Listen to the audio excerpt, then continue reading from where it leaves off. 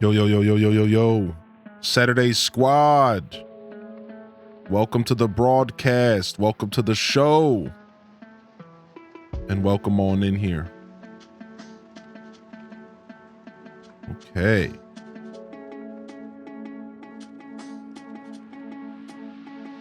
Good to see y'all here today. Happy Saturday. There's our freaking chat. Oh, man, I got to figure out why this chat keeps dying. All right.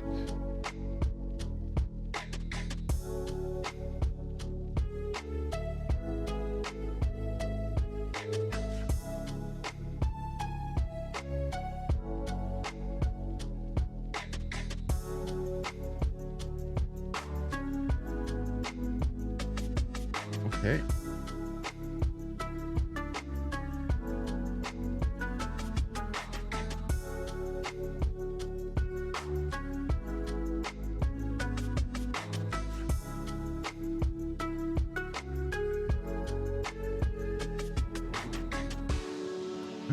Think all systems are firing off here. All right. Good morning. Welcome in here, Quince3. Paul first in the chat.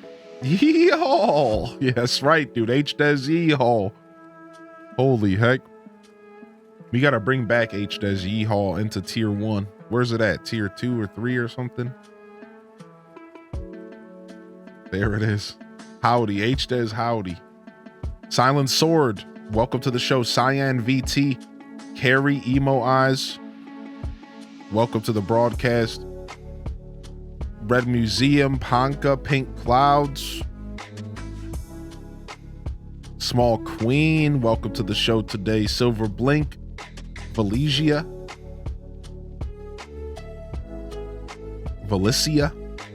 whatever. I'll get it right one day. Foes in the house, wiggling. Yo, good to see you, foes. Nerdy Nurse, Scion, Ebony Bow, Tima, Dragon Martinez. Welcome in, dude. Good morning, E-Talker. Hope you have a good day today. Sounds like you have a jam-packed Saturday. PBV's in the building. Casino Roy's in the building. Yo, big shout outs to the lurkers this morning. Thank you, Lurk Squad. Appreciate you sincerely. Where's my emote at? There it is. There it is. Dark Link's in the house. Blighted Bites in the building. Oodle Doodles in the building. Enigma Maria.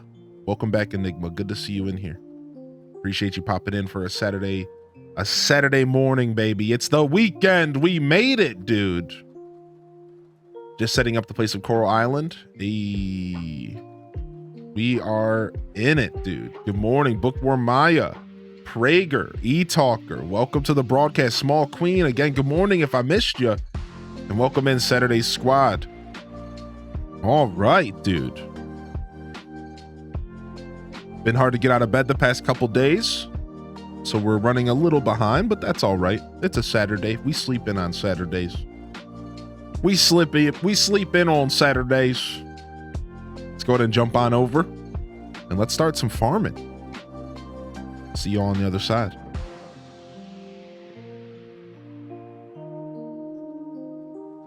Okay. Been out here grinding Coral Island since 5 a.m. Dude, sick, dude. That's what it be like, baby. That's what it be like, dude.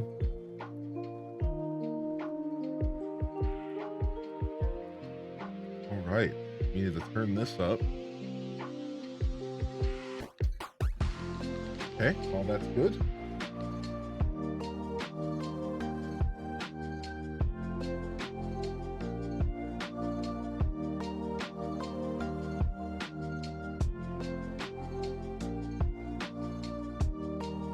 Okay.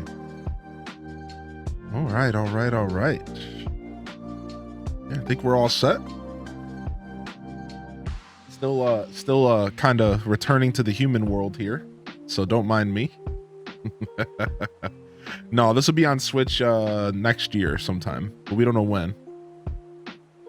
On rank B before the end of the year 1. Nice. I'm only like E or something. I think we're getting through rank E.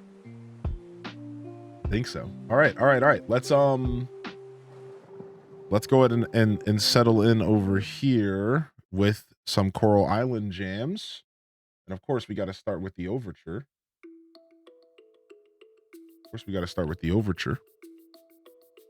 This song's good. This song's somehow nostalgic.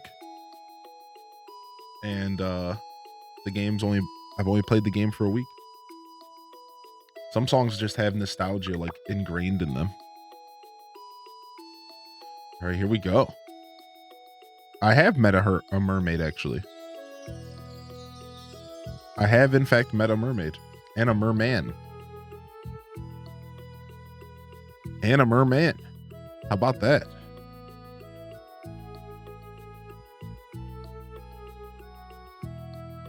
All right, we have to remember what we were doing here in Coral Island so that we could do a recap.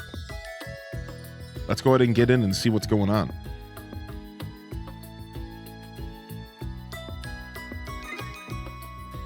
Hylian has kissed Shrek confirmed. Oh my god, this community. What has Cozyology done to me? All right, so it's fall Monday the 8th.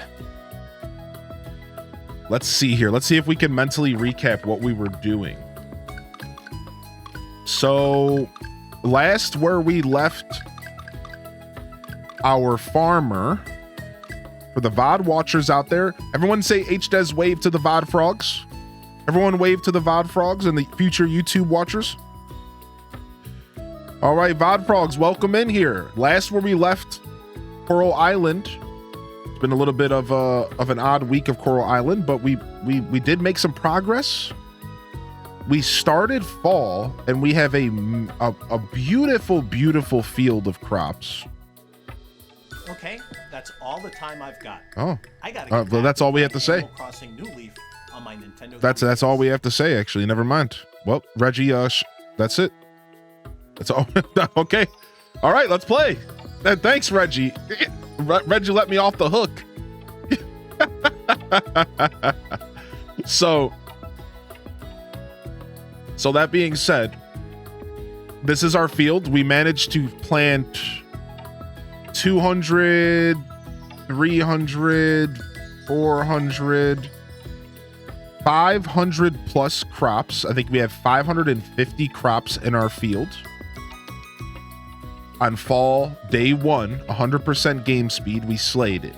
We did it. It was tough, but good thing we had 200 peppers in the ground already from summer. Really made things a lot easier. All right. So aside from that, we also have started progressing some of the other storylines, if you will, or things in the game. We've managed to accomplish a good amount of diving. We've managed to accomplish let's see here. Let me go ahead and get to the fall music. I'm trying to think. We just went and activated the Adventurers Guild, the Smile Band, or whatever their nonsense name is in this game. What else did we accomplish? We went and activated the Smile Band. We got our fall field set up, so we're good to make money in fall. We've been mining, we've been diving, and we recently made a pretty decent point of progression, but I can't remember exactly what it was. I'm trying to bring it back. I know we did something pretty important recently. I might just be thinking about beach cleanup day. But yeah, that's it. You haven't really missed much if you watched the previous episode. We just 2 episodes ago, I believe at this point, we started in fall. In the last episode, we just started making progress in fall. We're about a fourth through fall here in game, and we're just simultaneously juggling our farm, which takes a lot of our time. We are diving so that we can get silver kelp, so we can start upgrading our seeds to the next level, as well as getting more sprinklers. If you'll notice here in the field, we have managed to get a good amount of sprinklers on the ground. So we're doing pretty good in that department. And we're diving so we can start the continuation of upgrading our tools, as well as getting new machines. Bronze and ores are needed for machines. And we also are working on upgrading our farm.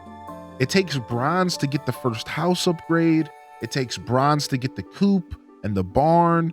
So we're kind of still in that very, very early game phase where we're working on getting resources to get upgrades while simultaneously farming our butts off.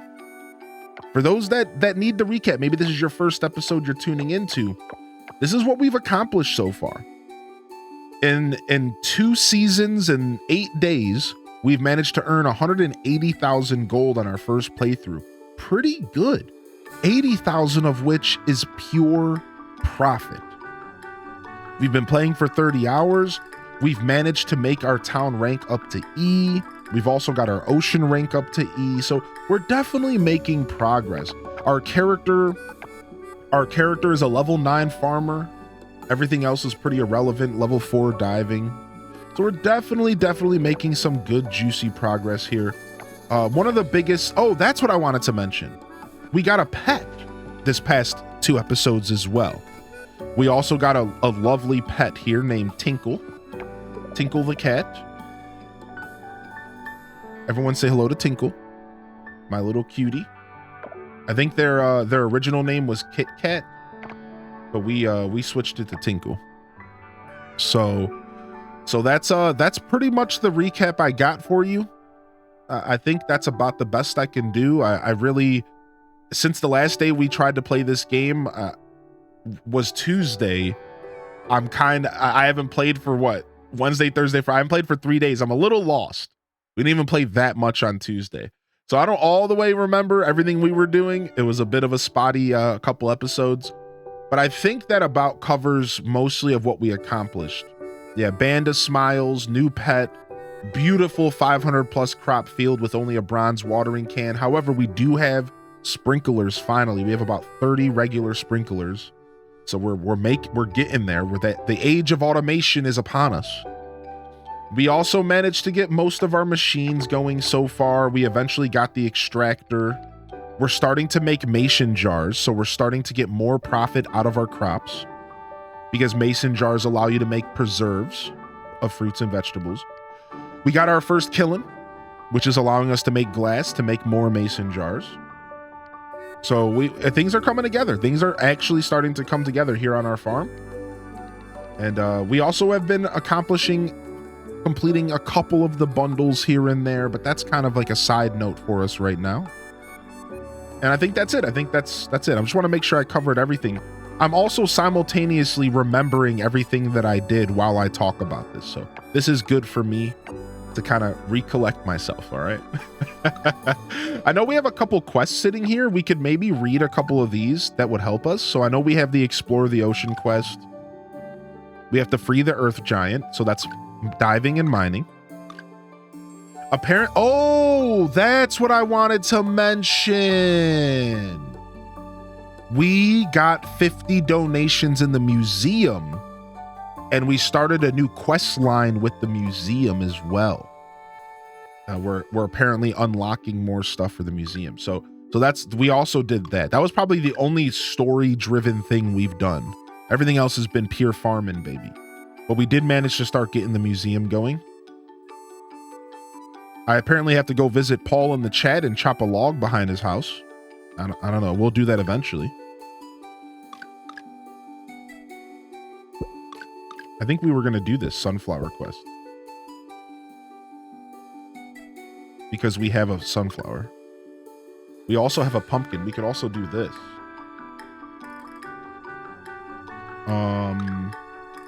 I also have to bring Paul green tea. Paul, you're needy. We also have to deliver a pear. We can't do this. We don't have a pear. All right, let's go ahead and do this. Okay. All right, let's go ahead and see if we can figure out how to play this game again. Let me catch up on the chat real quick, and then we can start. Good morning, Snark. Yeah, it's a sleepy morning here as well. I fell back to my old ways of 2 weeks ago, and my streams have been starting at 8:20 instead of 8. But we'll fight back this week coming up. We'll try to get it back to 7:45 or 7:50. I really cherish my morning time with my partner. So it's hard to envision starting the stream any earlier than 8 o'clock because we spend time together in the morning. But we'll see what we can do. I think 8 o'clock is fine.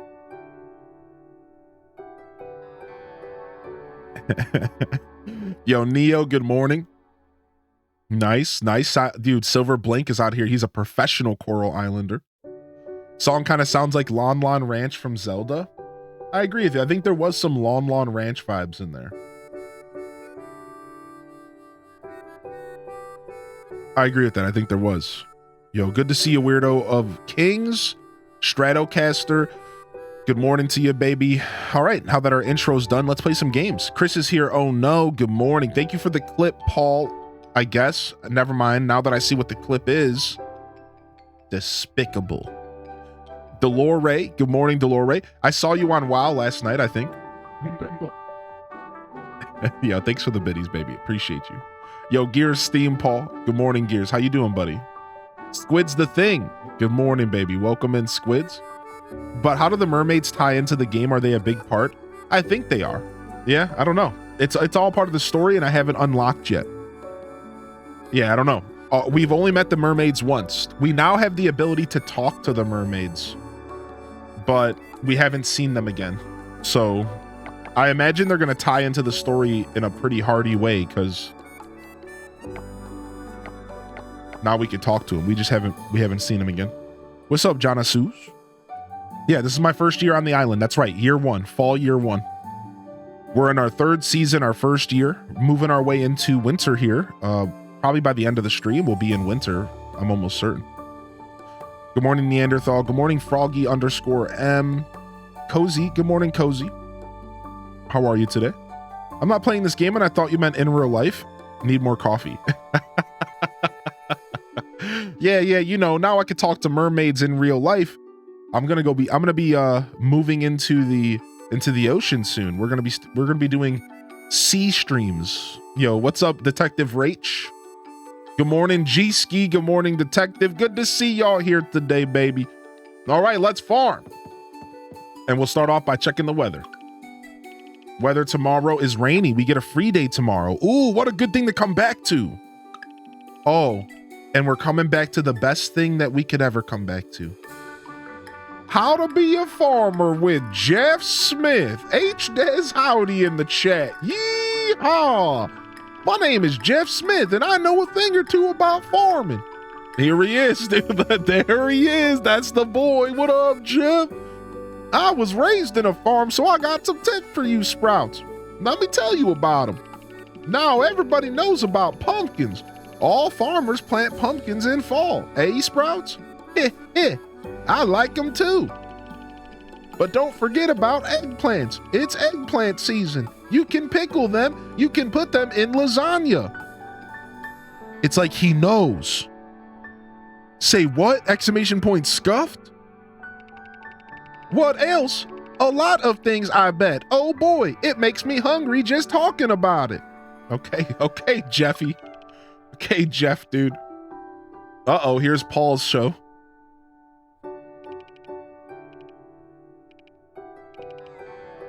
All right, we already know about that. The bird of paradise. His name should be Billy Bob. Billy Bob Thornton. Word travels fast in the archipelago. Will you have an eye for a hard-to-come-by things while I am a purveyor of rare finds? The Lighthouse. Tuesday, Thursday, Friday, after sundown. Discreet business only. Lily. Wow, we actually got the official introduction. We got the official introduction to the night market.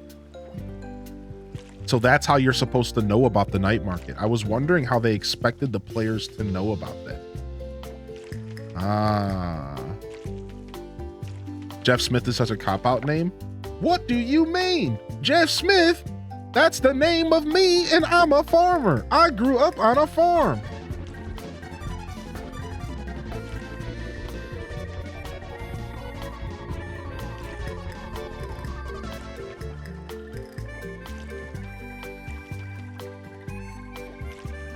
Wait, what? Ryan? Ryan, First sub of the day coming in, a gifted sub to Jeff Smith. Dude, that's what I like to see. I like eggplants. I grew up on a farm, Sprouts. Now I watch Twitch streams. Perfect. Exactly. Random with the Jeff Smith emote with the eggplant after. It doesn't get much better than that, dude. Okay, it's gonna be one of those days. You actually knew one in high school? Was he a farmer by chance? Was he a farm boy? Was he a tractor on highways kind of guy?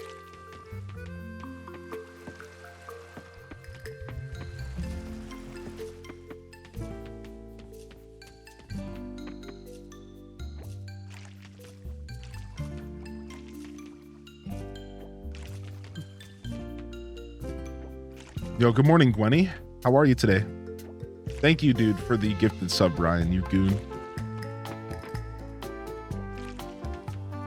You goon, dude. Yo, good morning, Gwenny.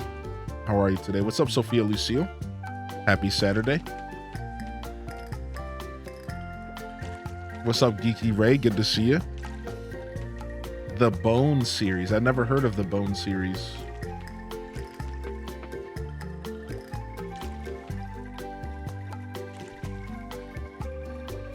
It's not showing me my indicator of my watering can for some reason. It's like bugging out. There's supposed to be like an indicator when you're fully charged. It's not showing it. Good thing I know the timing pretty well.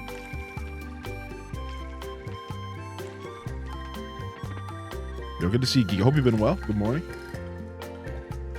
Minty Mont, good morning. Everyone frantically changing their names to characters from the game right now.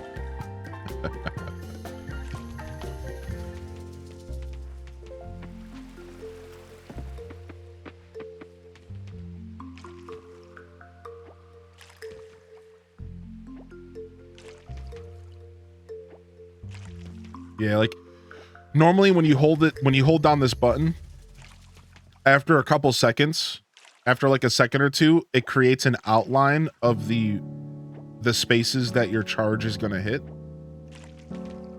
But for some reason, it's just not showing me that right now. It's not a big deal, but it's interesting. So it's got to be some kind of bug, right?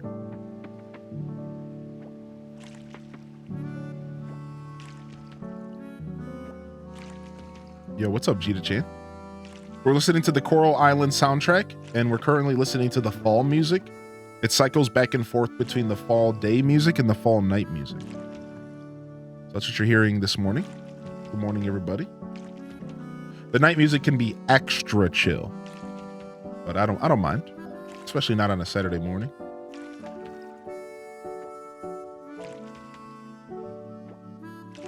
Imagine someone popping into the chat with the name Bob Ross, not knowing the history. Or Rob Boss. Somebody does have that Twitch name because I tried to go get it one day, and there's already a Rob Boss Twitch out there. I'm thinking about reaching out to Twitch to see if they'll give me the account, because sometimes if an account is dead enough, like it's a name that hasn't been used in like, let's say, I don't know, 10 years, Twitch will sometimes they'll give the name to somebody requesting it. I thought about trying, but I don't really care that much. I wouldn't use it for this channel. It would be a separate thing. Yo, what's up, Quelf? Good to see you, buddy.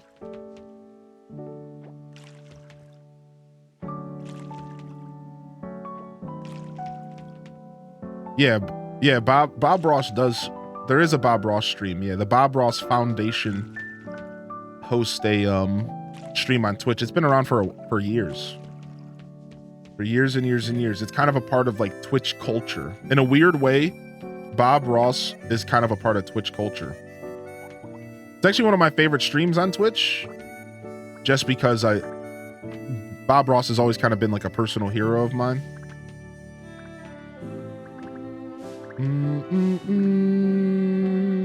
Not all your viewers going to request it. Yeah, I mean, I don't have that kind of community, so. I'm sure it's fine. But like I said, I don't really care that much anyways. If I was serious about it, I probably wouldn't share in public my plans. Frick, this is all turning into sriracha. All right. I guess we could just sell this. It's called Karacha. It's called Karacha instead of sriracha. Get out of here.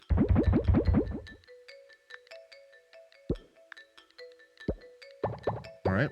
Remembering all the buttons here.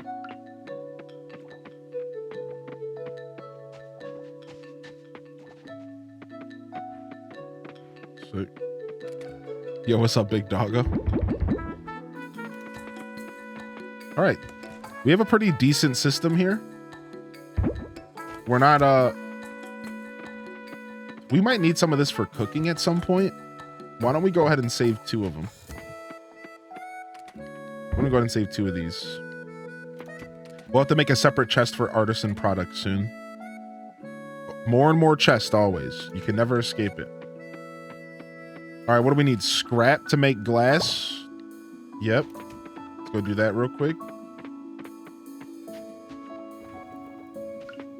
How do I dash?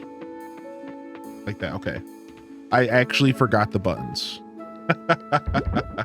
So what's everyone getting into this Saturday? Yo, good morning, Jumpy Pants. Felicia, what have you been gaming on? What's up? Was surprised because I didn't like the early access. Oh, really? You actually played early access? You didn't like it, Foes? What do you can you by chance pinpoint what made you not like this game in early access? I'm kind of curious. If not, like, that's okay. I don't need you racking your brain. Just kind of curious. Yeah, I'm glad I waited. I'm glad that I waited to play this game. I'm super glad that I waited because I feel like if I would have played this game in early access, I wouldn't have wanted to play it now. I would have wanted to play it like not yet. I wouldn't have had like enough time in between my last playthrough. Like, and that's probably just me personally, but so I'm actually super happy that we waited for the full release to get our like official playthrough.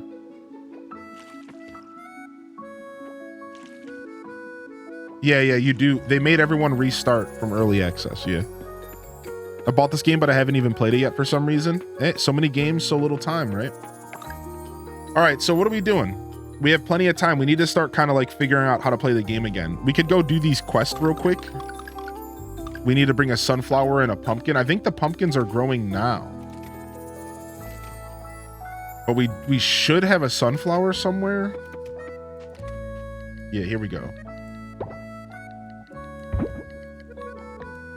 How do I just pick one? There we go. All right, let's go drop off this sunflower. And then I think we're just going to go to the mines. So who wants the sunflower? Valentina? I don't even know who that is. I think are they on this list? No. They're a real villager.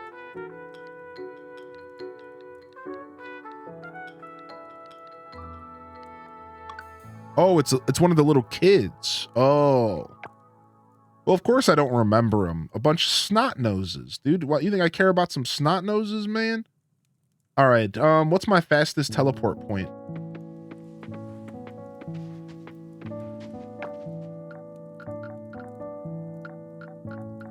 It's the lake, it seems. You might have to get a PS5 soon. You know, I thought about getting a PS5 for myself. I ended up getting one for my partner for their birthday, and they've been enjoying it. So that was my decision instead of getting my own. I just don't really feel like I need one at the moment. Ooh, let's go see how we unlock this teleport point. But I might see about getting a PS4 in the house. That is a possibility. I do have the possibility of getting a PS4 in the house.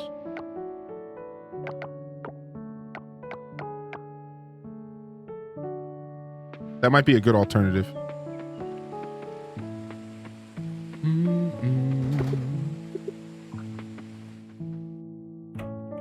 My roommate has a PS3. Yeah, I bought it for his birthday a couple years ago. I'm apparently the Sony dealer. Wait, I thought this was the school. I went in the wrong house. But PS3 is pretty limited. PS3 would let me play Metal Gear Solid 4 though, which is always a good time.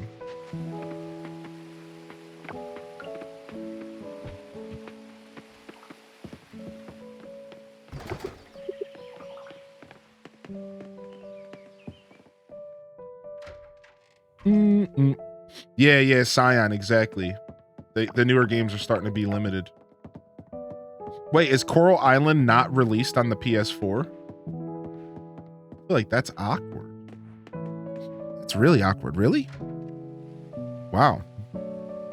Why wouldn't it be both? It's got to be it's got to be similar to create your game on both.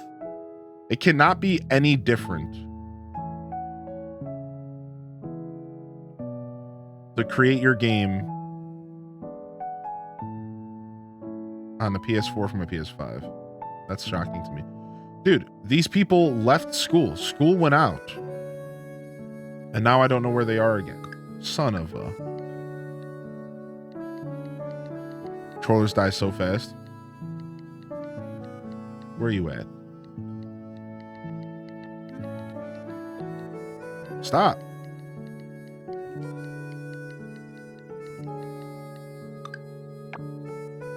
Hey, you're in town now? All this for like nothing. I'm actually not getting anything out of this. Why am I even doing this?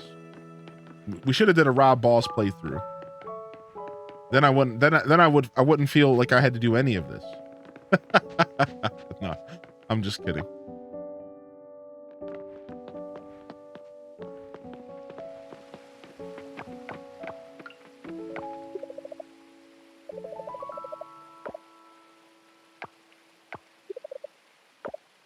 All right, so you know, I'll tell you why I'm doing it. Because I'm addicted to doing quests. Exactly. Yo, Chronos Baggins, he knows. It's because it's a quest, and when I see quest, I do quest. Exactly. No, I'm not chopping any logs right now.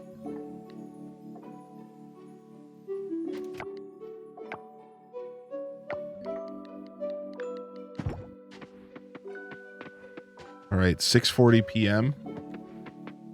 Don't we have a new teleport point to the mines? That's not really too close. We probably won't really be able to get much mining done. I'm almost better off just going in garbage picking. It is what it is. Yeah, you pass out at 2 a.m.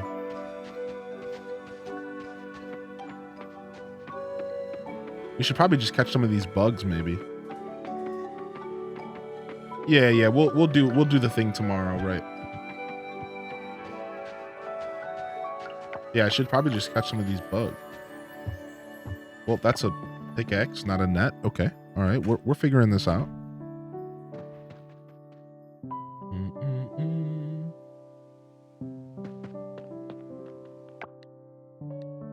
You like my tool system? Thank you. Yeah. I ported this system over from Stardew Valley. Yeah, you can edit the chest names. Yeah, G-Ski. The game seemed very slow and a lot of unnecessary talking, so I felt like it was another kind of game and abandoned it. Could be my own self not feeling it. Yeah, that makes sense, foes.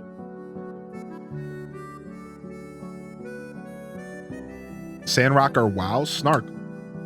Are you, what kind of WoW are you playing? Retail? Or are you playing, Classic?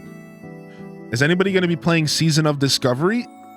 Doesn't that come out, like, next week? Yo, Prager, have a great day at work, buddy.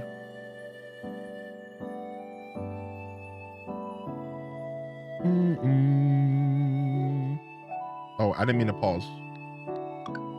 Trying to get some energy back. Yo, Little Muffin, welcome to the broadcast and good morning to you, baby.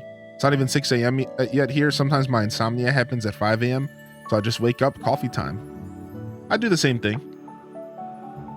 Yo, what's up, Mads World? Good to see you today. Yeah, I think sometimes when you front load games with a bunch of dialogue, it can be off-putting. I think that does become a problem in some games. I mean, now I'm sure you know, there's always room for dialogue in games that are trying to tell a story. But I think in the video game medium, the best games tell story simultaneously with words and environmental storytelling. Those are the best games. So like commenting on the problem that foes had, not to call them out, just talking about it, with the game having too much dialogue, I think sometimes that becomes a problem, and they would do a better job telling the story by just having the player play the game. Let the player move around, let the player interact with the world, and they will likely be able to extract more information about what's going on if you're good at telling the story through the environment. It doesn't always have to be front loaded with books of text. That's an archaic style of game that like Final Fantasy did back in the day. They don't, if you notice, Final Fantasy games don't even do that a ton. There is a lot of cutscenes, but a lot of Final Fantasies, more modern Final Fantasies, are outside of cutscenes, it's gameplay. It is gameplay. So like, I think that's maybe one of those things that you could extract from that is maybe I like when games tell stories through actions, through gameplay, through environmental storytelling. Like I feel like maybe there's some good examples of this in like Ooh, I wanted that mushroom. Rip. I feel like there's good examples of this in like Hades. Like I don't feel like Hades talks too much. It talks like just enough, but I still feel like I got a really good story out of Hades. But like I wouldn't even say that Hades is like a story game. But like I personally got like some good story out of Hades. And I think it's because they did a nice blend of like talking a little bit, but it was gameplay. It was like they told the story through like these short little interactions, and they let you play the game. They let you feel out the environment. Ooh, look at that, dude. Look how much bronze we just got.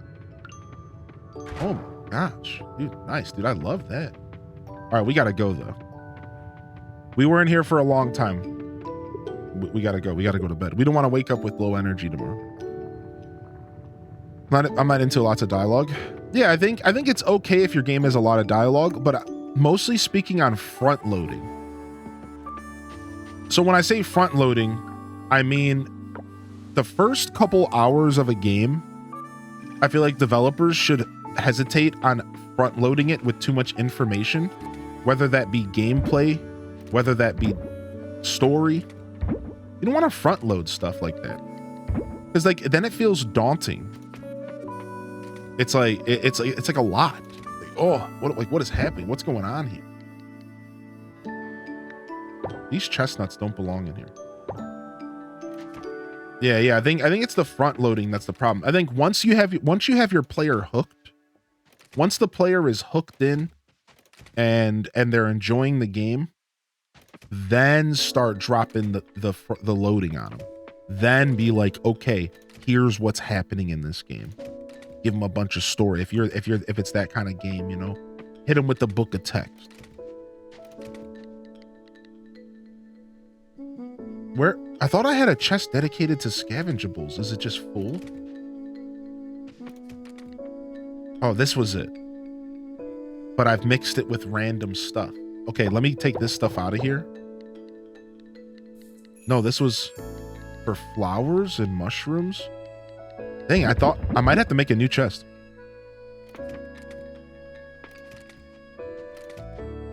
Yeah, I thought I had one dedicated to like just scam. Is it this one? It's this one. Ah. Well, this isn't gonna work for us. New chest time. Apparently I'm close to getting stone chests, which have even more space soon. Apparently I'm close to getting stone chests, so hopefully we get those soon, man. I clearly need them. I clearly need them. Beautiful scenery with beautiful music. Retail with my partner, but I'm kind of a newbie, so I'm still getting the hang of it. I played for a bit years ago, but so much has changed, I feel like I don't know anything anymore. That's kind of the problem I'm having with retail right now. Like, retail WoW is like, just doesn't quite feel like the same game, man. I don't know. But I'm not talking down on it. I don't want you, you know, if you enjoy the game, please. I'm trying. I logged in and I'm like running around and like, I think what it is for me is that it's like a shock. Going from classic WoW over the past, like, on and off for the past like 5 years. Anybody here ever play World of Warcraft? I'm curious. Yeah, it's overwhelming, dude. Like, I've been playing classic for the past couple years. I log into retail for the first time since Mista Pandaria.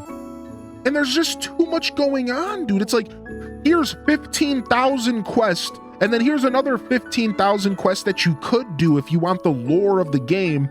And then here's, you know, all this, here's dungeons, and then there's PvP. And I'm like, whoa, calm down. Like, what am I even doing? Like, I kind of don't even know what I'm doing in the game. I'm like supposed to be in the Shadowlands, and like I'm trying to do the quest in the Shadowlands, but I'm out leveling the quest. Like I'm massively out leveling the quest. So like I'm trying to do the quest in Shadowlands, but I'm also doing a couple dungeons while I do them. And then all of a sudden I go back and the quests are completely out leveled and I have no idea what I'm doing. And I'm like, okay, so like, should I not be doing these quests if I'm out leveling them? So then like now I'm like in the middle of like the Shadowlands with all quests like that are lower level than me, but I'm like supposed to like progress through the shadow. Like I have like no idea. I'm like completely lost. So I'm not even I'm level 60 and I'm just PvPing and I'm just doing dungeons. I log in and I like do a dungeon and I get like 100 gold and then I just like turn it off. I'm like, I don't really know what I'm doing, but like I'm doing it. I'm just kind of doing it. It's cool. I think I just really like classic, you know? I think for me, classic has more feeling to it.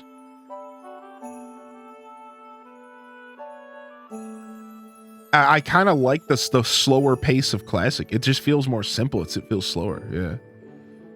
Starting from the latest expansion. Yeah, I know, but I haven't wanted to give him my money for Dragonflight. That's the other problem. I identify that if I were to go into Dragonflight, I'd probably have more direction. Is that what I'm doing wrong? Is that what I'm doing wrong? Because like I haven't wanted to give him the money for Dragonflight, so I'm like stuck playing all this old stuff, and I'm like, I don't know what's happening. I'm like, I don't know, man, but I'm trying, dude. I'm like, it's kind of fun. I use retail. I log into retail when I need a break from classic. Right? Like I log into retail when I need a break from classic. So I play classic, I'm leveling up my hardcore character, and then I switch to retail for a little bit. I run around on my rogue and then I go back to classic. Yeah. It's a lot though. There's a lot going on in that game. It is overwhelming. Let me just catch up on chat real quick and then we'll play the game. Sorry for the delay here. I'm still waking up. I'm gonna have an awesome day. My computer's coming today. My dad's getting his car back. My cousin and my aunt are visiting since yesterday. Hey, yo, Knight Rider, enjoy lunch and enjoy the new computer. I saw you in Simcopter stream last weekend. How's WoW been going? Yo, Jumpy Pants, thank you for asking first off. And WoW's been going good. I'm a level 26 on my rogue. This is my third rogue on hardcore. My personal best is level 38. And my current is 26, so we're getting back up there again. We died, clearly. Otherwise, I'm waiting for Season of Discovery to come out. It's coming out here next week. I don't know what date. I think the 29th. Season of Discovery is like this new classic WoW thing that I'm going to be playing. I might even do some night streams of it with y'all. If y'all are interested, come on by for that. And then I've been doing a tiny bit of the retail WoW on the side, deciding if I want to buy Dragonflight or not. So we'll see. Yo, what's up, Carbon Jen? You're getting a tattoo today. You're kind of nervous? Oh, it's gonna be an ouchie. You got this, dude. Blesses in the chat, Carbon. What are you getting a tattoo of? Do you want to share? I'm currently unsubbed, so I'd love to see it. Yeah, I'm gonna play Season of Discovery. I think we'll stream it at nighttime a little bit, like very casually. Yo, what's up, Hollywood? Good to see you. Legally Blind Design. Everything Gwenny. You'll have to add me on BattleNet.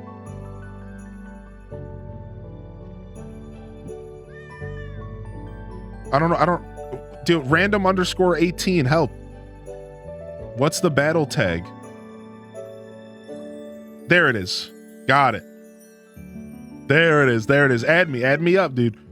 Yo, Hollywood, enjoy your sleepy morning. Hope you're feeling good today. Me, I haven't played in a while, but I've been wanting to play a lot. I put a lot of hours into it. Yeah, I just logged on to my retail character and I did /played, and I'm /played 85 days. 85 full days of my life have gone into retail on my main character since the Burning Crusade. So I was so proud of that. I'm like, dude, ooh, 85 days. I got a bunch of mounts, dude, from like back in the day. My character. So that's the cool part about logging back into retail WoW is like going back and seeing your character again after years. It's like, whoa, dude. My main in retail's a rogue, Night Elf rogue. What's up, Naki? Welcome to the show today.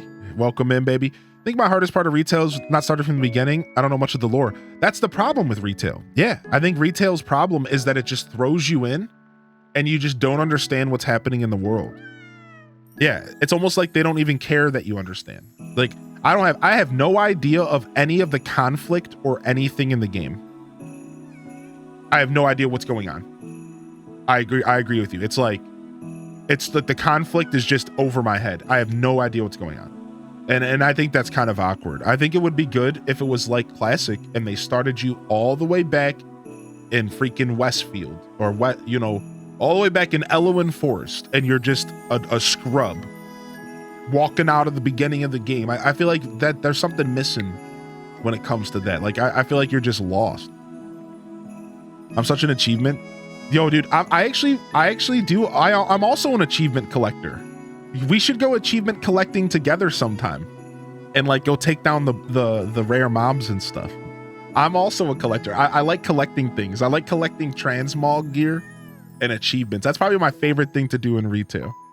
And I like PvPing. So did they change the leveling process in retail? That's how it used to be. Yeah, I'm pretty sure retail starts in Dragonflight. And if it doesn't, it will next expansion. They already announced it. I think it starts or it might start in Shadowlands or whatever. I don't know where it starts right now on a new character, but they announced that the next expansion, it's all going to start in Dragonflight. Yeah, so they just kind of like are cutting out the whole rest of the old world, which is like kind of awkward, right? I have a really good Fire Mage transmog set. All right, let's get back to the game. Sorry, everybody. I'm feeling extra slow this morning, and I just wanted to have a conversation for a minute without feeling like I needed to do both things. Oh my gosh, dude. Yo, Aaliyah Renee, good morning. Yo, get yourself some coffee, baby. And come get snug as a bug in a rug. All right. I don't think I missed any other messages. All right, let's play some games. We'll try to keep it a crisp. We'll try to keep it a crisp conversation and gameplay kind of day, but I just needed to get that out of my system. Some WoW talk is good for the soul. Some WoW talk is good for the soul, baby. Yo, what up, Slappy the Pancakes? All right, sick. So look at this. We got a rainy day, which means we get to go do whatever the frick we want. We do have a harvest, though. Ooh, our first harvest of Amaranth. Put a pic of my transmog in your Discord. Oh, that's sick, dude. I'll have to check it out here in a minute. My current transmog is just a hodgepodge of like stuff. Like I made my own set, but it's pretty cool. All right. I don't know what I'm doing with this yet. We're probably gonna Or we could just sell. I'm running out of space. I really need to get these. I really need to actually get these stone chests. Whoever called me out on that last episode was so right, dude. Somebody called me out on that last episode. They were like, you need the stone chest bad. I really do need the stone chest. I thought Tinkle's meows were my cat's meows. Dude, I thought I was tripping for a second. Yeah, I know, dude. The meows were too realistic. Yo, thank you, foes. Yeah. I end up playing WoW like massively solo, which is why you and I haven't had a chance to connect in the game. I'm a big boob when it comes to the game for some reason. I just like tend to just log in and just play by myself. But I'm trying to be more social with the game, especially when it comes to our community, because it could be a cool way for us to just like retail specifically is so easy to just log in. It doesn't matter what race you are in the game, you know, or sorry, faction. None of that matters, right? So like, retail is actually really good for connecting with the community because like there's nothing stopping us from just logging in. Servers don't matter, factions don't matter, none of that, right? And you just log in, you just play the game with people. Yeah, I mean, maybe I don't even think EU versus NA matters anymore, does it? I don't think it does. I think all that stuff is merged. Maybe not EU and NA though, because of ping, right? The diving is such a great add-on. Isn't the diving just like the little cherry on the top? Yeah, I agree with you. I think the diving in this game is great.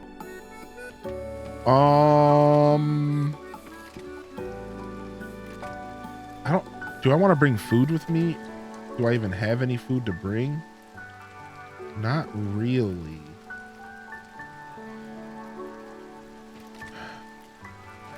All right, let's go. Are we going diving or mining?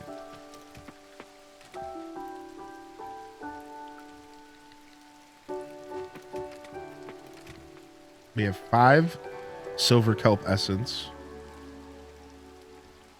I wouldn't mind getting the silver upgrade for the seeds. I wonder what it needs. We should maybe go check the lab soon. I wonder what the silver upgrade for seeds needs. I know it's probably 5 silver kelp. I wonder what else. Maybe some kind of wood? Is the lab open today?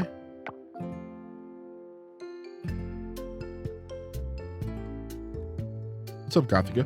Played WoW for a few months before BC into the end of Legion. Nice. Yeah, for me it was I played since like beta. And then in the original 2004 release, I played up to level 56 on a hunter. Then I quit. Never experienced endgame. Came back in like the middle to end of Burning Crusade and played all the way until the end of Wrath, or like mid-Wrath, Wrath of the Lich King. Then quit again. Came back at the start release of Mist of Pandaria. Played like half of the expansion. Quit again. Never came back until 2019's classic vanilla release.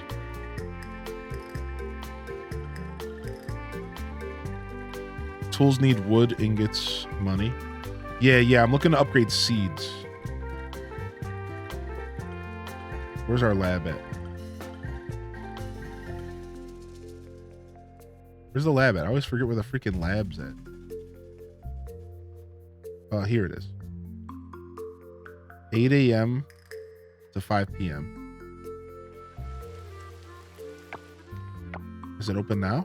It literally just said it was closed. Okay, it is open. All right, let's just go quickly see if we can upgrade seeds again. I don't exactly know what I'm going to need, though. I think I'm going to need some kind of wood.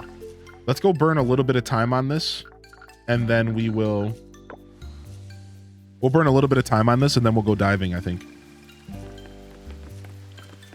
Didn't Dragonflight just come out? What is this, War Within? Yeah. It's been about a year and a half or so, I think. War Within's like not coming out anytime soon, though. Sometime next year.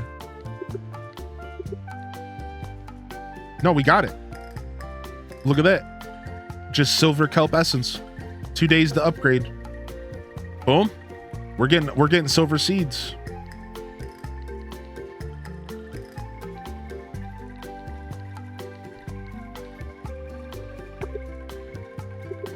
Sick. Let's go.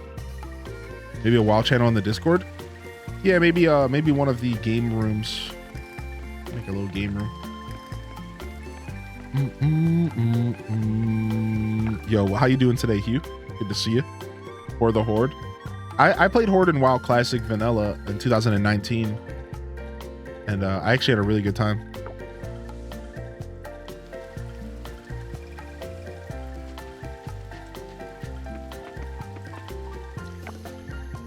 All right, I think we benefit from going mining more because we still need to get our house and stuff upgraded. So let's go mining. Let's roll. Into the caverns we go. We go. Into the caverns we go. You finally got solar panels? Yeah, I think it's been about a year since Dragonflight. To be honest, I don't really follow retail, so I'm not quite sure actually. Yo, good to see you here, Miguel. I need a PC but so bad. Yeah. Nowadays, don't be too afraid of pre-builds. I know in the past it's always been don't buy a pre-built. They're a waste of time. Nowadays, pre-builds can almost be cheaper. So I guess what I'm trying to say is shop around. Shop around, pay attention. Look at a website called PC Part Picker.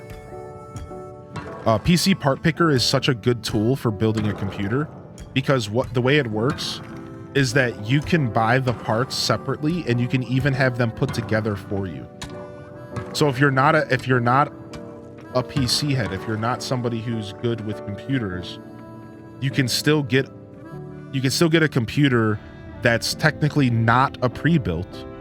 You can get the benefits of having the parts bought separately, but then you can even have somebody build it for you and ship to your house for like a tiny premium, right? So you have that option as well.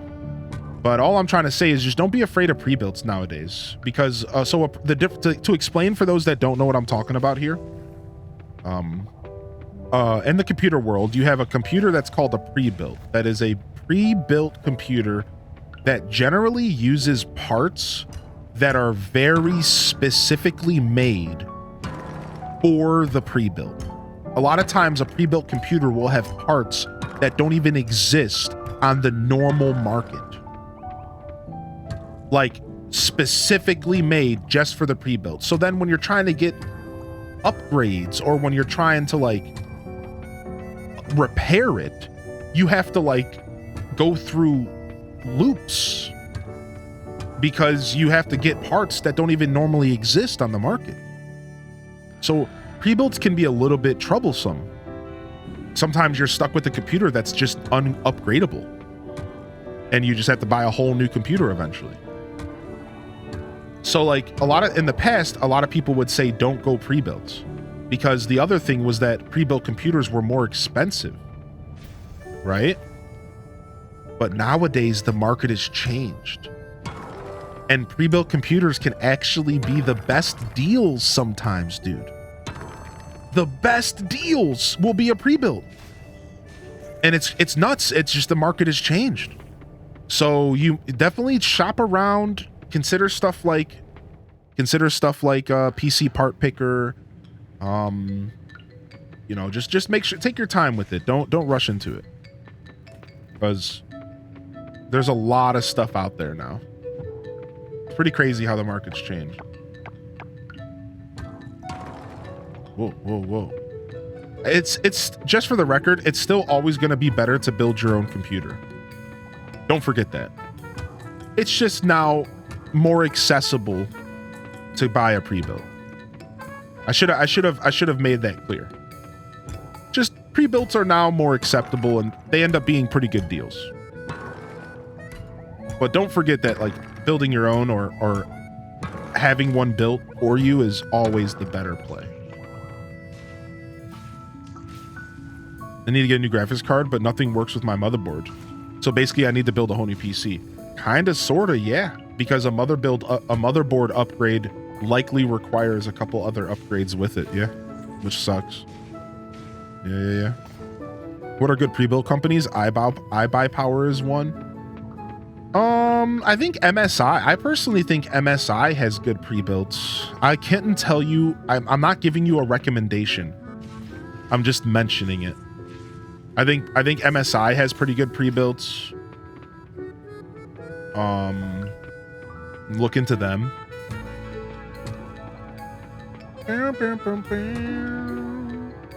You could always look into Starforge, which is awkwardly a streamer's PC pre-built PC shop. A guy by the name of Asmongold created a business called Starforge, and he sells pre-built PCs. And I've heard that they're actually pretty good. I even checked out their website recently, and the prices seemed pretty fair, but definitely on the higher end. Definitely on the higher end as far as like cost. Yeah, Starfield pre-builds. They're pretty good. They seem like they're totally worth. They seem like they're totally worth your time, but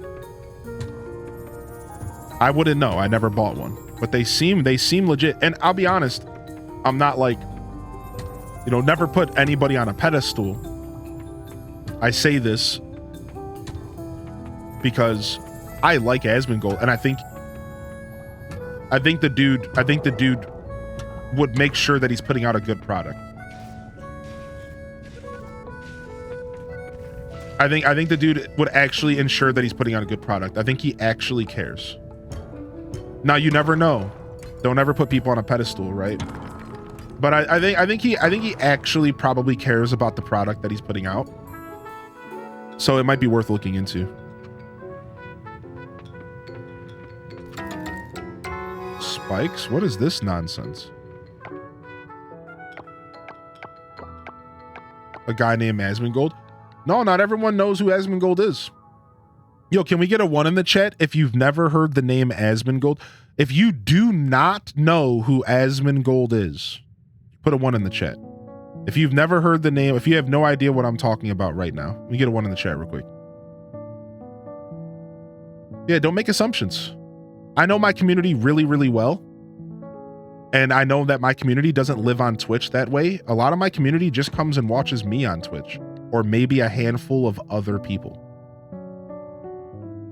Yeah, so I always talk in a way, I always present knowledge in a way that there's somebody in my chat that has no idea what I'm talking about.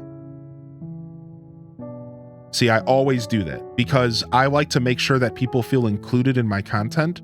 So instead of talking over people's heads and assuming they know exactly what I'm talking about, I always talk in a way that presents knowledge as if there's somebody who has no idea what I'm talking about. Because in my opinion, that is the most inclusive way to make people feel included to my show, because they can get knowledge, they can come here, they can get informed, instead of having conversations around them that they're just sitting here like, well, I don't have no idea what this guy's talking about, right? So I always present knowledge as if you don't know, because there's almost guaranteed always somebody out there that has no idea what I'm talking about. Yeah. So I know what's going on.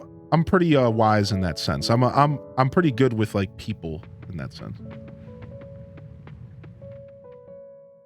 Guilty. I'm not a PC person either. I'm guessing they play PC games. He's all over the place. He was a World of Warcraft guy. Yeah, he built his community off of World of Warcraft, but now he's like an everything kind of guy. He does whatever he wants now.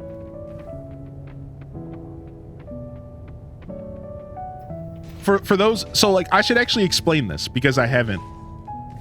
I should say this because we haven't. It's funny because we've been talking about this, but we haven't said this actually. We haven't said this.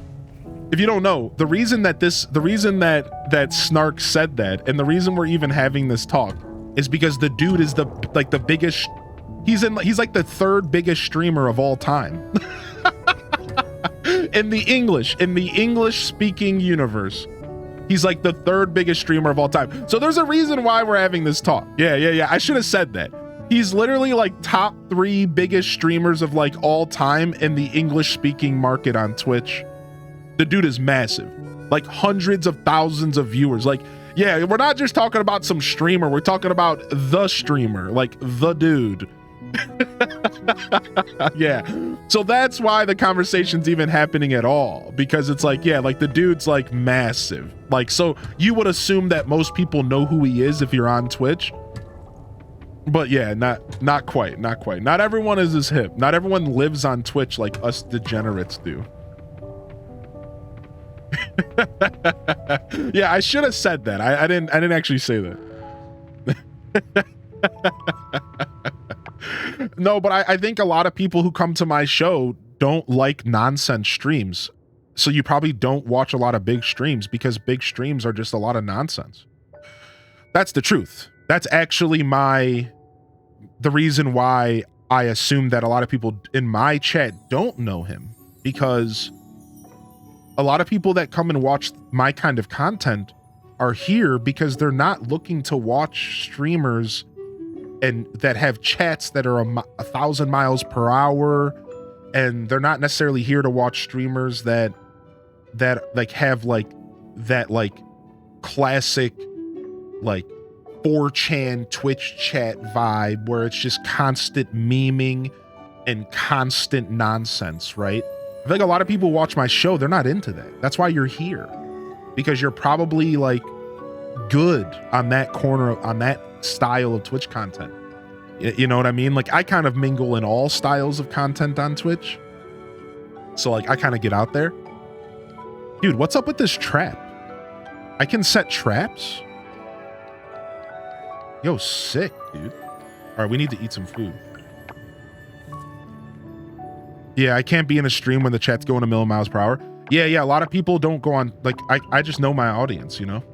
Like, that's why you're here, because you're not necessarily into the massive, larger than life experiences on Twitch. That can be good sometimes. They can be fun to watch, but... Trap? Yeah, I've never seen, like, that's pretty cool. I kind of want to practice using it. Let's try.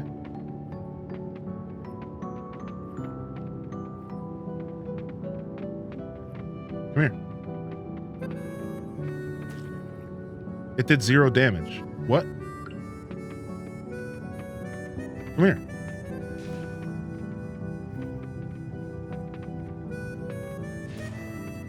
Well, now I'm just knocking them away. You stink. Can I get my trap back? Yeah. I don't know. I don't understand what to do with the spikes. Mobs get a lot stronger the more you mine. I can't stand that on Twitch. I'm a bit of a meme lord. I don't need it shoved in my face. Let me read chat. Yeah. I think I've ever opened a single Asmon stream. I just catch clips occasionally. Definitely of the same mind. I prefer a more intimate chat/stream experience than feeling like I'm shouting into a void of thousands. Yeah.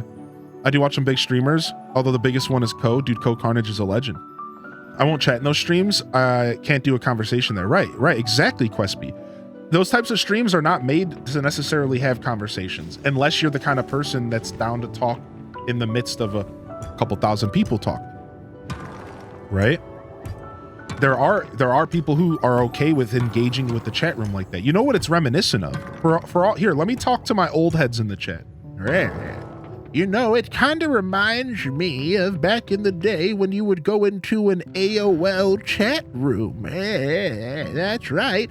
Yeah, back in the day, you know, you never knew what was going on in an AOL chat room at all. It was flying by. It was ASL this and ASL that. You couldn't have a conversation back then. It's the same thing. It's the same thing. Think about it that way. So yes, there are ways to engage in those massive chats, but you don't engage in it in like a conversation way. It's about like throwing out comments. You don't really necessarily have conversations. It's just like memes and emotes and comments, and it's like a collective conversation. Think about it. Like that's the fascinating thing about big streams, is that when you get into a big stream that isn't a bunch of toxic nonsense, because there's way too much of that out there, you actually end up getting like massive discussions. Like you get like, you'll have 3,000 people who are all actually flowing to the conversation that's happening. So like a topic gets brought up. Yeah, chat becomes one. Exactly. Thank you. And that's when big streams can be really cool to watch and engage with. Because like chat will like evolve into like one being, one mass entity. And it's like, whoa, like this is freaky. Like, what the heck? Like it's actually kind of neat, right? I find it fascinating. So like it can be cool. It can be cool. I like watching a big stream here and there because like it can be kind of cool. I avoid like some of the more like awkwardly like toxic stuff. Like I avoid the communities where the streamer just lets their chat pop off with like a bunch of nonsense. And maybe the ones that like they can't control it because they're just too big. Like to a certain extent, once you get to a certain size, it's like you can't really control your chat. Like not really. Like there are things you can do, but like not really. You're the biggest streamer I watch. Yeah, I think a lot of people in the cozy corner of Twitch prefer cozy chats. How about that? How about that, right? Yeah, I agree. So yeah, I know AOL. But yeah, I wanted to bring that up because anytime I'm in a big chat, that's what I actually picture in my mind. I picture like those old AOL chat rooms. Right? Those old AOL chat rooms. That's what it's like. And it's like these massive AOL chat rooms and you can't really engage in it like in a conversation. It's just like a bunch of nonsense. But it's like fun. It's like goofy. But yeah, it's not the same. Yeah. MRI. Yes. MRIC. Yes. I was going to bring that up as well, but I feel like that's not as known, right, Zentes? Yeah, it's not as like widely known. Snap. 27 months H does wiggle. Yeah, jumpy pants, exactly. And it's like it is what it is. I completely understand why people don't like engaging with that. Yeah. Yo, thank you, Dr. Stim, coming in here today with the 27 months, dude. First resub of the day. How are you? Thank you so much, Stim. Yeah, Geeky Ray. I think it kind of does, not to be rude. Not to be rude, homie. Oh yeah, Discord really is. Miguel, that is a take that I've had for a little while now. That's why I actually like Discord so much, because Discord kind of has that vibe, especially in certain communities.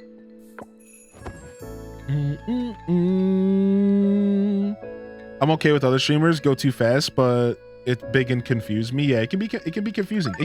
I think the word for it is overwhelming. I think in a lot of ways, bigger streams just can kind of be overwhelming. You want to know, here's a tip for anybody who needs some unsolicited advice for Twitch engagement. If there is a streamer that you do like watching, but their chat is too much, turn the chat off. Mchu, there it is. There's a little arrow at the top of the screen. Turn the chat off.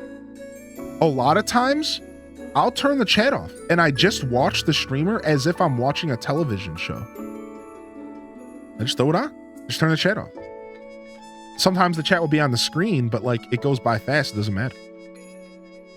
Yeah, I just turn the chat off and I just watch it like a TV show. And a lot of times that helps those streams feel less overwhelming because you're just like, okay, it's like I'm watching an old TV on the boob tube. I'm just throwing it on and I'm playing my Game Boy. There is no chat. There is no engagement. But a lot of us don't come to Twitch for that. At that point, aren't you just watching YouTube? Well, recently, I've just been watching YouTube. So like, if I don't want to watch a chat, I just watch YouTube. So like, I get it. Like when you're on Twitch, you're kind of here for Twitch chat. That's kind of the whole point. So like, I totally get if that's not your vibe, but.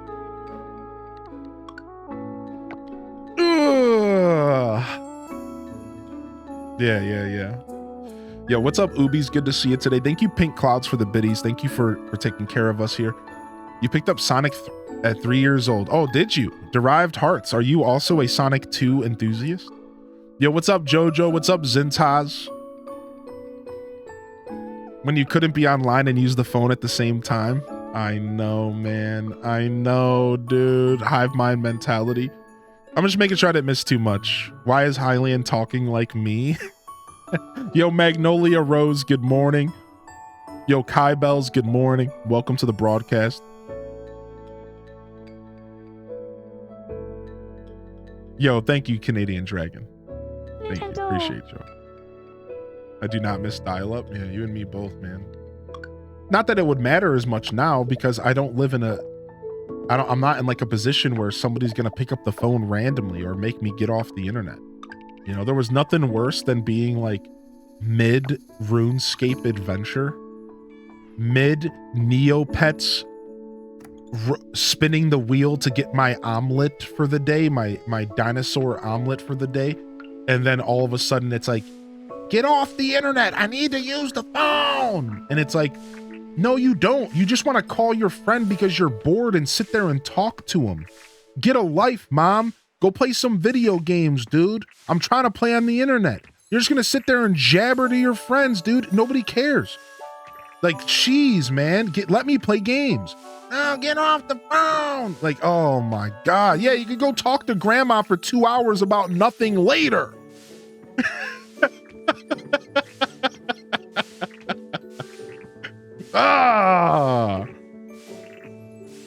Gotta go fast.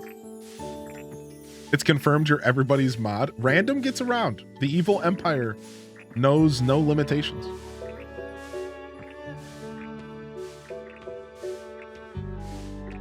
Yo, Dan 420. That's a little bit of a tinfoil hat, but I don't discount it. Dan 420. I don't discount it. I wouldn't be surprised. I've thought about the fact that like Twitch streams could be used in that way. Who knows if it's actually happening though, right? Ooh, eggplants. Dude, we have a massive harvest today.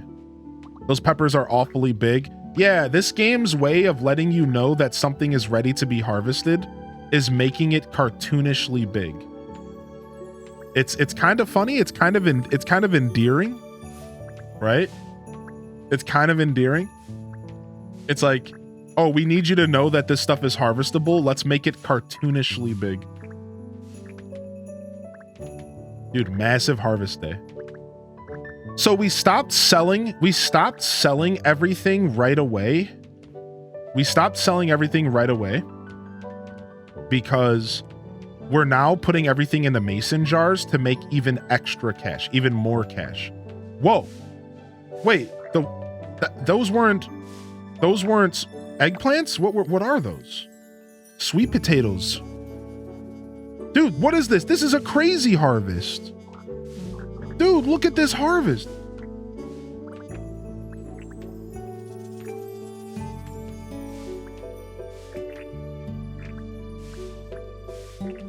I'm gonna have to go around and make sure we harvested everything. Let's go around in water, and then we'll double check that we actually harvested everything, because I think there's a chance we might have missed some stuff, to be fair. We need more mason jars. There's absolutely no way. There's absolutely no way that we need more mason jars, dude. So yeah, we're kind of slowing down our money process because we have like enough money, right? And instead, our new current thing that we're doing is our new current thing that we're doing here is, instead of making a ton of money every harvest, I'm saving everything to preserve it all. Because I'll make just a little bit extra cash. Like, for example, let's go see what these things are worth real quick. Let's go see how much money we're actually making. These are worth 95 each, but the peppers are worth 54 each. So look at that. So what are we making? 30 bucks basically? A little bit over 30, yeah. 40 bucks, 30. My brain doesn't want to do math. Yeah, 41 coins for just waiting for the preservation. That's not bad. Like, it's not bad at all. I think it's worth waiting for.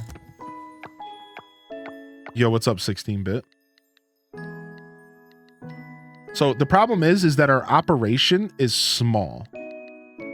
The only problem is our operation is very small right now. So we don't have a ton of these preserve jars. So it's going to take forever to get all the money out of this stuff. So I might eventually end up selling a lot of this stuff. Don't mason jars sell for more by themselves? Wait, I don't think so. No. Are you talking about like a real life equivalent?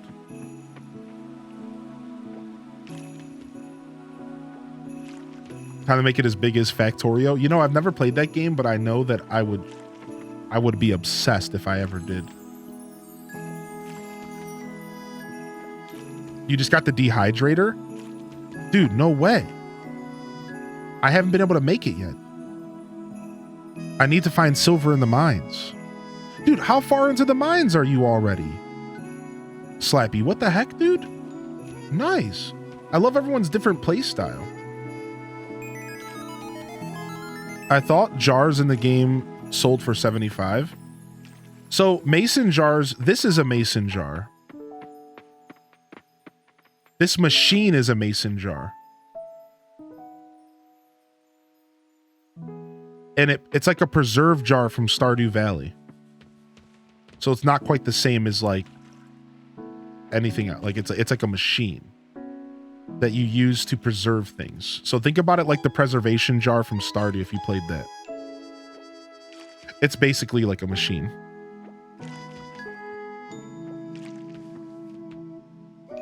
I've been mining in the sea and in the caves. Dude, that's so cool. I love hearing how that's your, can I ask what season you're in, dude? Like what season and year? Yo, welcome to the show here. Thanks for the follows coming in. Following is a free way to support the channel, and I encourage you to hit that follow button and appreciate if you do. Yo, good to see you in here, for Dan420, by the way. I hope you've been well, buddy. Wait, what was this question about taking 32 years? Wait, what? Remember when you went to download something and it said it would take 32 years? Yeah.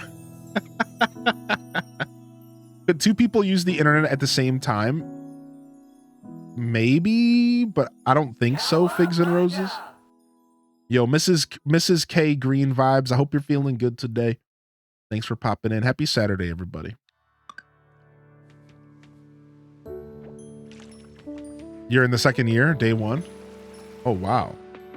Wait, you just started year two? All right, all that harvesting took a ton of our energy. Yo, good to see you, by the way, Swats. Good to see you, by the way, Swats. I hope you're doing well, buddy.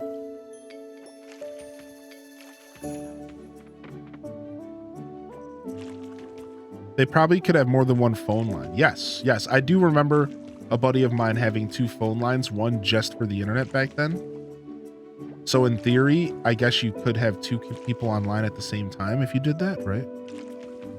Just vibing out on a Saturday. Yeah, I try not to put as much pressure on myself on Saturdays to like be the best entertainer and more just kind of get cozy and play some games with the fam. For me, the weekend vibes still transfer even though I'm streaming. Does that make sense? Even though I'm streaming so I'm technically like still doing my job, I try to let myself just like relax on Saturday. I try to let myself just like big chill. And like if I'm missing messages, I try not to pressure myself to keep up with chat. I try not to pressure myself to like say hello to everybody or engage with every single message that comes in. Because like that is a lot of pressure that I'm okay with during the week when I'm trying to put on the best show possible. But like the weekend is like, we're chilling, man. You know, we're big chilling, dude.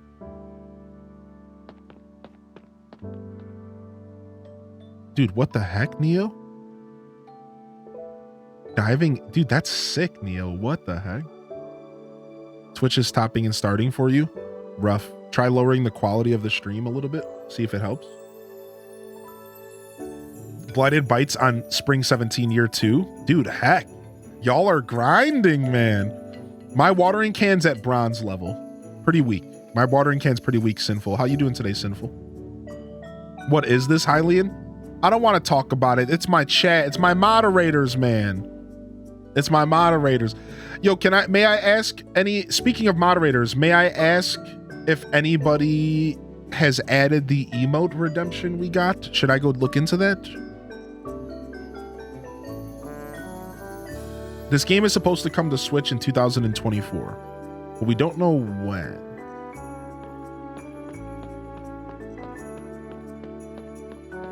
Oh, it was a mistake. I refunded it. Okay, cool. Just making sure I didn't miss that.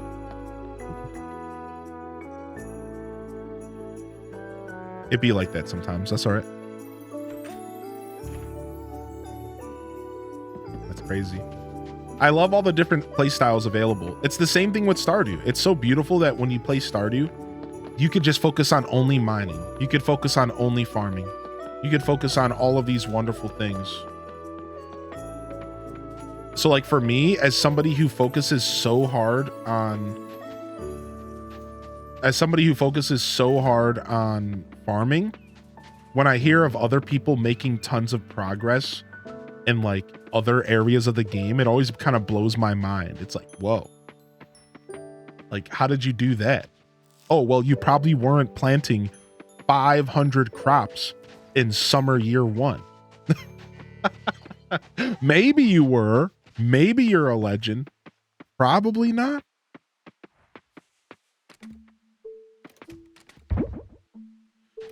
You know, I don't want to discount you.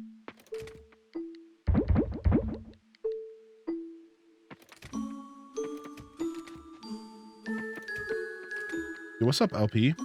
How was Thanksgiving, LP? So I'm assuming you have to cook for your employers and do their Thanksgiving. And then you're also expected to go home and do your own with your husband and all that. Like, how does that all work? Like, are you good? Did you have a good holiday, homie? Is everything all right? I hope you didn't work yourself to the bone there, dude. Hopefully you were able to like go to your families and just eat their food and not have to cook at home. Farm games are usually the least expanded. I tend to stick to fishing. Yeah. A lot of people like the fishing in these types of games. I think it's cool. So I've done a couple challenge runs, Zintaz. I've done a couple challenge runs where I've like challenged myself to like only fish and stuff in some of these games, and it can be a lot of fun. Dude, this ring of light, it makes such a difference, dude.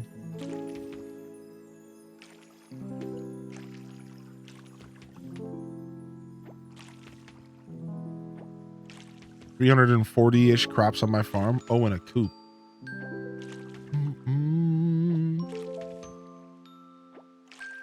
I know I started off with like 370 only at the start of summer. I didn't expand to 500 till later. That might have been all I could afford at the time, though. Maybe I would have tried for more if I had more money at the start of summer. I think we had plenty, though. If I remember correctly, we started summer with like an extra couple bucks because we went and we got like an upgrade. It wasn't until the end of summer, though, that I started carrying around money that I didn't know what to do with. You either have a big farm or a big orchard. Dude, that's the life. We're big dreams.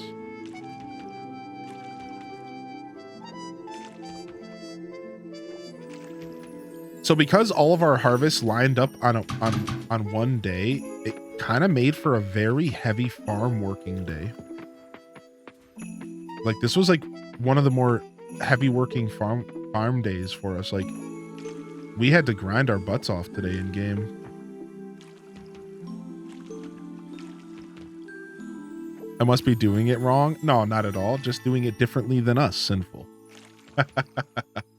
Yeah, I don't think there's any wrong way to play these games. Just doing it differently. All right, I'm going to go ahead and use my mouse to make sure we didn't miss any harvest. Because if you hover your mouse over it, you can see if something needs to be harvested. You can also do this by holding the A button. And you saw it says eggplant 3 days. Sweet potato 4 days. You could also do this. Hold down the A button and just run through, and you can see if it says it's ready to harvest. So you have options. I think we're good. I think we managed to harvest everything. I don't think we watered our trees, so let me go check.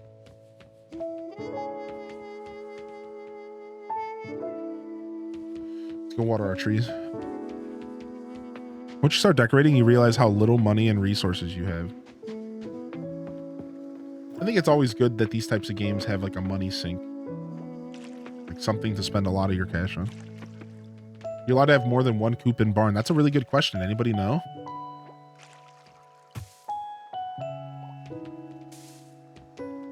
I'm not far along enough to know. Thankfully, the fam you work for usually goes on some lavish trip and lets us have the week off. Oh, nice. Well, that's gotta be nice. Thanksgiving at work, but it wasn't terrible. And then, yeah, I had to do Thanksgiving at my house. Didn't realize there would be some family that were staying in town and going to still be there though. So that's been fun. Oh, so you didn't get that week off that you just said that you usually get. Dang. All right, 10 p.m. I think we're good. I think we did everything we wanted to do. Let's go ahead and grab some scrap. And these peppers. And we'll use those in the morning. Oh, wait, hold on. We brought ore back. Been playing host.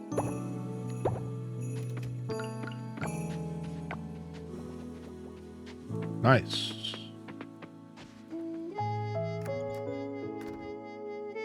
See, holding down something to water more than one at a time. I need to figure out how to do that as well. So yeah, once you upgrade to the bronze watering can and everything past that, you can hold down, and this is for every tool, Sinful. You can hold down the tool button and it spreads out the effect.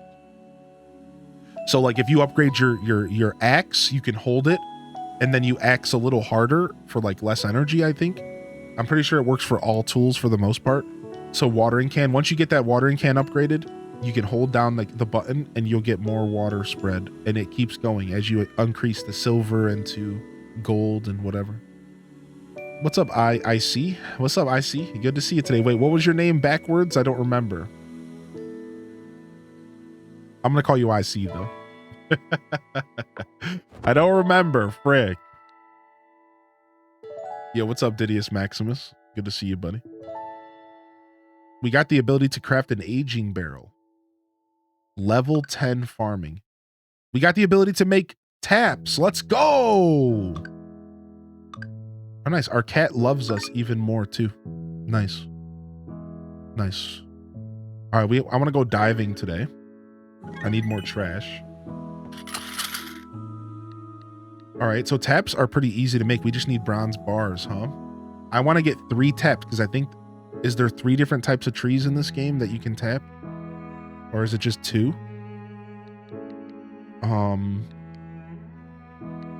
Let's go ahead and use our last farming point. We have all of the farming skills now. Oh, sick. So now there's a 10% chance that stuff grows faster, which is interesting. It's going to throw off all of my farming stuff. Chance to double forage items. Chance for forage to be better quality. Chance to double. Let's roll.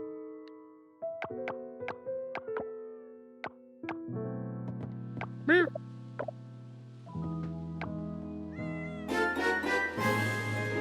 Did anybody clip Hylian doing the emote the other day? You talking about the chef's kiss? Des browse ku jiggity. I don't know if anybody did.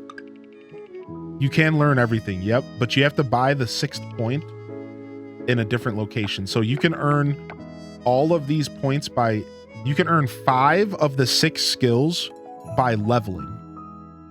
But the 6th has to be purchased with a thing called merit points at the town hall. It's like 400 merit points, and you can buy any skill point, one of any skill point. And you can only make that purchase once. So you can get all 6 skills. Turkey Day, Hillian. Thankful to have an internet But you have to buy home one. here. Thanks for being your authentic self. I can't express enough how grateful I am to have met you. Purple heart. Aw. Yo, Alto Girl, thank you for 53. What the frick, dude? Thank you so much, dude. 53 months. And Giggity's coming in to get his HDES brows for this month. It was I See Evil. It was I See Evil. Okay, I remember now. Thank you, dude. I See Evil. Yo, thank you so much, Giggities, dude. I hope you enjoy the emotes this month. And thank you so much, Alto Girl, for the kind words. Happy belated Turkey Day. Yo, you too. Happy Turkey Day. I hope you had a wonderful Turkey Day. What did you eat? Eat any good foods?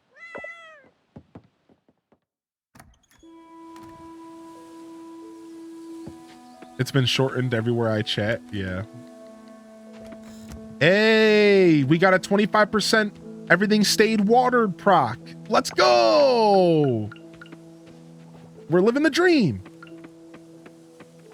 There's nothing more satisfying in this game than everything staying watered the next day. That is such a clutch proc, dude. That is so nice. 25% chance, dude. Oh, it's so good, man.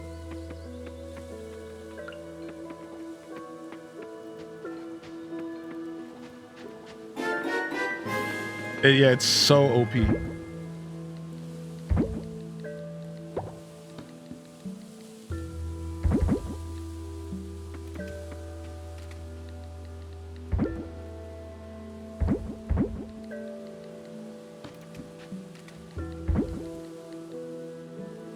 Okay. Oh yeah, it's only stuff that I watered the day before. So did I miss watering this yesterday? Oh no. Well, maybe we missed this yesterday. Rip. Now my peppers are off cycle. That's okay. It was only like 10 of them. Yeah, it's only stuff. So the way it works, the way the passive works is that anything that was watered the day before stays watered. Yeah, we missed 10 of them. It happens, dude. I have a big field and I'm like, I haven't played this game since Tuesday. So I'm like kind of out of it. We're getting there though.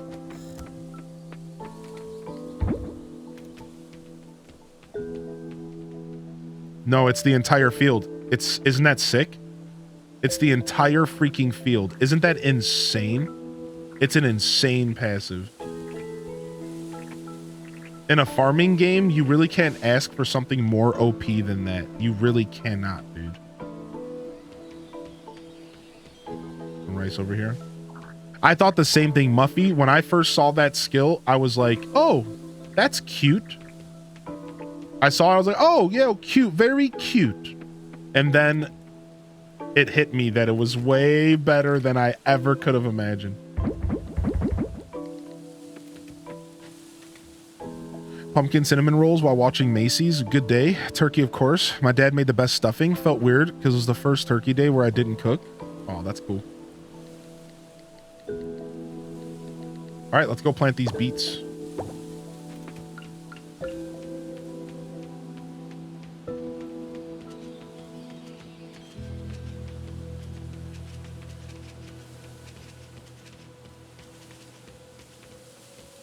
OP means like overpowered, but it gets used very loosely to explain things that are very good. Overpowered is its original term. It could also be used as original post if you're ever on like forums. So like if you're ever on like Reddit or something, they'll say OP as original poster. Like the person who made the thread, the OP, the original post.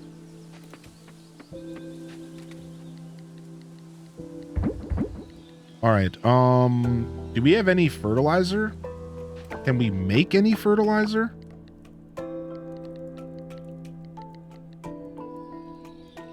I don't want to use silver kelp. You got me messed up. Don't I have some more regular stuff? Here we go. I don't really have a lot of sap. Yeah, that's fine. We won't do this. All right. Finally playing in PlayStation and no more crashes. However, can't seem to be able to place the museum furniture. That's awkward. Seems like there's definitely going to be a couple patches coming for this game because I've been hearing of a couple bugs. I don't know if they've already released one or if they've talked about it. Has anybody been keeping up with the game on like the forums or something? Because like I'm very curious, like if they have any updates planned. I mean, we could all assume they do, but it'd be kind of nice to hear it directly from the devs. Like, yep, we see the problem, we're fixing it.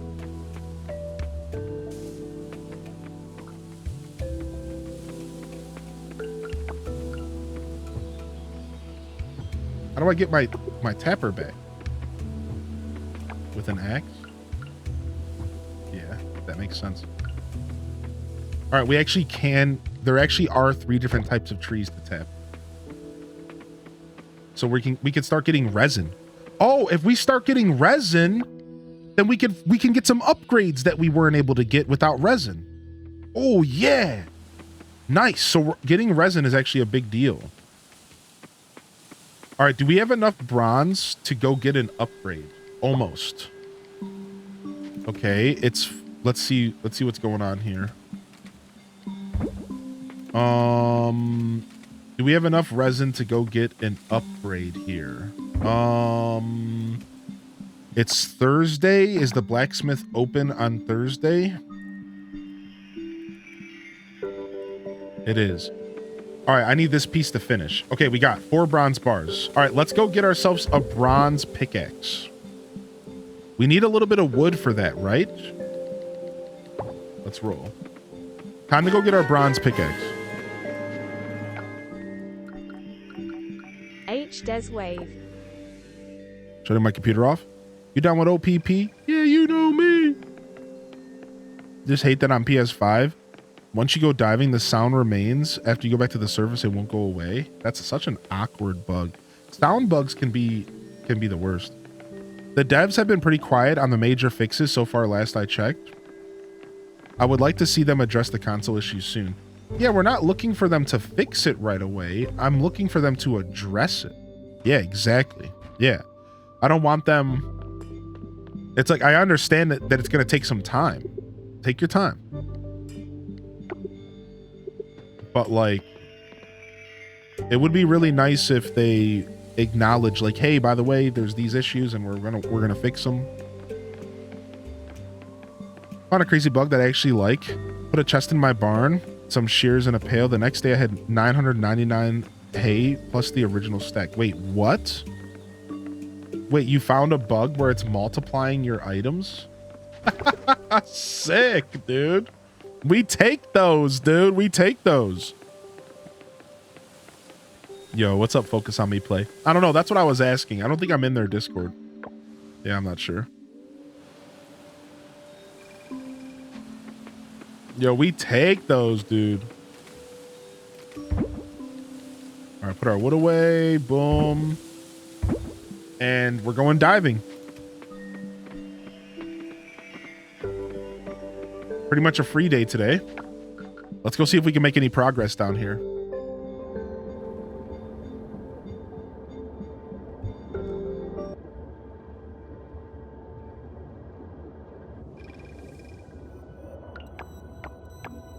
We got to upgrade our sickle next.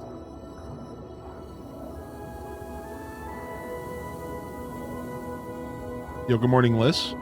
If I missed anybody rolling into the stream, don't be shy to repost your message. Do an @HighlyInDescent. It looks like we got a resub from Mr. Alex B coming in at 14 months. Thank you so much, Mr. Alex. And we got a resub from Rusty Bada coming in at 19 months. I just want to take a moment here to say thank you to both of you. Appreciate you sincerely, and I welcome you to the broadcast. How are we doing today, Mr. Alex B? If you want to chat, if you want to just lurk, do your thing, baby. And how are we today, Rusty Bada? Good to see you. Happy Saturday, everybody. Appreciate you. Don't be shy to lurk. Lurkers are appreciated. You are the backbone of Twitch, and I couldn't do this without you. So thank you, lurkers. And welcome in, everybody. Fantastic. Picking at what's left on the turkey carcass. Nice, dude. That's always the best, actually. That's always the best. I like that for some reason. I'm just going to go around and do some general cleaning. Because I don't want the stuff that I've cleared up in the past to get bad. I like the idea of keeping my ocean in the game clean. So even if we don't make a lot of progress, I want to clean this stuff up. Clean it up, dude. Keep it nice and crisp. Hey, Fudge. How are you today, bud? I'm in here, Fudge Monkey. What's up, Omega Toon?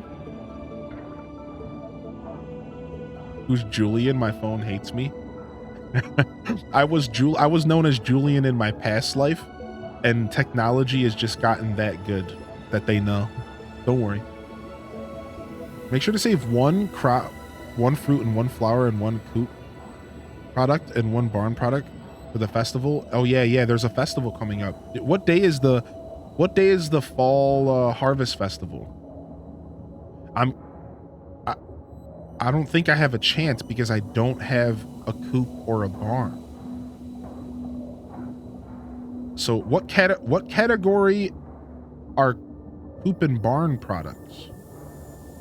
I don't all the way think I even have a chance. I have artisan goods.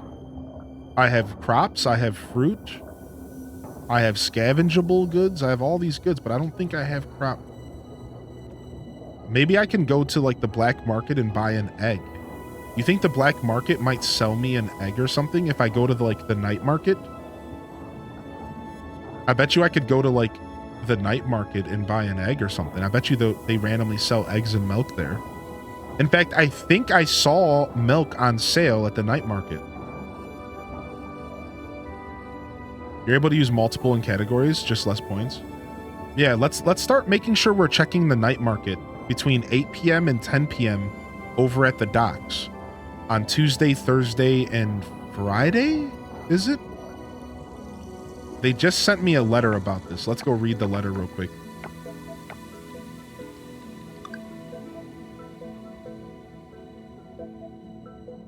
Tuesday, Thursday, and Friday.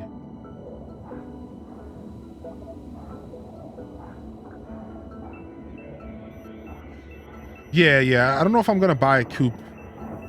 I don't know if I'm going to buy a coop yet. That is an option. I could try to get a coop by then, but I think I'll hold on. Yeah, I can go check today in game. That's right.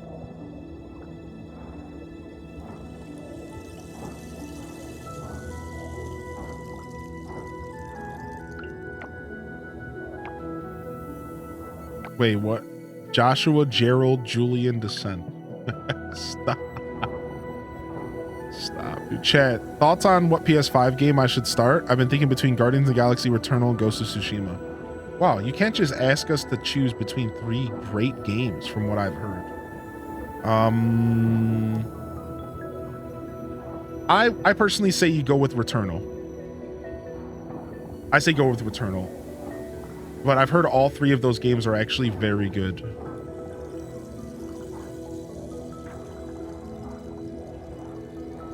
Ghost of Tsushima is probably the best out of those 3. Do you agree with that, Jojo? How do you turn off military time? Go into your settings here. What's up, macaroni and cheese? Go to your settings. And let's find it together, because I don't remember, all right? Let's find it together. Here it is. Go to your settings, and then at the top, you want to go under Game. And scroll down, and you're going to find Game Time Hour Format. And you're going to switch this to AM, PM. All right? Settings, Game Time Hour Format. And while you're in here, why don't you go ahead and take a look at the game time speed setting? Because if you didn't know, this game has the option to slow down the game time by 50%. making your days in game 50% longer. If you are struggling with how fast this game's clock moves, get up in here and change this setting. A lot of people don't know this is in the game. A lot of people don't know this is in the game. People just, they weren't around for the release of the game. Yeah, get in there and change this setting if you're struggling.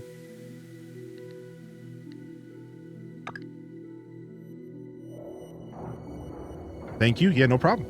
Welcome to the show today. Do you plan to start building a livestock section? I do. Yeah.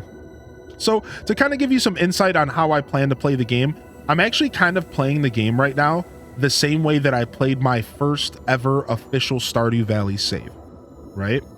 So to kind of give you some insight on what I plan to do, the way that I kind of do this is I focus on farming for the first year into spring 2000. What the heck? What am I saying? Spring year 2. All right. So I will be focusing on farming all the way into spring year 2. And once I have everything planted in the ground for spring year 2, that's when I start phase 2 of my journey. Animals, livestock, chickens, cows, and then I also start to incorporate the townsfolk, town gifts, quest, raising my relationships, so on and so forth. This is just how I played Stardew Valley when I first played it. The first year is dedicated to being a hermit, farming, and making money.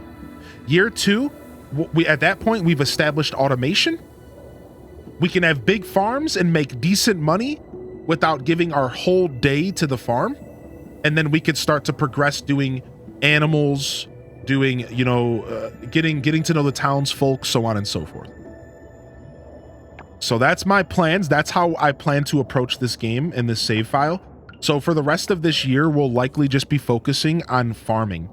So now that doesn't mean just farming. It also means the stuff around farming. So for example, once winter hits and I can't plant crops in winter really, unless I get that greenhouse unlocked, I'll be focusing on diving and mining to get better automation, to get better tools and sprinklers to make spring year 2 the best it can be. Hopefully by spring year 2, we have level 2, if not level 3 sprinklers. Probably level 2 sprinklers. Let's keep it humble. So into year 2, we'll be focusing on the townsfolk, livestock, and we'll be focusing on the bundles a little bit more. So that's kind of my flow. So definitely, you'll definitely see some coops and some barns on my farm. And we'll be making some mayonnaise and all that stuff.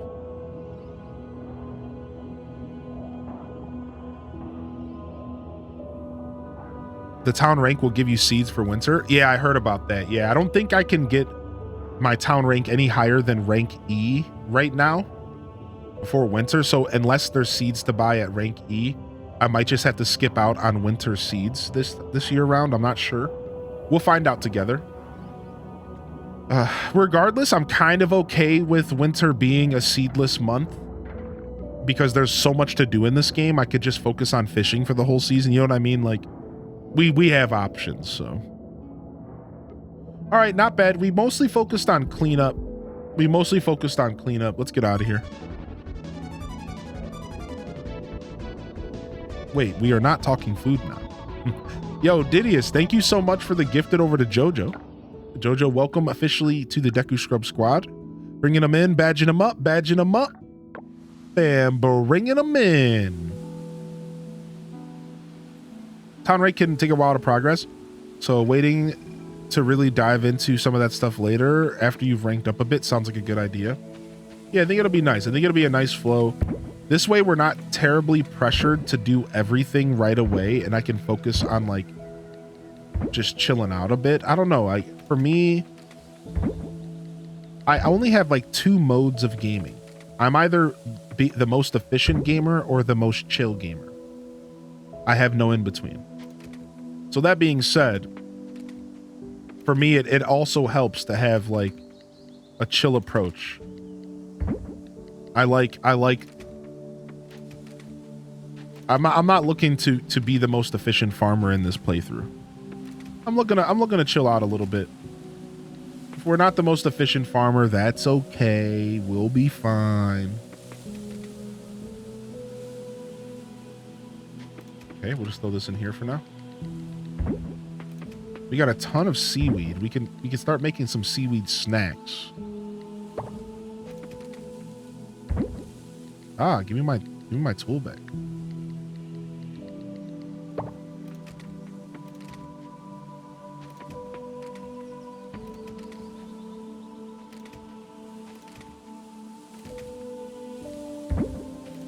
All right.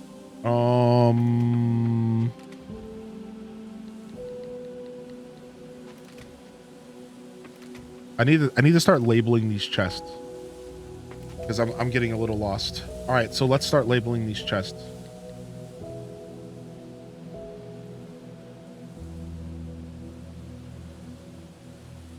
Let's label this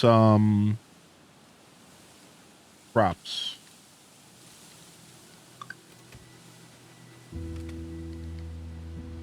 This will be resource. This will be bugs.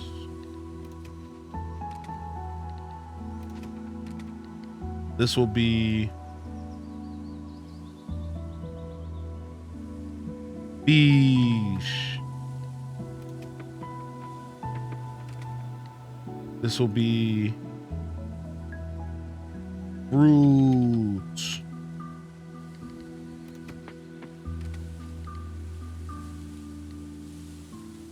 This will be tools and seeds.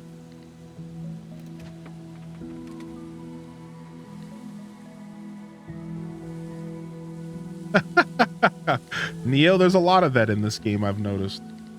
Speedos, that is. This will be flowers plus question mark.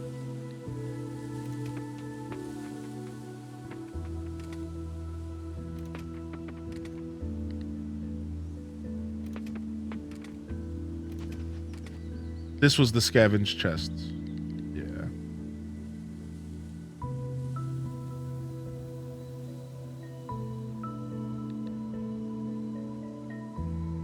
You gonna make a chest for miscellaneous? For now, I'm just not gonna label the miscellaneous chest. Does that make sense? And that'll just be, oh no, the miscellaneous. We'll call them junk drawers.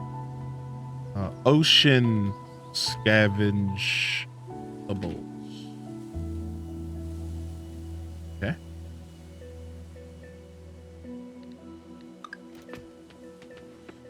All right. Before we go to bed here, what are we doing? Before we go any further, friends. Okay.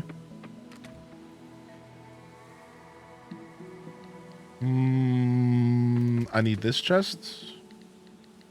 I need these peppers.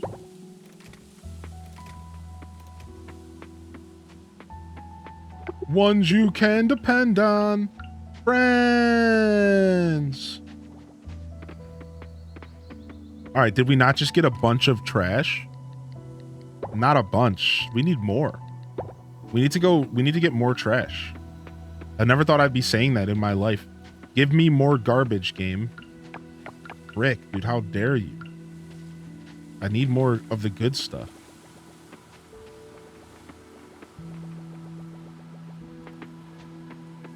Give me that garbage, baby.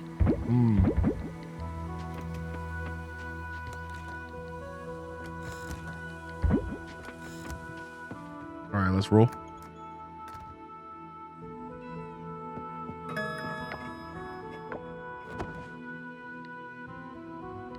Anyone had a heater disappear after placing it in your barn? I put one in there and the next day it was gone. Oh, that's gotta be a bug. Hey, what's up? Evout? How are you today? Oh, we forgot about the night market. All right, we'll go tonight. Thank you for the. I completely forgot. We'll go tonight. We can go again tonight. This episode is for my Starlet Town dollies. My trip there is not complete until I visit oh so gorgeous Garden Lane. During fall, a bunch of beetles are there, like soldier beetles, rove beetles, things like that. Isn't that so cute? I guess so. We got rain tomorrow. Free day. Tomorrow we got rain, baby. Let's go. Free day. Free day. You helped your mom with cooking. You spent it with the family. Yo, I hope you had a good Thanksgiving. It sounds like you had a good time. Oh, my energy's so tapped. Why? I thought I went to bed on time. That's all right. It'd be like that sometimes. We can make a bunch of snacks and we'll just eat those today.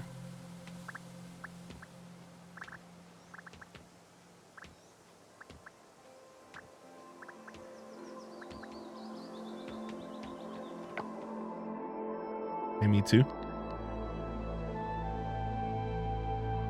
I'm at town rank C, fall 15. Hey. How did the rankings for the town work? Yeah, I'm not even sure myself. It looks like Snark gave you a nice answer though. Save the wild seeds. What's up, Divakini? I've been saving the wild seeds. I was planting them for a little while, but I'm starting to save them now. Starting to save them a bit now.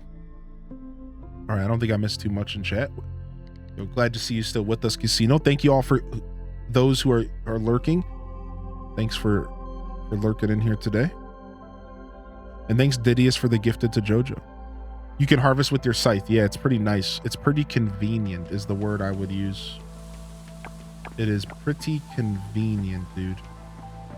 All right, back to the watering again. Oh no, back to the watering again. Who done it? Game called Spirit of the Island. Extremely in-depth. I feel like people are sleeping on it. Spirit of the Island. Survival aspect. I think I heard of Spirit of the Island. I think I did.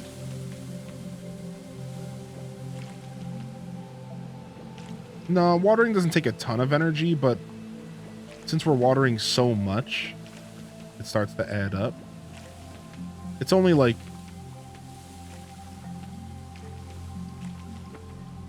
seems like it's 3 energy per water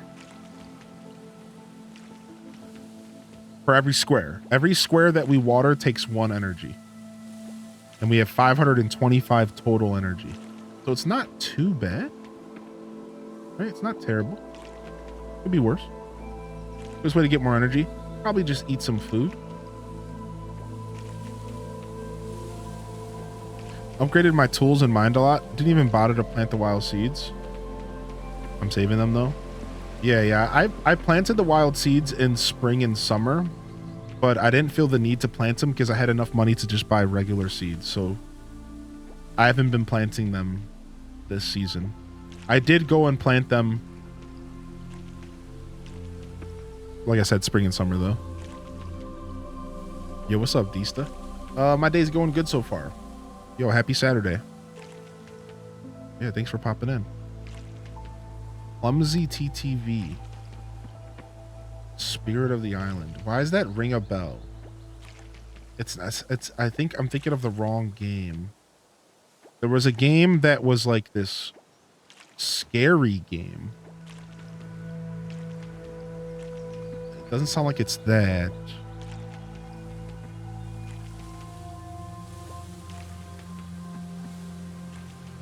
We'll take a peek at it here in a second.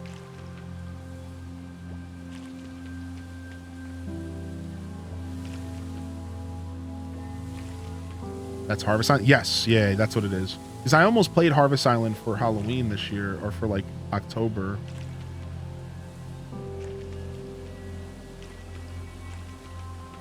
All right, let's run over here.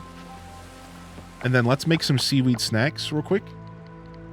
Some scuba snacks. And scuba snacks will get us through the rest of this field today, so we don't have to go to the hot spring. because I don't feel like going to the hot spring. What I also don't feel like doing is not tinkling, because I need to tinkle. so I'll be right back. Here's some jams. I'll see y'all in just a second.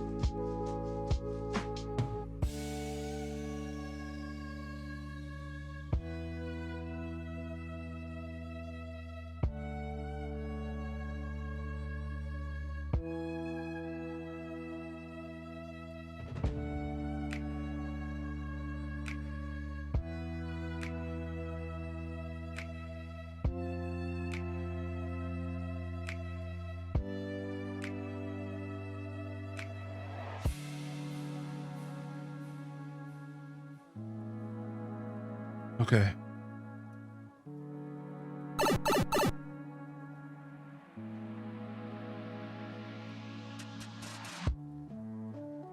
All right.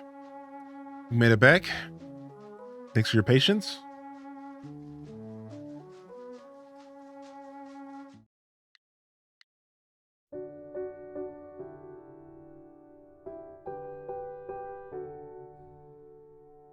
You haven't seen wild seeds? Wild seeds just grow random stuff. All right. Let's see here. I feel like we've seen this game. Ah, it's this game. Yeah. I think the thing that was off-putting about this game right away was the look of it. This picture. We've seen this game. We've talked about this game.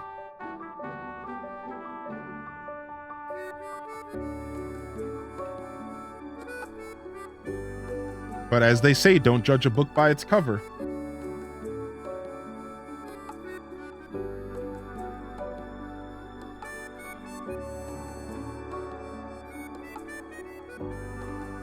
Let's see what this game is.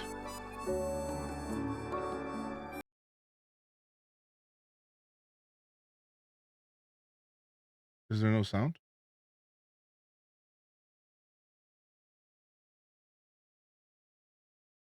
What? Is there supposed to be no sound?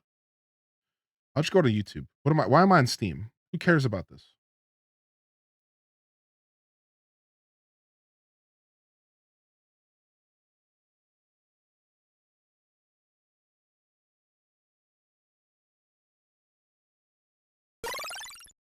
All right. Wait, there is no sound again. Okay, this time it was because I muted the tab. I almost freaked out. You start off the Spirit of the Island by customizing your own character however you wish and giving it a name, as well as naming your farm. You then start the story, where you end up being a castaway on an unknown island, so you quickly grab a ball and paint a face on it. You'll soon find your farm, where a lot of the gameplay will take place. You can expect the usual, just as chopping down trees, planting and watering different kinds of crops depending on the season, building new things to just decorate around, or stations like a forge that unlock new crafting options, and even go to the nearby cave for some good old spelunking. All of these activities give you experience points that allow you to level up, and you get a bunch of different skills to improve. But instead of you selecting which skills to unlock, the game has a more organic system, where you only level up the skills that you practice. So if you want to raise your farming one, you better do a lot of that. While doing So that's like fantasy life, right? Is that similar to fantasy life? Where like you almost lock into like a class? where you only level up the skills that you practice. So if you want to raise I don't know. This guy just described every game I've ever played. What do you mean? I just don't understand this description. You only level up the skills that you practice. Yeah, you don't level any skills in any game without doing the skill. What are you saying? What what do you mean? What does that have anything to do with anything? All right, let's go see the official trailer.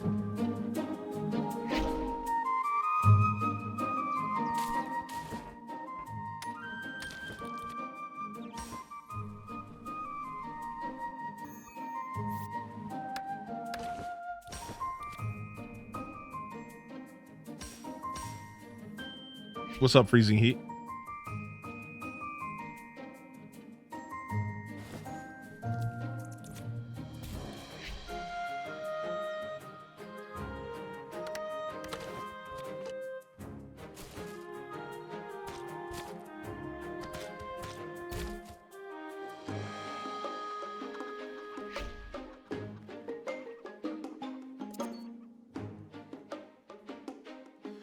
I think the reason this game is probably being slept on is because it's not selling itself to be anything different than anything else on the market until the very end of the video. Right? Now, all of a sudden, at the very end of the video, it's starting to showcase that it almost has sim management vibes.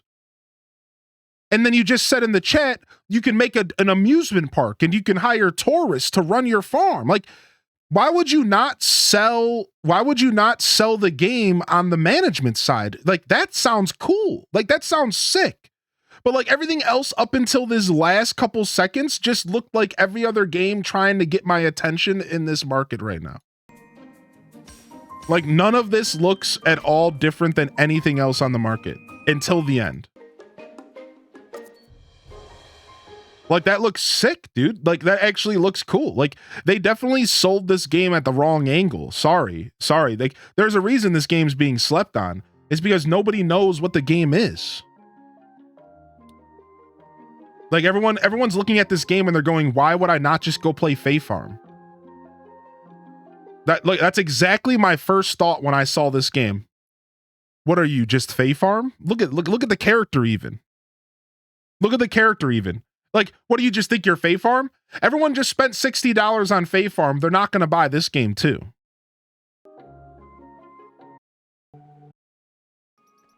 You know what I mean? Like, yeah, like that's the problem. Like, they should have.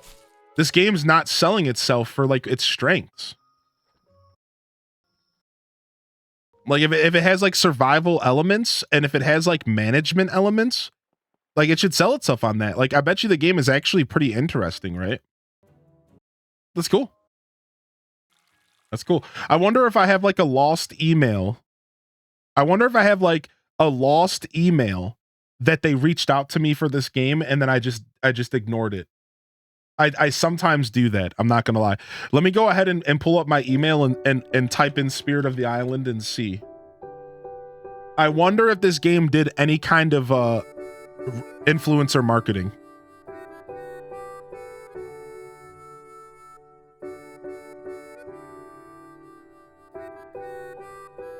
Oh, it looks like they gave me a free key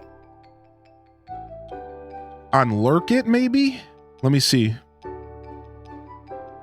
It looks like they might have given me a free key on Lurk It, maybe? Let me see.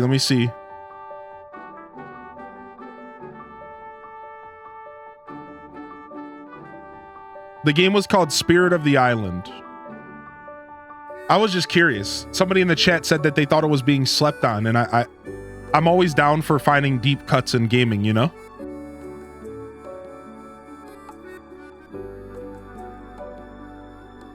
Sometimes really good things do slip through the cracks. Sometimes very good things do slip through the cracks. And I like to do my due diligence and try to dig through weed, you know, kind of get through all of the popular stuff to kind of find the stuff that's maybe being slept on. I do enjoy that idea. No, it doesn't look like I have a key. Interesting. Yeah, interesting. I wonder why the game's not talked about much. You know, it could have just been unfortunate timing, right? Like, when did the game release? I bet you it was just unfortunate timing. Like, I wouldn't be surprised at all if you told me that it released right around Fae Farm, and that's why nobody talked about it. You know what I mean? Does that make sense? Because, like, your release time actually matters a lot. Like, when you release a game, it actually matters a lot when you release a game. Because there's other things going on around it. You need to be careful. You know what I mean? It came out August 17th. Oh, so the game's been out for a long time. I wonder if that's early access or not. Yeah, who knows? I don't know what was happening. I don't know what was happening a year and a couple months ago. I don't know. That was early access, yeah. So did it go into like official release recently or something? What so let me ask you this, Clumsy. Why are you playing the game? Like what made you stumble across the game? What made you stumble across the game? Like why were you randomly playing it? I'm kind of curious. Like how did you find it? Yeah, what's up, Ruby Knuckle, by the way? Good to see you.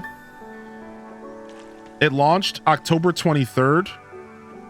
Randomly discovered it on the Switch store when I was out of town. I tried it and I'm obsessed, and I saw it on sale on PC, so I bought it again. Yeah, apparently it's on sale right now. Oh, Paul. It was launched October 23rd this year. Was the official release at October 23rd this year? Interesting. Yeah, I'm telling you, man, early release games end up hurting. They hurt themselves more than they benefit a lot of times, dude. These early access games, man, they go early access, everyone gets hyped, they play a half-finished game, then they forget about it and they never talk about it again. Game officially releases months later. It doesn't always work out for these game developers. Like Coral Island, it worked out for Coral Island. They had a successful official launch. I don't think that's... I think Coral Island is the exception, not the rule.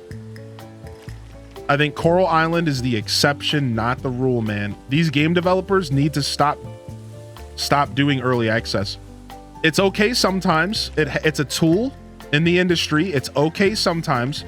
They need to back off, man. They're killing their own vibe with their games. They're killing their own energy by releasing these games twice. And the first time they release it, our first impression is, oh, well, it's good, but hopefully it's better later. And then we just forget about it. It's like, you gotta stop, dude. That's not good, man. It was cool at one point. A couple years ago, early access was a good thing. It's not like that anymore. It's just not good anymore, dude. But again, I'm not saying that early access cannot be good, because clearly it was good for Baldur's Gate. Clearly it was good for Coral Island. That doesn't mean it's good for every company, and that's the problem. These companies are seeing the success of Coral Island, you know, and they're going, oh, I should do that too. No, you shouldn't. No, you should not. I don't care if you need a little bit of extra money in your pocket, because a lot of times I think early access is a way for people to get extra money. They put a bunch of time into development, and they're like, well, if we release it in early access, we'll get ourselves some money from the people who buy the game early, and then we can keep producing the game. No, it shouldn't be that way. Nope. Finish the game. Finish the game. Stop getting money from people early. Stop releasing half-finished games. Finish the gosh darn game, dude. It's just not good, man. It's not good, dude. Yeah, only do it when you have a proper plan. Exactly, Ash. Exactly, dude. It's too much. It's happening too often. I'm seeing these games fall in the cracks because nobody cares. It's a very out of touch thing. I don't think it's... Watch, and mark my words, I'm not a genius. These companies are going to figure it out. Why do you think demos are coming back? Why do you think demos are coming back? Because these companies are figuring it out. They're saying to themselves, actually, we should probably release a way for people to play our games without spending money. I think demos are kind of becoming the new early access again. I think we're starting to see the rise of the demo era. I think demos are coming back. We're back in the PlayStation disc era. Demos are coming back.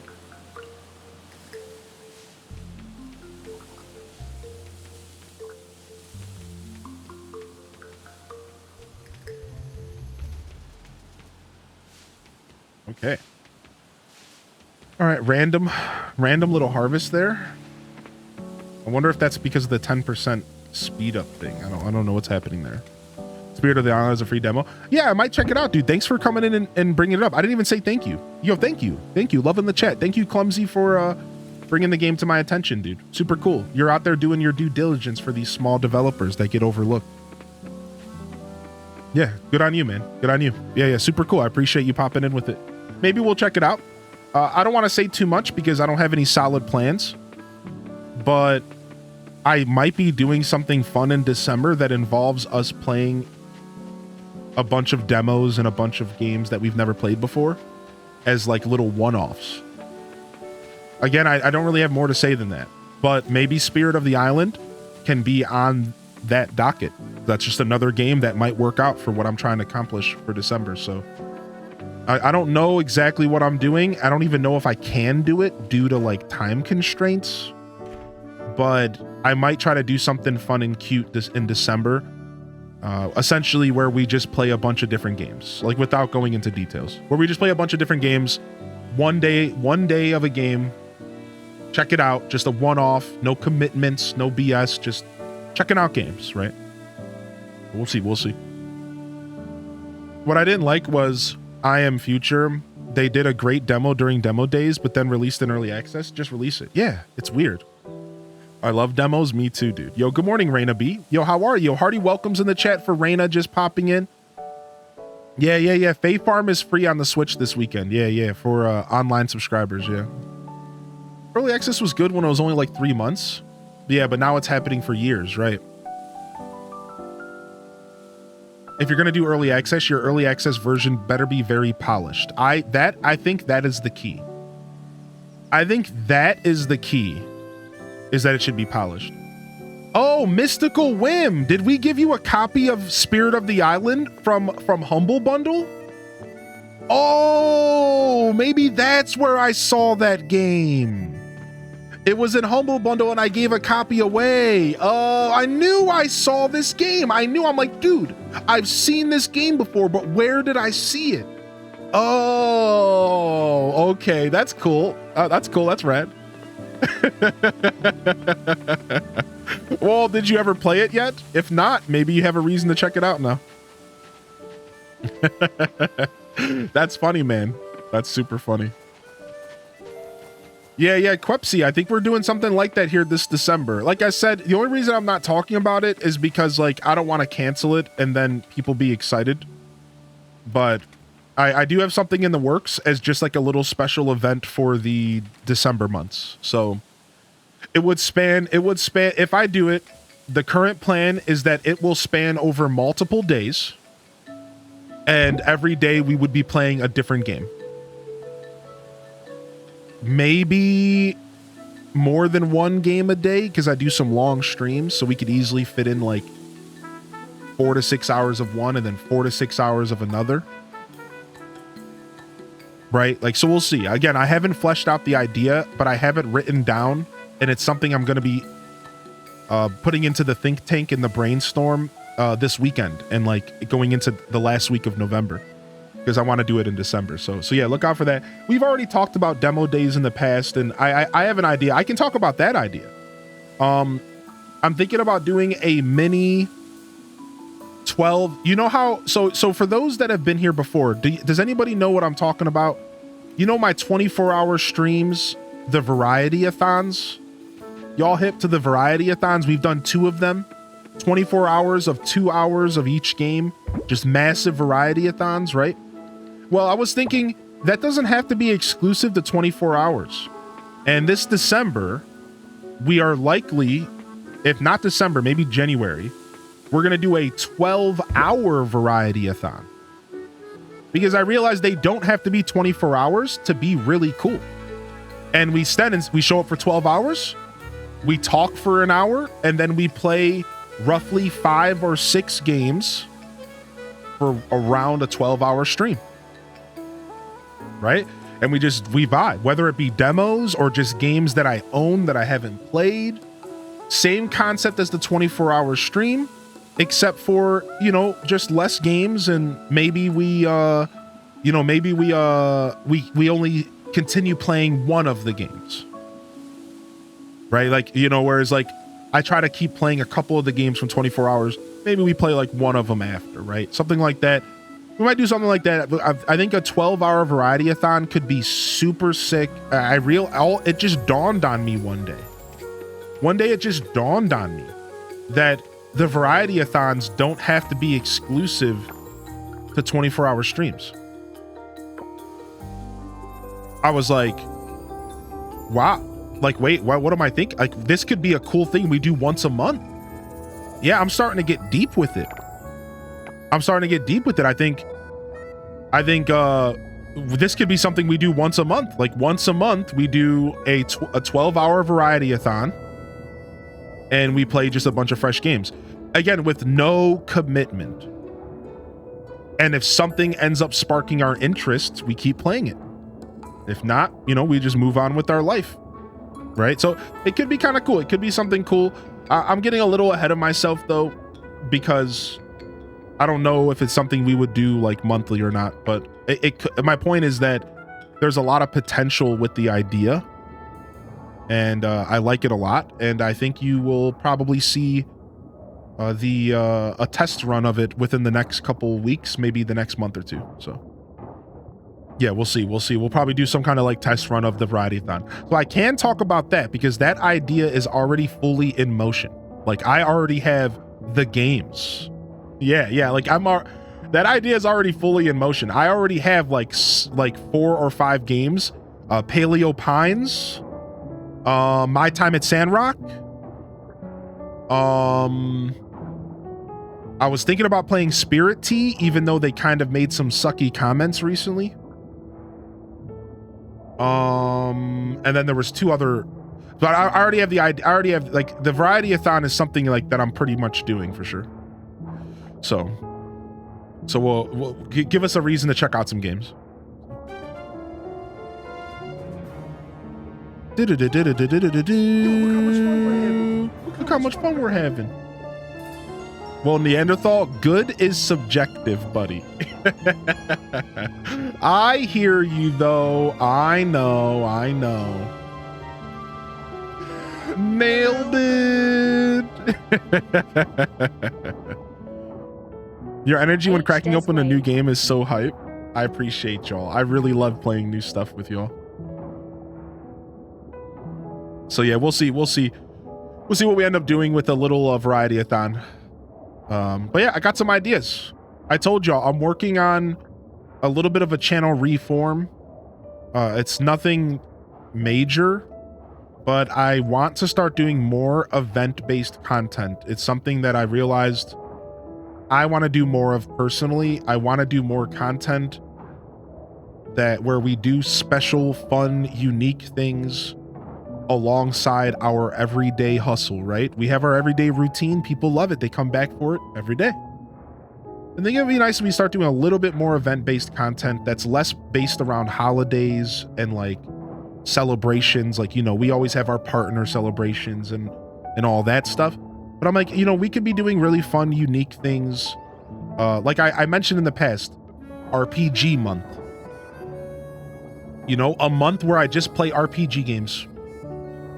Stuff like that, dude, because it's fun and it'll be nice. And I think it's a good healthy way to mix it up and provide fresh content while also, doing stuff that incentivizes people to come and see what I'm up to, right? Like, that's the whole point of event-based content, is like, driving traffic to your channel and getting people interested. Oh, wow. Hylian's doing variety-a-thon today. I want to go check it out. What is he playing, right? I want to start doing more event-based content. Again, nothing like, it's not like my channel's changing, you know, don't panic. No panicking. But just like more stuff along those lines, and I'm starting to cook up a ton of ideas. My creativity has been popping off with this stuff. I'm shocked at how many things I've already started writing down in my notebook.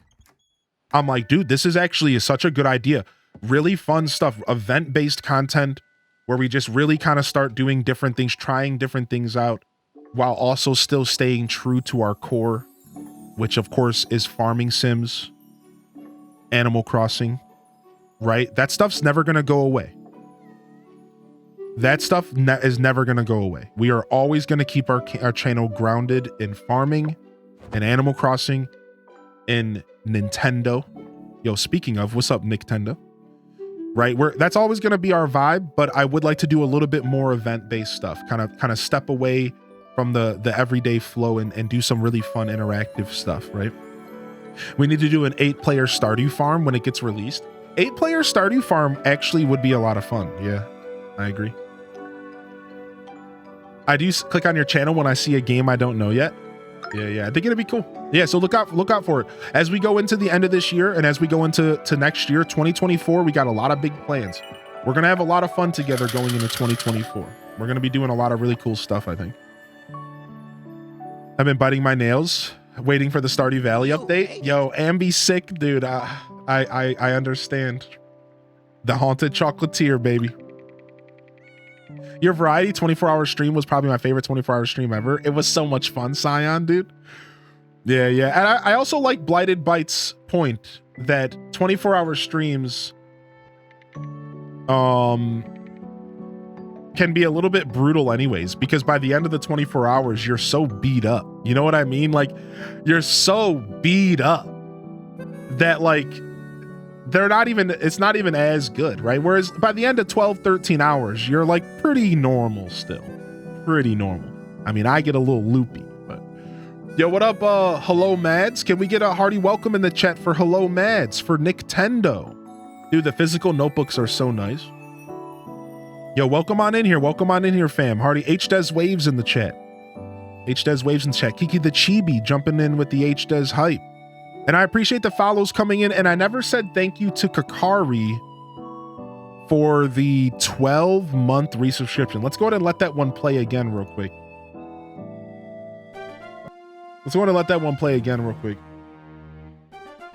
Yo, look how much fun we're having. Look how much fun we're having.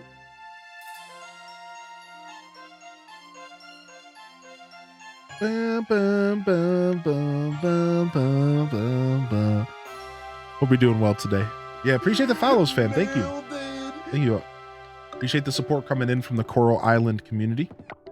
HDes Wave. I hope you're enjoying the show. If you are enjoying the show, welcome on in here and consider hitting the follow button if you haven't already.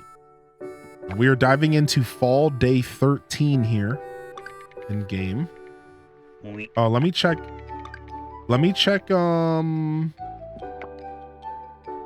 my mail in game so we can get a reminder of when the event is.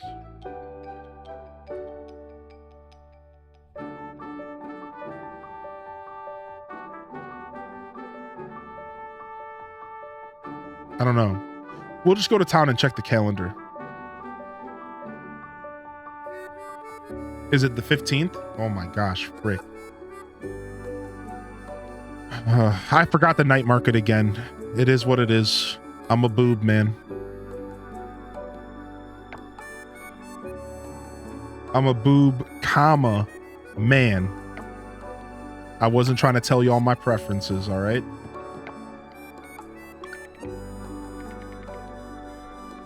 You preserve your online collection of games physically?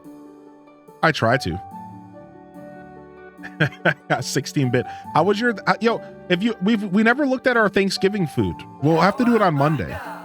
On Monday we're gonna go through the Discord's food. So if you took any pictures of your Thanksgiving spread, if you celebrated Thanksgiving 2 days ago, make sure you jump in the Discord and you share some pictures over in the food channel, !point Discord for access to that. We're going to go through those on Monday. We never did that. But the reason I thought of that is if you are tuning in I'd love to hear, how was your Thanksgiving? How's your long weekend going? I know Hello Mads just asked us how the long weekend is going here, and it's going good so far. Happy long weekend. We had a smoked turkey for Thanksgiving, and it was easily the most delicious thing I've ever had. Wow. The smoked turkey, dude. Uploads photo of toast bread. You should still be able to hit up the night market tonight. I think the night market's only Tuesday, Thursday, and Friday. I might have missed out. Oh, you know what? We got to go pick up our pickaxe. We actually... Yeah. Can we pick up our pickaxe even if the blacksmith is closed? I don't think we can.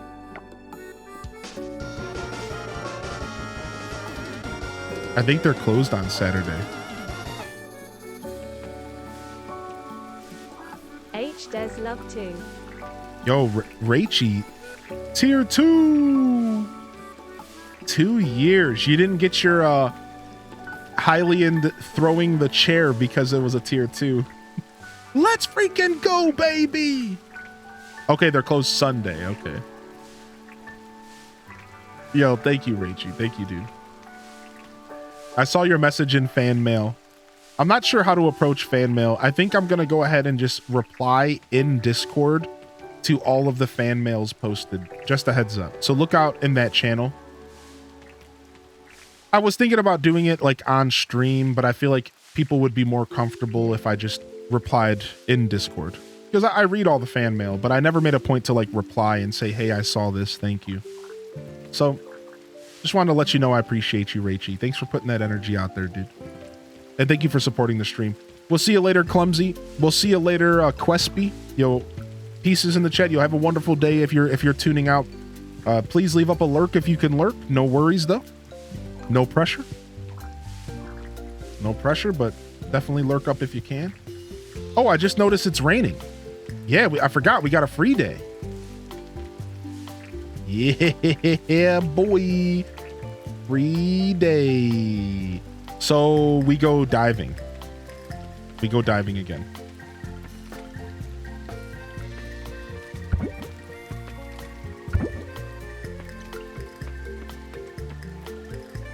Exclamation point OnlyFans.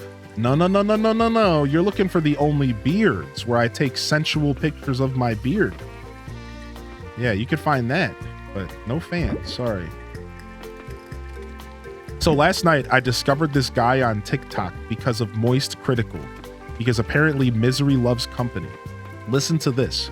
There's a guy on TikTok named Donut Daddy, and Donut Daddy makes awkwardly sexual videos of him making donuts on TikTok. And I can't express it enough. I'm talking awkwardly sexual, like he's like moaning in the background and he's like fingering the dough and like slapping the dough and like sniffing it and smelling it and like making random rude gestures that you would make. Like he's like making gestures and stuff, like weird stuff, like really, really awkward stuff. And it's all based around making donuts. Yeah, and he's called the Donut Daddy. It's real, dude. And I'm like, what am I watching, dude? Like, it's real. And then to put the cherry on top of the cake, he's actually good at baking. He's actually good at baking. He's actually really talented. And it's like, what? Stop. Like, you don't even have to do this. You're doing this because you want to. Like, it's not even like you have to do this to be popular. You're a stellar baker. Like, what are you doing? Like,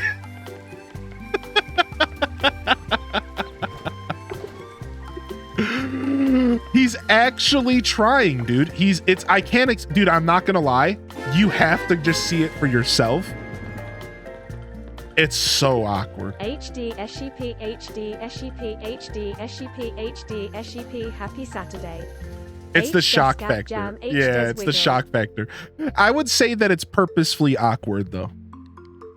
Yeah, I don't think he takes himself that serious. It's purposefully awkward. For sure. Doesn't seem like he takes himself that serious. All right, nice. We got a bronze pickaxe and we have silver seeds now. All of our seeds are now silver quality, our crops, which is pretty cool. Love the random stuff that goes extra over the top. Yeah, it's super goofy, man. What a goofy world we live in. Kudos to him. Yeah, I mean, I'm not hating at all, right? You do you, boo-boo. You do you. Live and let live, right? Didn't we just have that talk yesterday? Live and freaking let live, dude. This is why I don't watch TikTok. Thanks for the reminder. You and me both, dude. What's up, Toad? Check general chat real quick. Okay, give me a minute. Oh, you know what? I never made an ocean bomb. Should we try a bomb out? What do they need to make? We're gonna do it. We're gonna make 2 ocean bombs and we're gonna blow up a bunch of trash. Let's see how this works. Hold on, we need to put on the diving music. The diving music is so chill.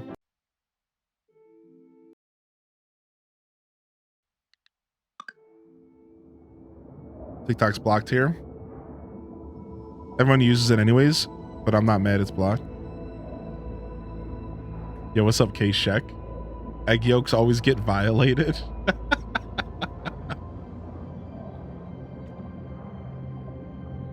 Do you need your sword? It's safe. It's safe waters. The only monsters are in the caves, I believe. Also, on that note, just for knowledge sake, if you didn't know, you can actually turn off enemies in the game. So in the caves, you can make it or you don't turn off the enemies, you make it to where the enemies aren't aggressive. So if you are somebody who doesn't like combat in these types of games, you can actually just straight up turn off aggressive monsters. Yeah, and make it to where you have to hit them first, right? You thought the bomb was underwhelming? I'm not sure. Let's go find out, yeah.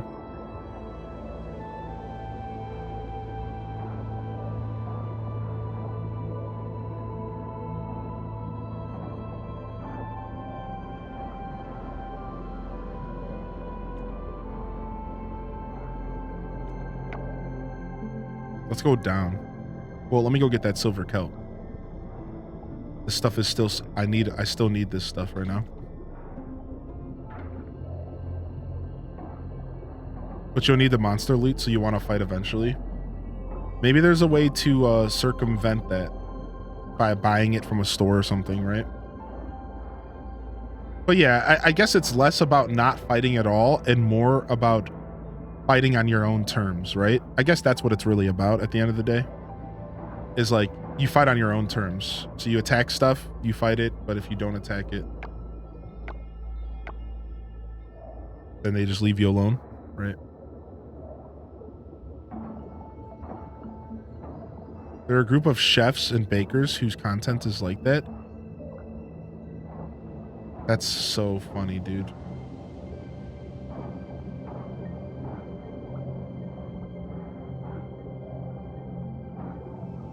$80 people sitting and rowing.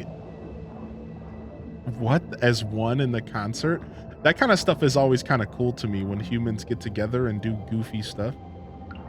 All right, let's try this bomb out.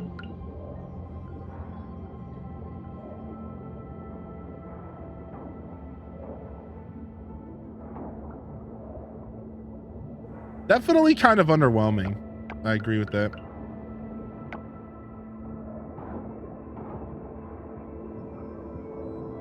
It's cool though. It's cool though. It's like a vortex. It's cool.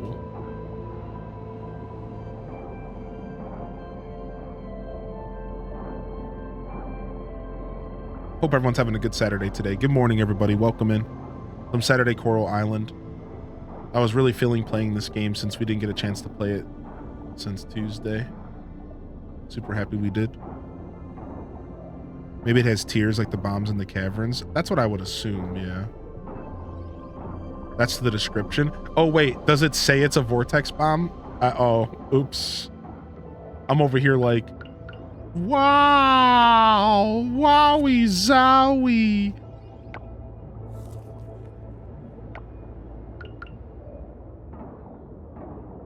I need to upgrade my sickle next. The only problem is I kind of rely on my sickle for harvesting. I don't need to, but I do. I wonder if it's smart for me to just go upgrade it soon. I'll upgrade it on a day where I don't have a ton of harvest the next day. Well, it's upgrade 1 is I could pick it up the next day anyways. I got to remember that. Yeah, why does it matter? The first upgrade of your tools, you can pick it up the next day, so you don't have any down days. So I got to remember that. I'm going to go upgrade my sickle next.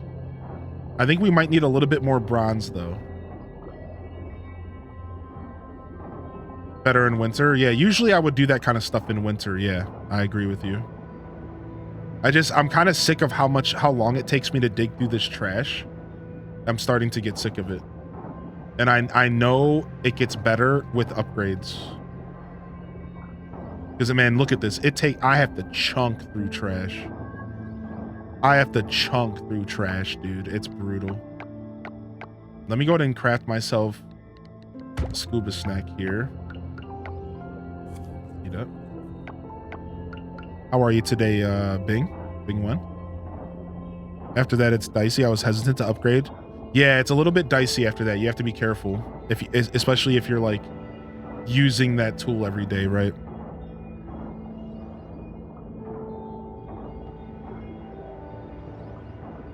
Yeah, I'm surprised I waited so long to upgrade the scythe. Shimmering coffer. Nice.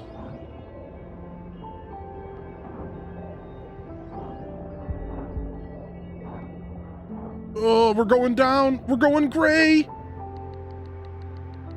Figurative and literally.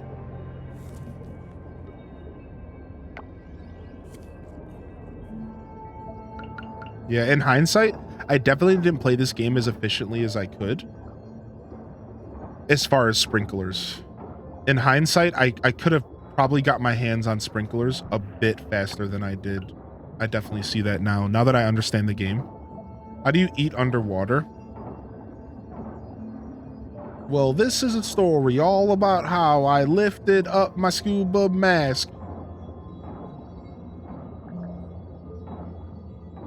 No, I don't know. I don't know how that would work because you can't really take your mask off when you're like at a certain depth, right?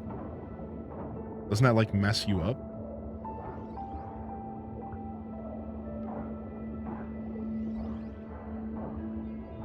Sprinklers cost a lot to make. They do, yeah. Especially after the first level of sprinklers, dude. Silver kelp is tough as is.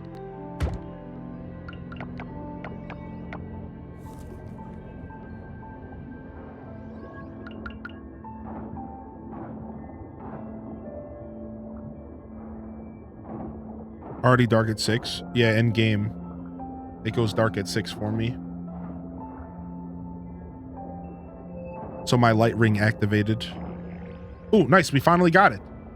Finally. All right, let's save the rest of our energy. We might be able to get this. We might be able to get this. All right, let's see. Thankful for Xbox crashes because since I started on PlayStation save, I was able to be much more efficient. Yeah, that is a silver lining. Yeah. I always recommend people in Stardew Valley to like start the game twice. I mean, yeah, in real life, for me, it's dark at like freaking 4 or something. Stupid.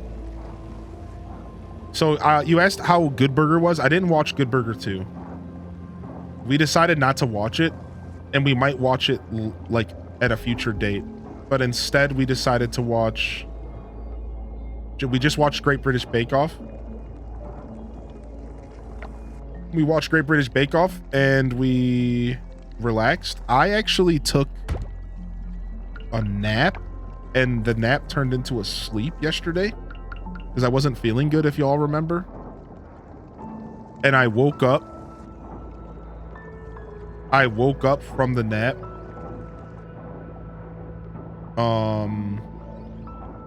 And it was already like 6 p.m. So we didn't really have time to like sit and watch a bunch of movies. No lady friend in town. We decided to skip this month as far as hanging out.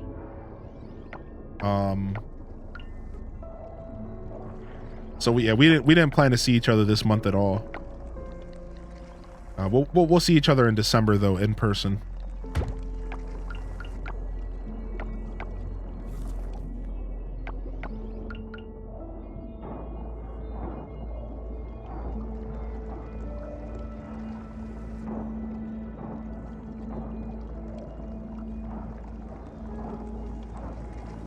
No, I'm not single. I'm just in a long distance relationship.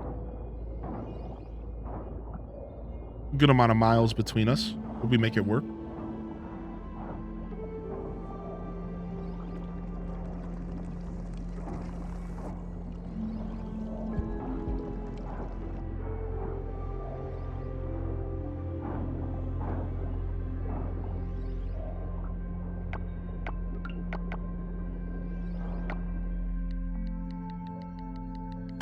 Okay, give me a scuba snack. Oh no, we're about to be kicked out. I'm so happy I did not. I'm so happy I did not eat that snack. We'll save it.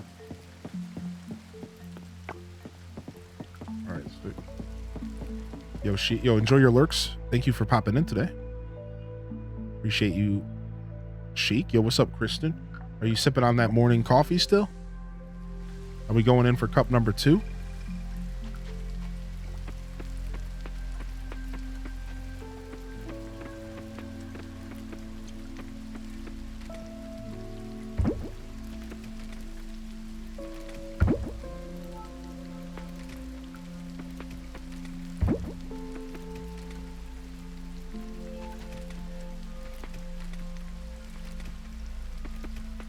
Half lurking, talking and playing. Nice. Nice. What do you play? Are you playing this game?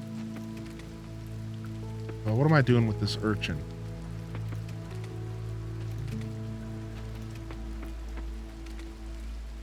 Bugs. All right. We'll just throw it in this junk chest for now, as we figure out what we're doing with all this junk. Same thing with this as well.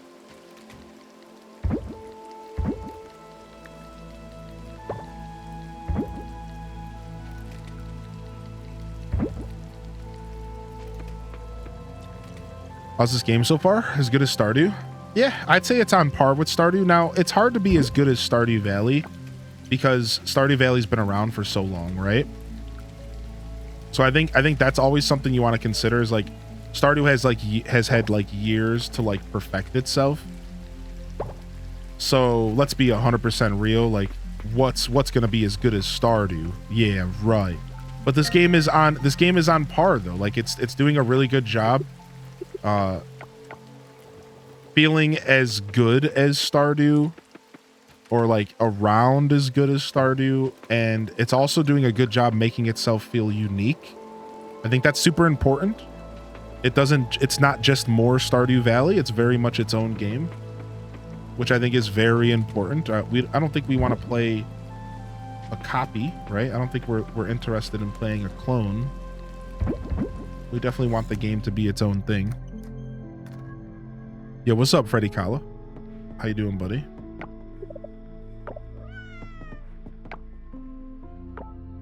Good to see you, Freddy. Sipping on some coffee. You're playing this game on year 1, fall 12. Dude, you're right where I am. I'm on year 1, fall 14. What the heck? But yeah, this game's good. There's a demo for this game, I think. If you're interested, there's a demo. Yo, scrap chest? Did I just get a chest upgrade? Yeah, I think there's a demo if you want to check it out. Or this game's on Game Pass. If you have a Xbox Game Pass or you have a PC or an Xbox, this game's on Game Pass, baby.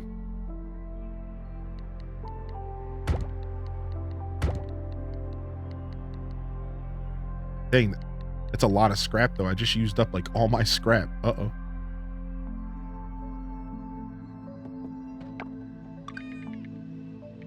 Spoils off the land. The beetles.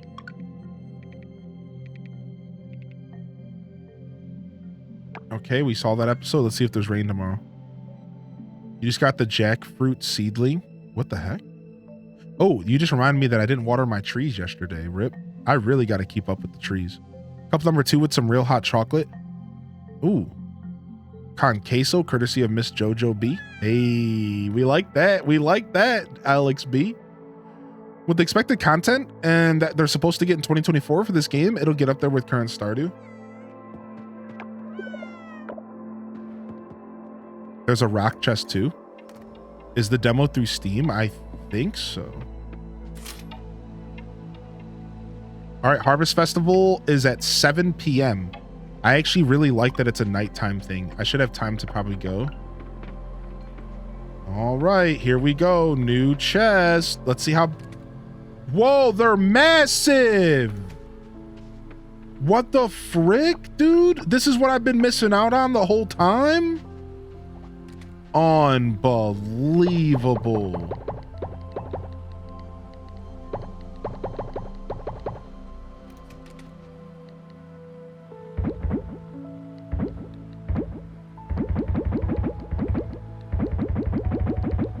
This takes 30 scrap and some stone to make, but you have to, the key is that you have to earn the recipe first.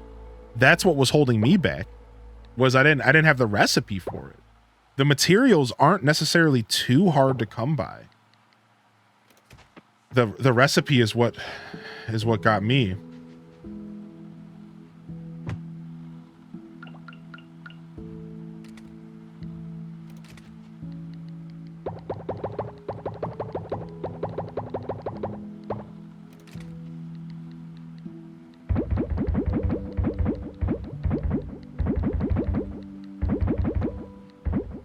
Look at that, dude. You remember how you got the recipe? I got level 5 diving, which again, actually not too bad at all. Level 5 diving. Look at that. Yeah, pretty straightforward stuff. All right, we'll organize our chest later. For now, we just got a massive upgrade. We're gonna have to sit down and do some organization here soon. But let's go ahead and focus on getting more scrap.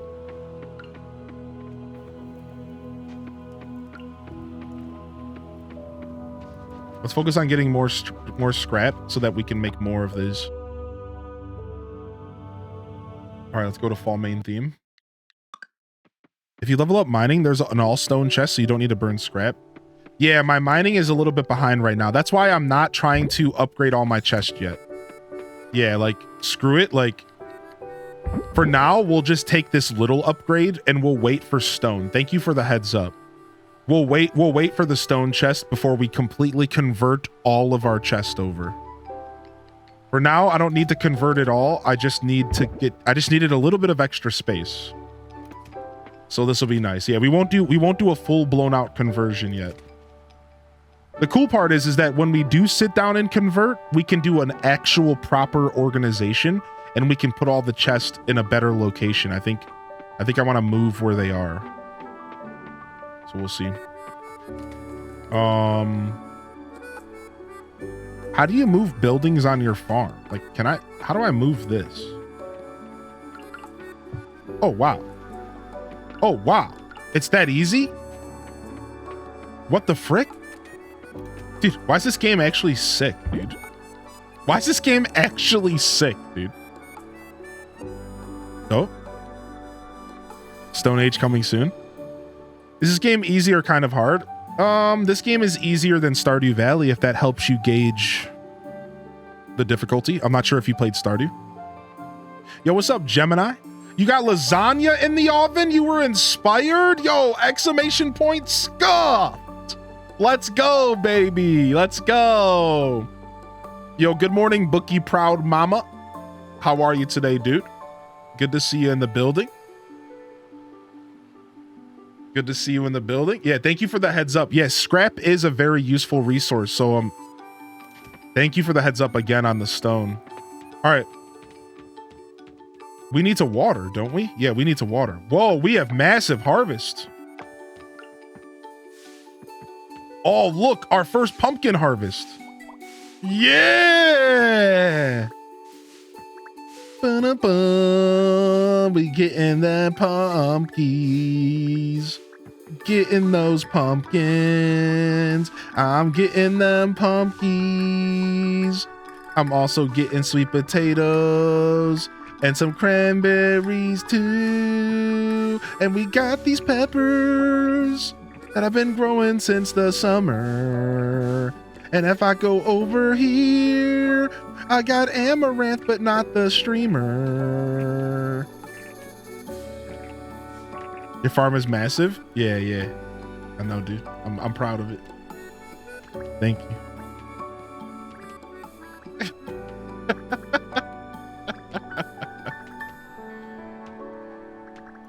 Bum, bum, bum, bum. Sick. Pumpkin song on Spotify now.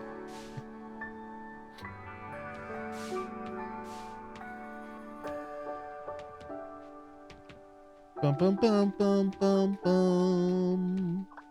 We're gonna burn through our energy so bad today. We're gonna just plow through our energy today. It is what it is.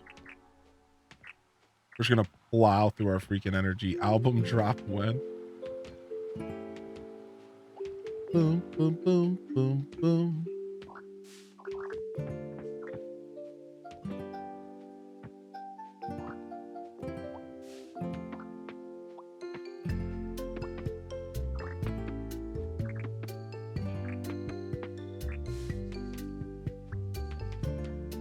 Game super cozy. You been enjoying it? You been playing it, Catastrophe? Oh, you just been watching.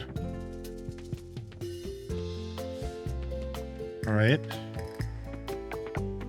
That's a lot of crops. I just got my first jackfruit.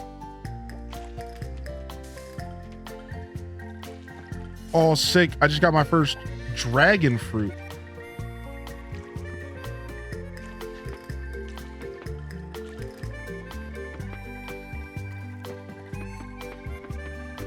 You've been playing it after work, usually late at night.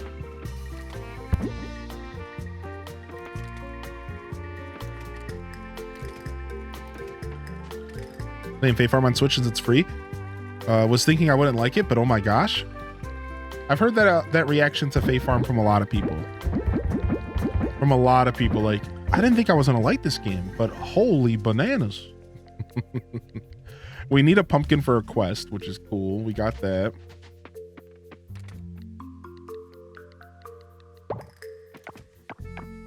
I played Fae Farm for 2 hours during the 24-hour stream. Thought it was pretty good. I didn't really play it enough to like truly experience it. I'm always a firm believer that like you got to give some games like a couple hours. Like you got to give like Stardew Valley. If you play for less than 4 hours in Stardew Valley, you are really not experiencing the game at all. And like you're going to come back and you're going to be so lost. So you're like making it actually worse on yourself in the end. So I always tell people, like, if they're playing Stardew for the first time, like, you have to play it for like 4 hours at least. Or you're going to come back and you're going to feel super overwhelmed. You're not going to know what you're doing. You're going to be lost. You're not going to have like a reason to do the things you're doing. Like, you got to kind of like build yourself up a bit in Stardew to give you like a reason to log back into the game the next day. Right? So I'm kind of convinced that Fae Farm is like one of those games. So I probably really didn't even scratch the surface, even slightly. Hey, Peaches, Danny. Yo, hearty welcomes.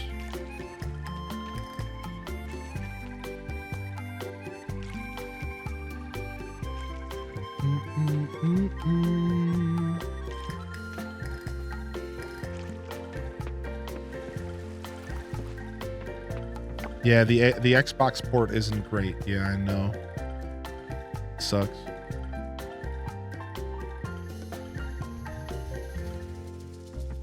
Hopefully they figure it out.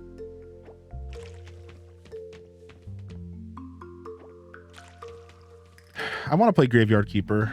I never committed to it, but it seems like the kind of game that I would like. I know it's like very slow paced and it's very punishing. Like, I kind of like those types of games. Yeah. Also, Brittany, good to see you today. I did miss your message earlier, but I hope you're doing well. We could take a quick scroll up the chat and see what I might have missed if it wasn't too long ago. Art style is so good in this game. I do like the art style in this game. I agree with that. I concur. I concur indubitably. Boom, boom, boom, boom, boom. You check out general chat. I'll get to it at some point. I'm not in any rush right now. It's slow and somewhat challenging to figure out, but it's a nice change from the same old, same old. Yeah, right.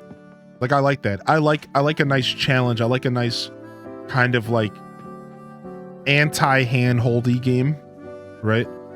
I like a good anti-handholdy game every once in a while. That's like a really good, nice breath of fresh air when you just have to like, you just get thrown in, you have to just figure it out.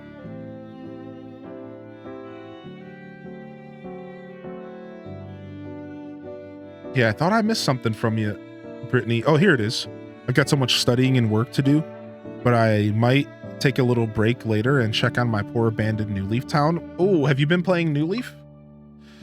Or would this be your first time logging in a while? Now, when I play Dreamlight, I keep trying to jump off over stuff. Yo, what's up, Holly the Tooth Doc? I hope you've been well, dude.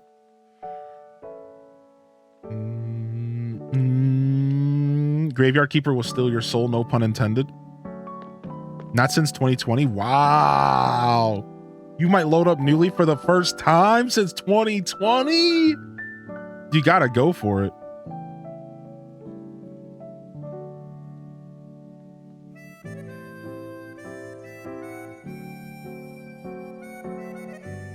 We're probably gonna need 300 energy to do everything I want to do.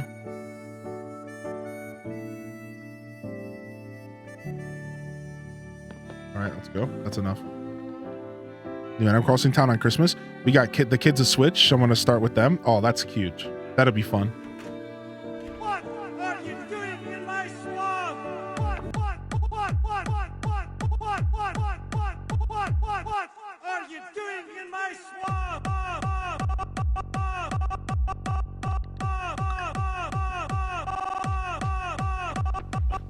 What the frick?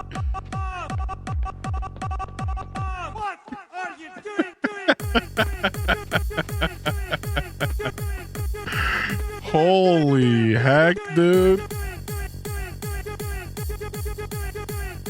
Holy heck, dude. This song always makes me want to be like,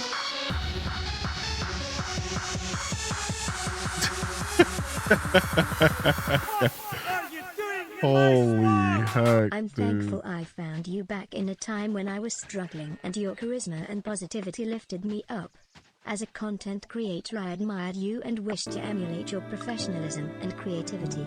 Sadly, the streaming thing didn't work for me because internet issues, but you are never allowed to stop. Even in Ohio, internet insists on messing with you. We need more Hylian in our lives, you beautiful human. Much love and success to you, always love. Human. He said it like Carl Sagan. Yo, holy heck, what a kind gesture. What an absolute kind gesture. Thank you so much, dude. Super, super, super cool of you to do that. Thank you. Thanks for supporting the journey. Thank you for the 5,000 bits. And more importantly, thanks for the kind words. Yeah, super cool. Super cool message. I don't know what to say. I'm at a loss for words. You know it's bad when I'm at a loss for words. You know it's bad when I'm at a loss of words, dude. Yeah, thank you. Thank you so much.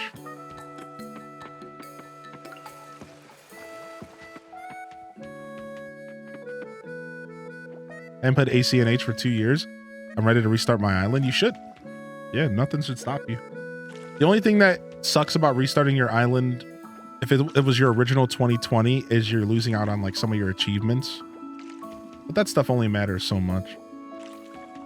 Swamp dance time. Chat popped off, dude. What's up, Lamgella? What's up, Nisi Star? If I missed anybody rolling in during that Welcome to the show today. Holy heck. Yeah, one day I'll play Graveyard Keeper. Maybe we'll put it on the 12-hour variety-a-thon list.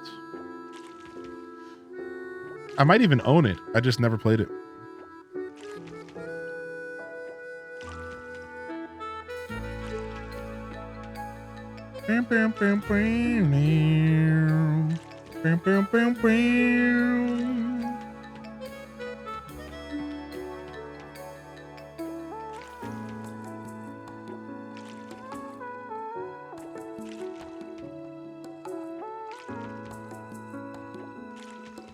Okay.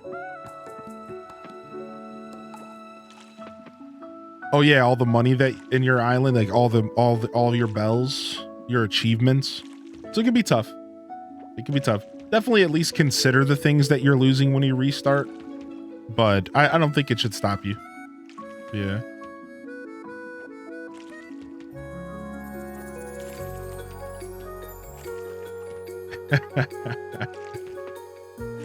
Oh my gosh, Ash. You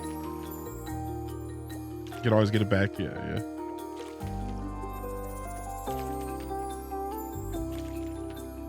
A little bit of a late water night for us due to over harvesting with my scythe. I tend to just spam my scythe when I don't really need to spam my scythe when I harvest. So I'm kind of burning extra energy, it seems. But that's okay.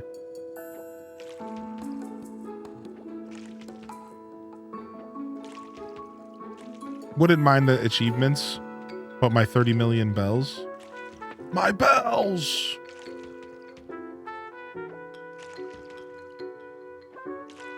Dude, Nintendo, sometimes it actually be like that out there.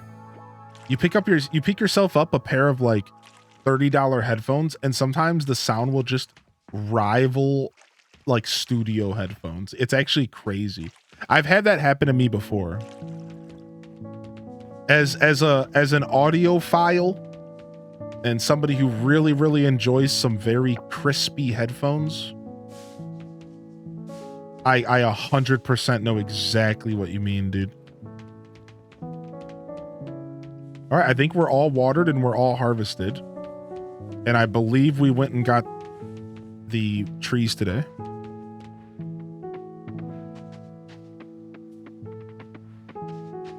Yeah, I rock Audio Technica. That's my style. I like Audio Technica stuff.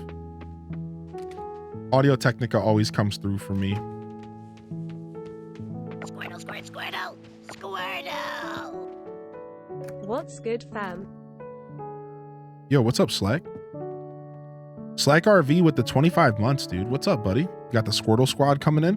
Tototot Salad Bug, thank you again for 27 and happy Saturday. I don't know if I for sure said thank you for that. And thank you again, Lenny. Some more love in the chat for the support coming in. Y'all are hooligans.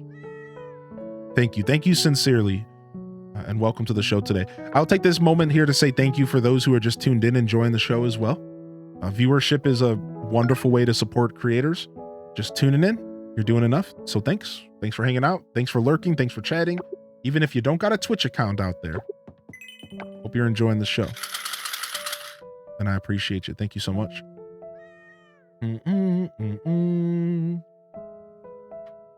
Oh, no, you're good, Jana. This is the kind of game that, like, giving advice and stuff is cool. I don't mind at all.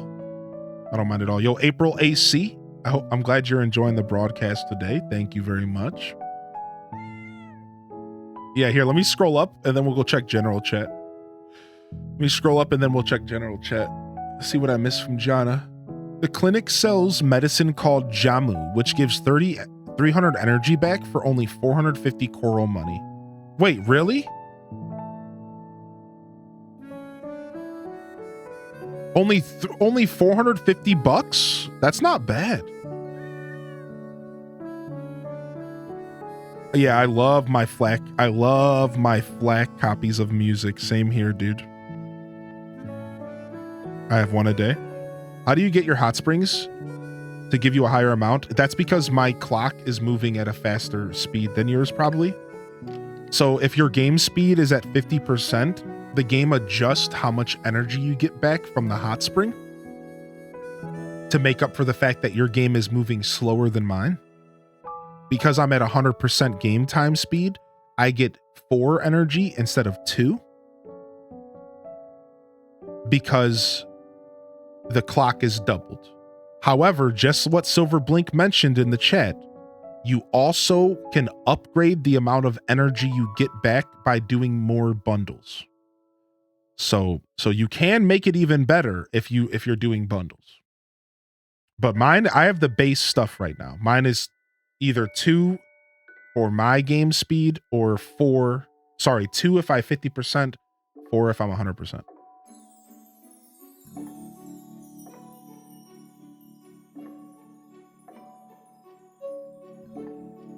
Neanderthal. The more bundles you do, the more energy you get back also, right?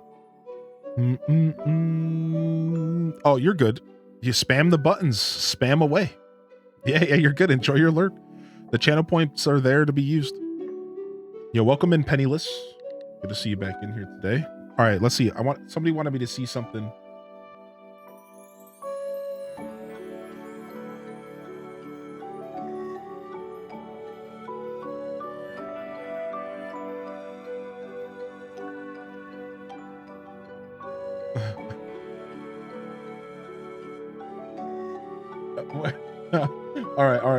All right. Where am I going? I'm going to general chat.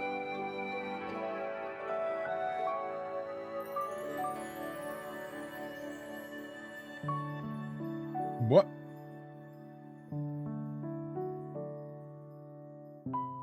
I don't know about y'all Canadians, all right? Canadian Twitter is too much. I don't even want to know about that. I don't even want to know about that.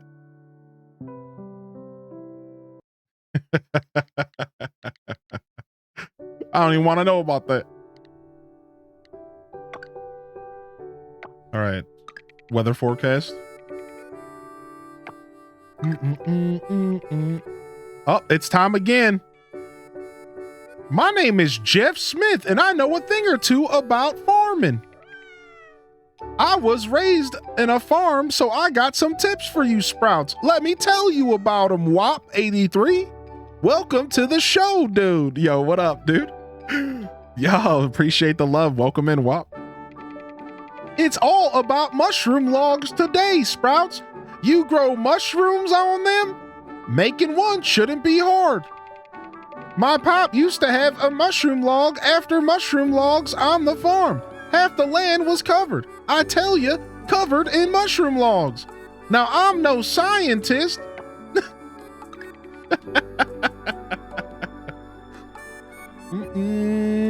Hylian has the font that helps dyslexia checked off in his settings. Yes, correct. Yeah, I have the dyslexic font. Oh, it's time for our buddy Mook Bang with Mook. Moo. Hello, fellow Mooks. Welcome again to Mook Bang. Here, Mook eat everything. Like high-grade grass from Pakyo and Tosako. Moo. Moo. It's heavy. I need Moosistin. Today, Mook will eat this grass from an island south of Pakyo. Mook say it was the last stock in the world. Farmer cultivating it gone. Mook will judge if it was a shame or not to disappear. Munch, munch, munch. Moo. Mook tastes soil and freshness. Mook approves. We just need this to be an emote. Like this right here. This needs to be an emote.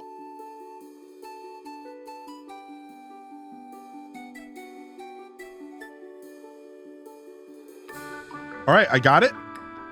Let's go ahead and make this an emote for BTTV real quick.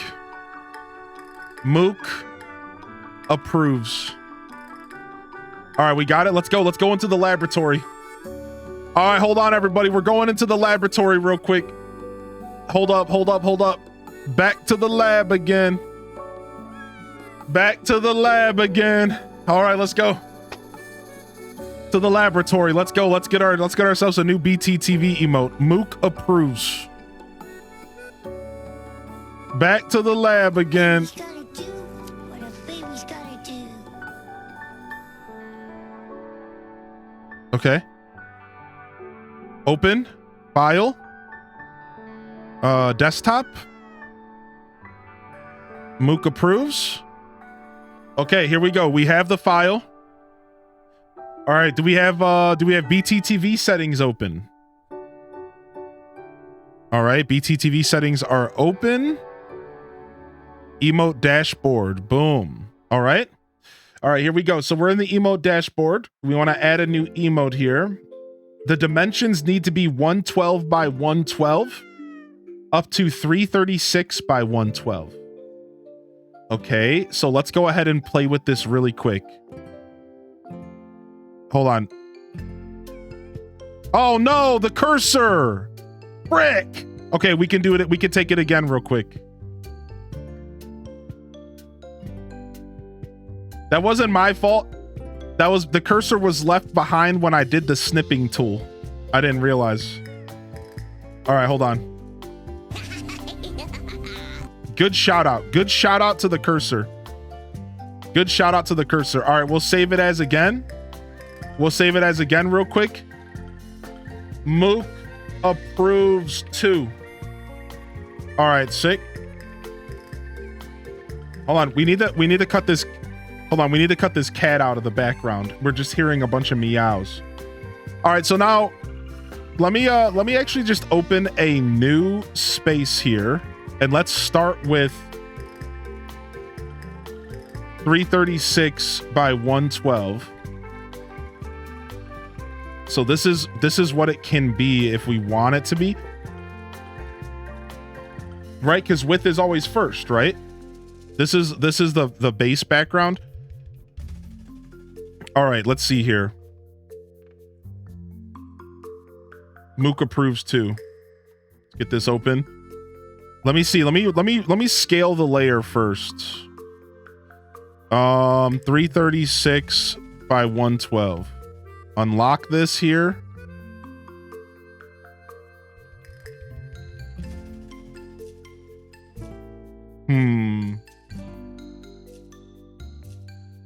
All right, I think we're gonna cut it off and just do 112. I'm just testing something. I kind of know what I'm doing. Just believe me, I know what's going on. I'm just testing something. All right, so let's go and change the actual canvas to 36 by 112. Center. And it's just gonna be his eyes. Why is 336 by 112 seem so... All right, let me just do 112 by 112. Center, okay. I don't know if I want it to be square. I want it to be a little bit wide, actually. Let's try 220 here. Let's see. Oh, that's just height. Oh, no, it linked up. 12, there we go. Yeah, that's just wide. Yeah, that's just width. That's not height, right. So let's go to 156, maybe. Okay. I kind of like that. All right, let's resize the canvas here. And then we have to scale this 156 by 112. Oh, wait, hold on. I messed up again. Last time I did this, I did it so much faster. Right, I want to change the canvas, not the layer. Right. Scale image, scale canvas. Yeah, I want to scale the canvas, not the layer, right? 156... 112. Resize. Oh, I'm just doing it in the wrong order. Okay.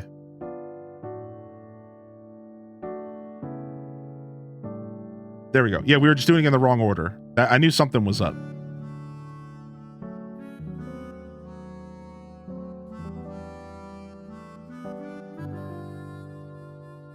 Okay. Mook approves. There it is. There's our boy. That looks pretty good. I can honestly even get more of his ears if I want. We can honestly go a little bit. We can honestly go a little bit further. Let's go to like 164. 112. Nah, then it gets stretchy. See, you want to do dimensions that make it not freak out like that. That's why I did 156. Because you don't want it to be stretchy like that. We want it to kind of keep some of its shape actually. What did we do? 154 was it? Or was it 156? I think it was 156. Yeah, actually, you know what? We can do better than this.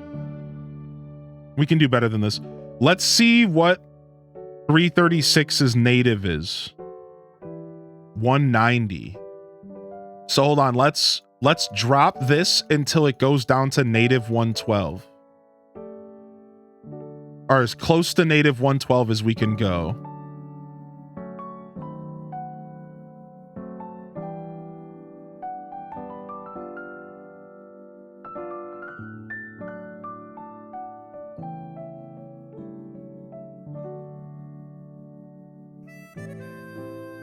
$198. Beautiful. Beautiful. 198 by 112.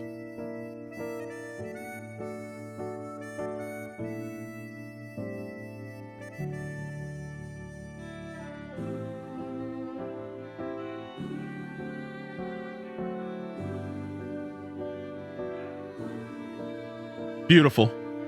We got it. All right, let me go ahead and export this as Mook approves 2 as a PGN. And this should work into this should work here.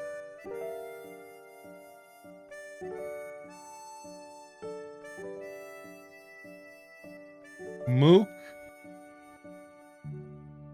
approves.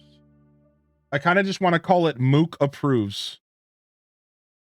That's going to be the emote.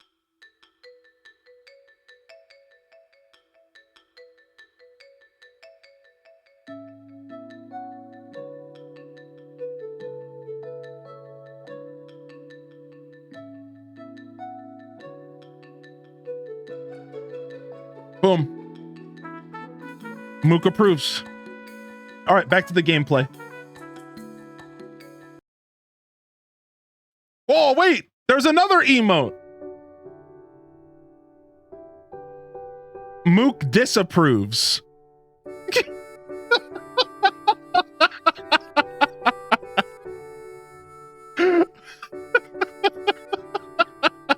Do we do it again? Mook disapproves. Do we go for both? Do we? Hold on a second. This is actually a good idea. Hold on. We're off the rails here.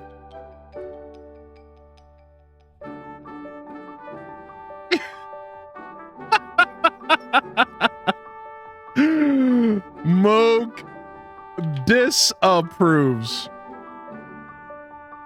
All right, hold on. The only reason I even agreed to do this is because I haven't, the only reason I decided to do this was because I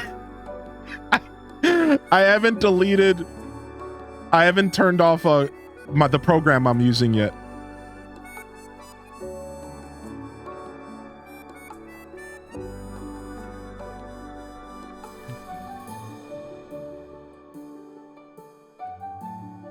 There it is. Mook disapproves. To be honest, I almost think we should have zoomed in a little bit more. But like, who cares? Because it's just BTTV, right? So like, whatever. We probably should have zoomed them both in a little bit more. If we were like making this for our actual Twitch channel, I would probably work a little bit harder. But I can't be bothered.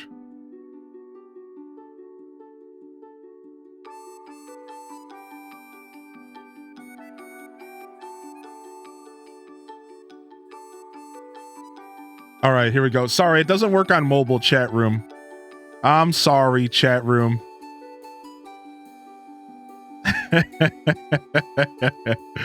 Yo, what's up? What's up? Welcome in. If you're just tuning in, I might have missed your messages. I might have missed your message if you're just tuning in. Give me just a second here.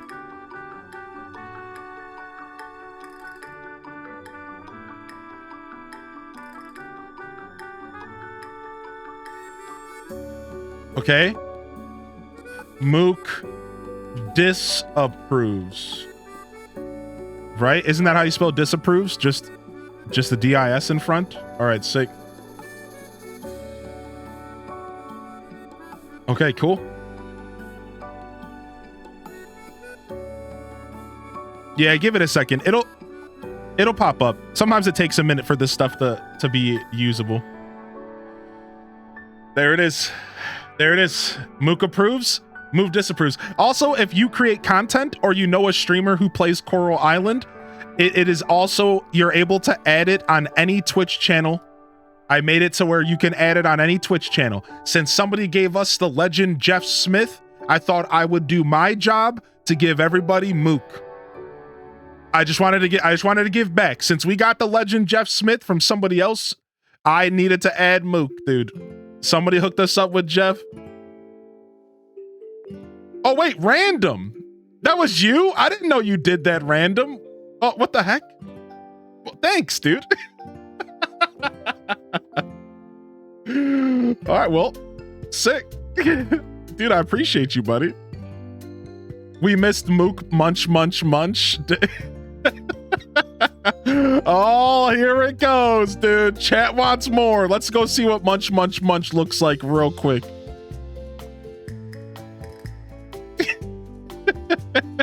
Get out of here. All right. Let's get back to the game. I'm sorry. Listen, we like to have a little bit of fun in this chat, everybody. Jump in the chat. Let me know you're out there. We like to have a little bit of fun in this chat, all right? We're being a little bit goofy.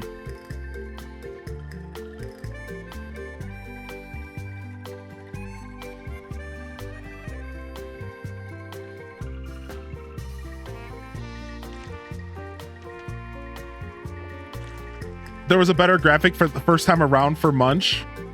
I think you're talking about the second one. I think, let me see. I'm just kind of curious. No fun allowed.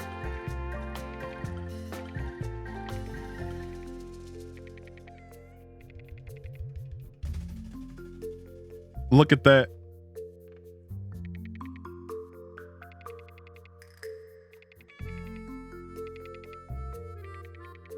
Look at him. Look at Mook slapping the bowl. Look. Mook approve. Mook disapprove. Mook smack.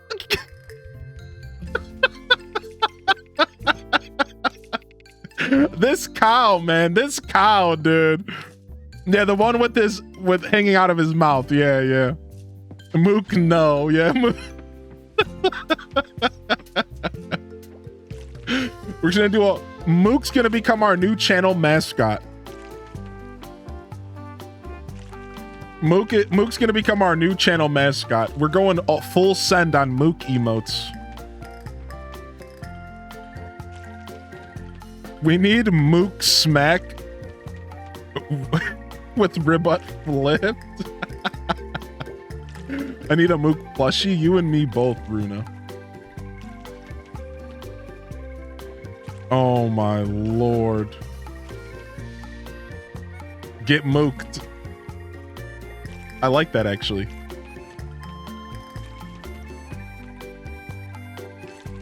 Get mooked, son.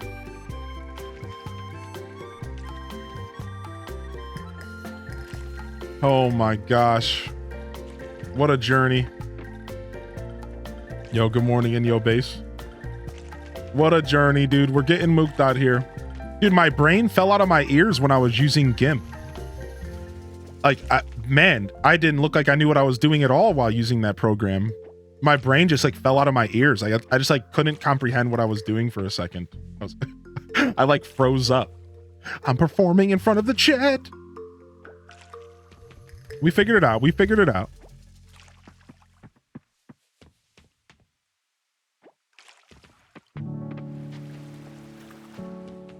All right, I guess we go to the Harvest Festival, eh? 7 p.m. We should be done doing our field by then.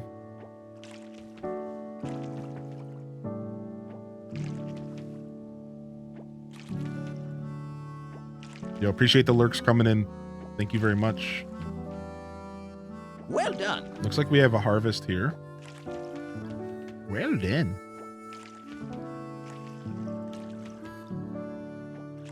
The black and white. The frick? I forgot that was even an option.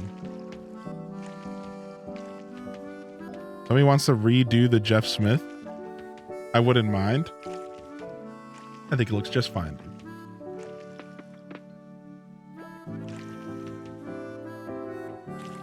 Would you ever try the game Moonstone Island? Yeah. It's on my docket for things to try here soon. Didn't we get a release date for the Switch version? Or no, it just said 2024. Part of me kind of wants to wait till the Switch version, but I probably won't. Maybe we'll check it out this December. Part of me was kind of just waiting for the Switch version, not for any particular reason, just because.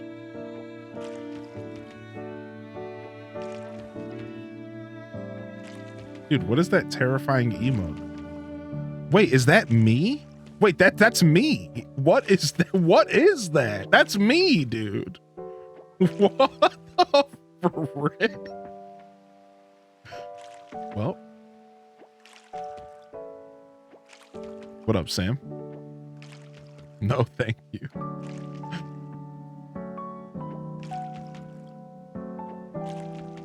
All right. We actually might want to plant some seeds, but we chose the worst day because I don't think we can go buy them. But we'll plant whatever we have, and then we'll go to the store and buy some tomorrow.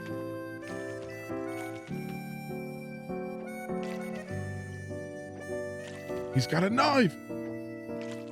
Both Coral Island and Moonstone Island will suck you in for many hours.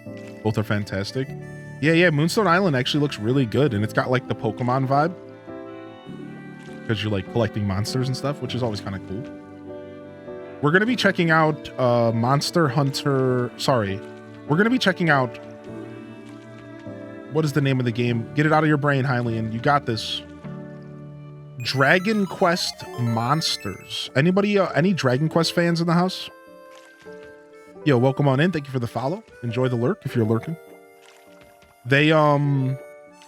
They released a game called Dragon Quest Monsters, which has like a Pokemon vibe. You just like, you collect monsters and you battle with them. I don't really know the details, to be honest. I don't really play many Dragon Quest games. Well, the company reached out to me and offered me a free copy of the game and a free like piece of merchandise that I'm actually under embargo. So I can't talk about the merchandise yet, I don't think. And they're mailing it to me. The company reached out to me on behalf of the developers. It was like a middleman company, right? Yeah, they offered me some free stuff that I'm getting in the mail, and then I'm getting a copy of Dragon Quest Monsters. Right? I thought that was kind of cool. So we're gonna it's not like a sponsorship, right? Like they didn't offer, it's not a sponsorship. It's not like they're paying me. They just said, do you want this free stuff? And I was like, yeah, sure. Because I've worked with them before. So the company is called Fourth Floor, I believe. And they were the people who handled my sponsorship for No Man's Sky. And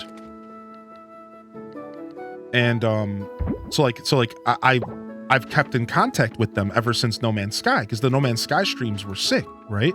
That was like one of my best ever sponsorships. It was a wonderful experience. So I've been in contact with them ever since. And they reached out and said, hey, yo, you want this free stuff? You know, I don't always like to take. Y'all know my philosophy is like to not take too much from the pot of life. I don't want to overtake, you know? So I try not to like take too much stuff, but I've recently just been becoming a little bit less, let's say a little bit more comfortable with the idea of like getting a freebie here or there. It's like, it's kind of a why not situation. It's like, while I'm sitting here overthinking getting a little bit of free merch, like, why not? You know, and I can maybe even give it away to the community, which is probably what I'll end up doing. You know what I mean? Like, nothing wrong with that. Especially when there's no, like, it's not like the email was like, please consider playing the game or anything. It was just like, yo, we want to give some free stuff away. Of course, we all know the business side of this is that they intend they hope that the game will get played, and if the game gets played, then they get promotion. That's clearly like the unsaid deal that's happening. But it doesn't mean I have to do anything, which is cool. I like a non-commitment situation. Yeah, Dragon Quest is a great series. Yeah, what's up, Diamond? Yeah. Dragon Quest is a very, very celebrated franchise. So it'll be kind of cool to check out Dragon Quest Monsters. All right, what am I doing? I'm losing my brain here. I think we're all watered. We need to harvest.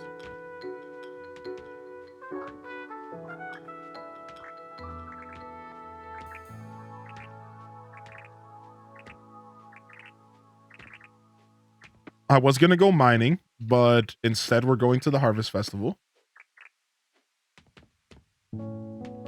Yeah, I heard Dragon Quest 11 was great. Yeah, I don't think we have a 12 yet, right?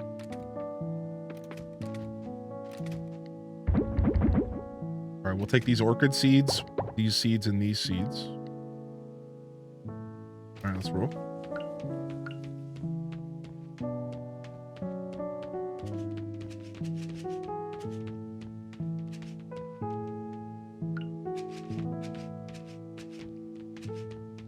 My relatives finally left. All but one. Bless, bless, bless. I'm sure we've all been there before. Okay, cool.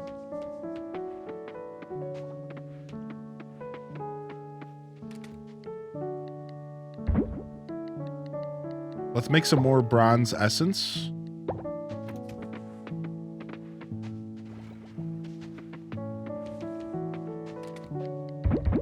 And let's make some more glass.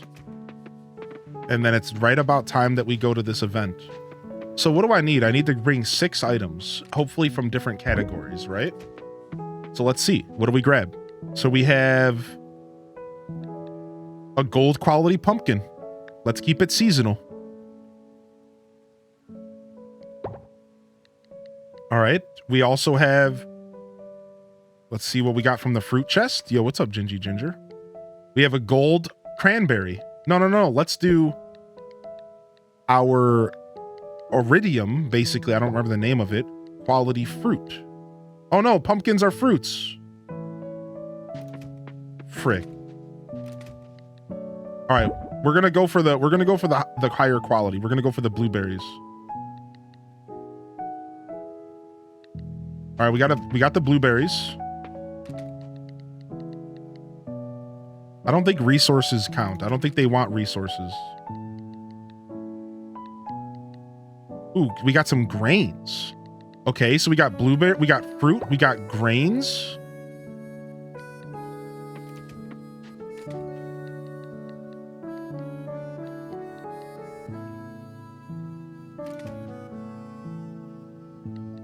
I just have regular melons.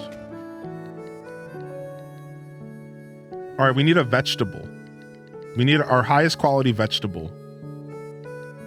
Let's take the cauliflower. 1 fruit, 1 veg, 1 flower, 1 barn. I sadly don't have the barn and coop, so I got to get creative.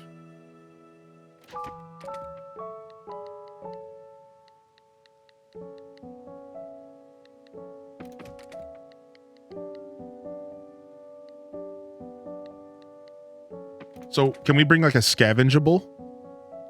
Will those count as points? Could I bring a scavengeable?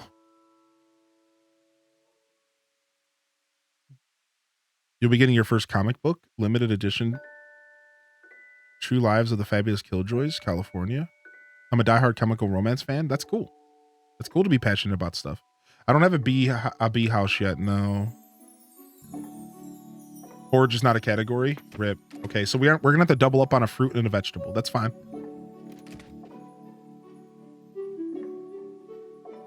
We'll double up on a fruit and a vegetable. That's fine. All right, so let's go to a flower. Where's our flowers at? Blue flowers. Here we go. Start. We have a a gold quality flower.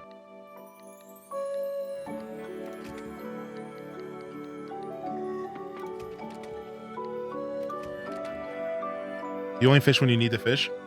I just haven't fished at all yet. To be honest, I only fished to show off fishing to the chat.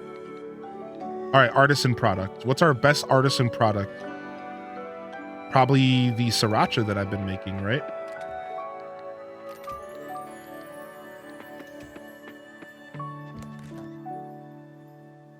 So then where does grains fall under? Or what do grains fall under? Gonna go to work soon. I've been enjoying the streams. Have a good day at work. It goes under vegetables. All right, so that'll be our double up for vegetables. So let's get a double up for fruit. And then that's the best we can do. And we'll grab a pumpkin. Sure. All right. Cool.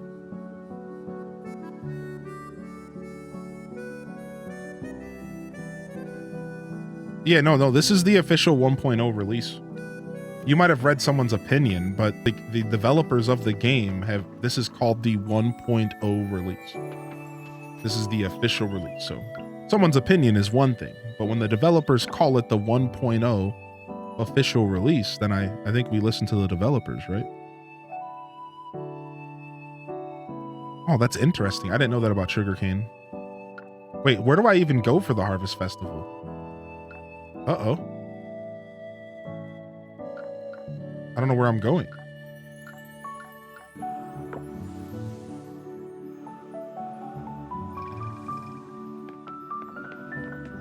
All right, we have 2 hours. Let's go ahead and dig up some trash.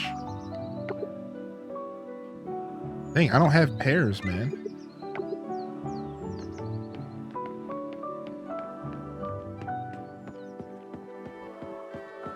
Hey, cat. Peanut looks a lot like butter. Are they siblings? Yeah, I think there's definitely still development for the game. Right, yeah. This game still has more things planned as far as like development and features and stuff like that, but that's just more stuff. Yeah, for sure. Right.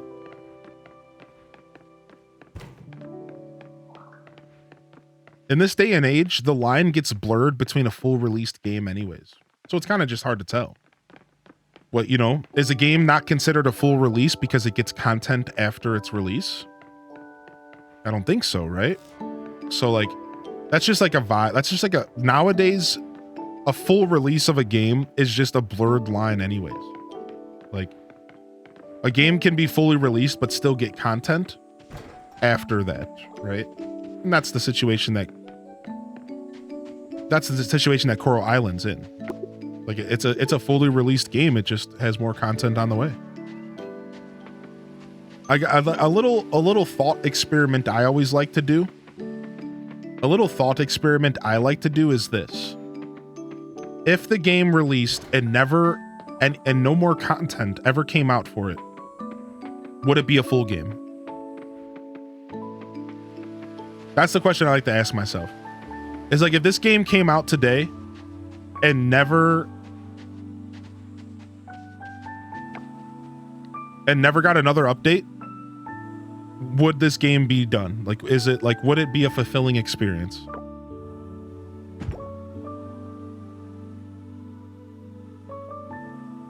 That's the question you have to ask, right?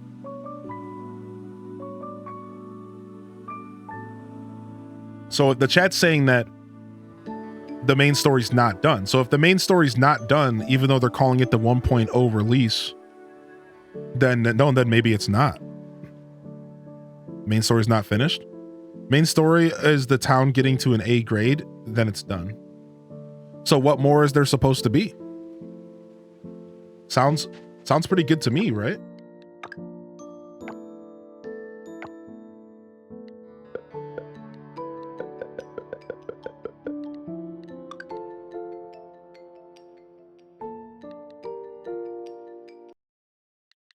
In 1.0, you can only get to town rank C right now. Is that true?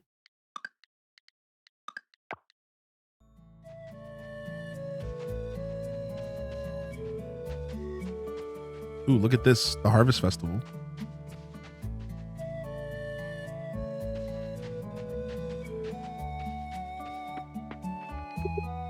I'm already rank B. Start smashing pumpkins. Rewards. Ooh, pumpkin pie. Eileen, are you ready with the crops? Don't worry. Okay, yeah, I forgot. I did bring stuff. Apple bobbing. You can get to A, but S doesn't work now. The oil company story isn't finished yet. It's in Iraq.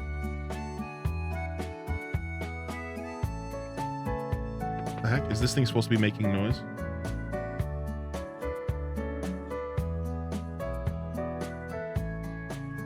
No, new content is what keeps people interested in playing. Look at The Sims 4, off in 2014. People still play because of the extra DLC. Yeah. Yeah, we're not saying that new content is bad or anything. Yeah, DLC is one thing.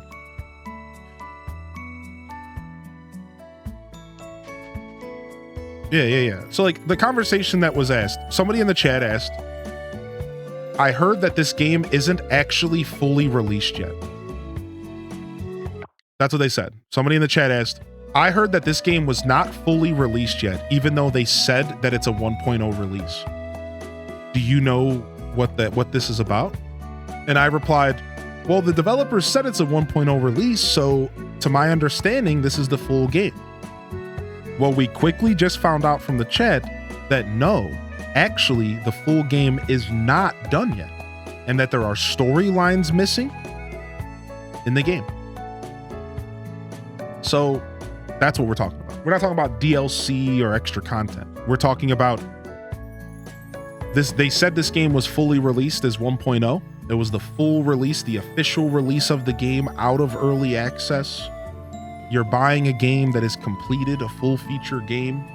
And we're finding out in the chat that that's not the case. So it's not the same as The Sims releasing DLC, because The Sims on release was a full finished game that you can interact with fully and do everything. You would never have to buy DLC and you would still have the full game. Right? So like that's what we're talking about. Yeah, we're not talking about DLC necessarily. But it makes you think, because are all the gameplay features done? Because like I think there's an argument for story stuff not being done, but the gameplay is all done. So those who have played this game and that know what they're talking about, I ask you that question next. So all I'm hearing is that the stories aren't done. Well, the truth is that plenty of stories don't get finished in games, and it's not really a big deal. I've played plenty of games where like the story just stops and then DLC finishes the story. So my next question is the gameplay done? Like, can you play 5 years of the game? Can you level up all of your skills? Can you unlock all the equipment? Is all of that stuff done? Because I think then at that point, I'd still consider this a fully released game. They finished all the holidays and I would say all the mechanics are done, right? So look, if it's just some story that's not finished, I personally don't necessarily think that that's the biggest deal. This is just a personal take. Like, who cares? Like, story stuff is always left unfinished in video games.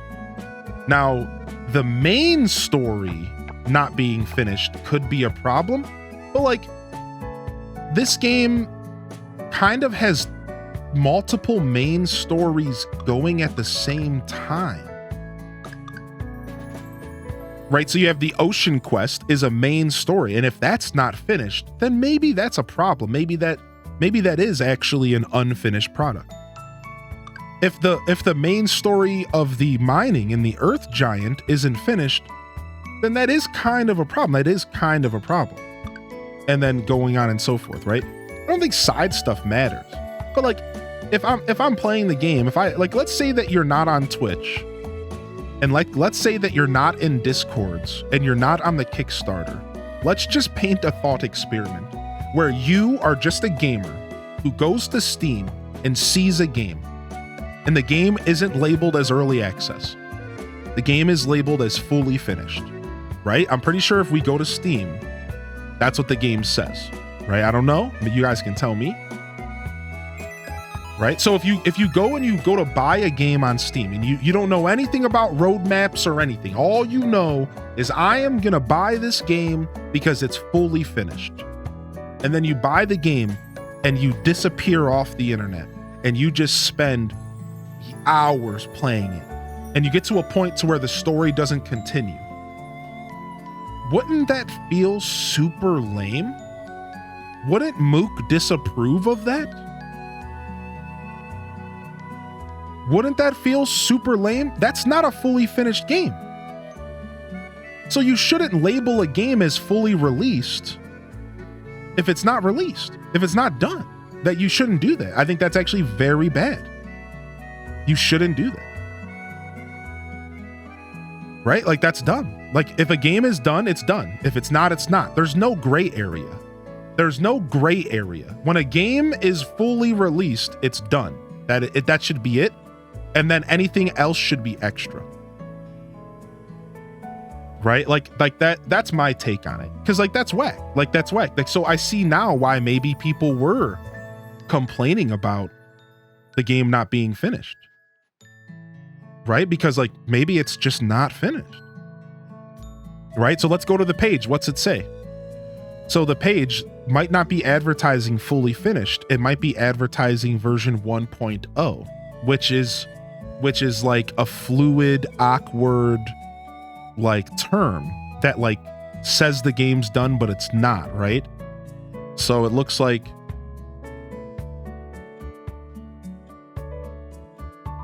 they're just advertising the game as 1.0. They're not advertising it as fully released. So this might be a problem of the community, not necessarily of the developers.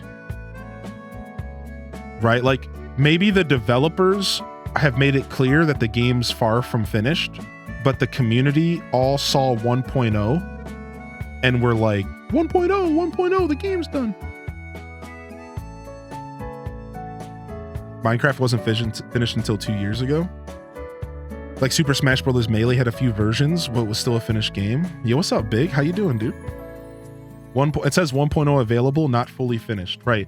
So that's kind of the approach. Again, we're just having a conversation. We're not here to like say that the game's bad or good or anything. I just like talking about games, and every once in a while an interesting topic gets presented to me.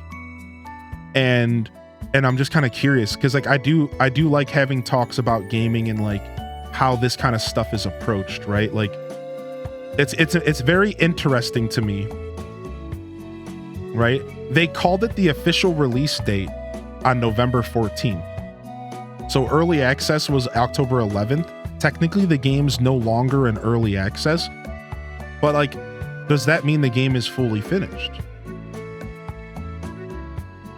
Right? Like, does it inherently apply?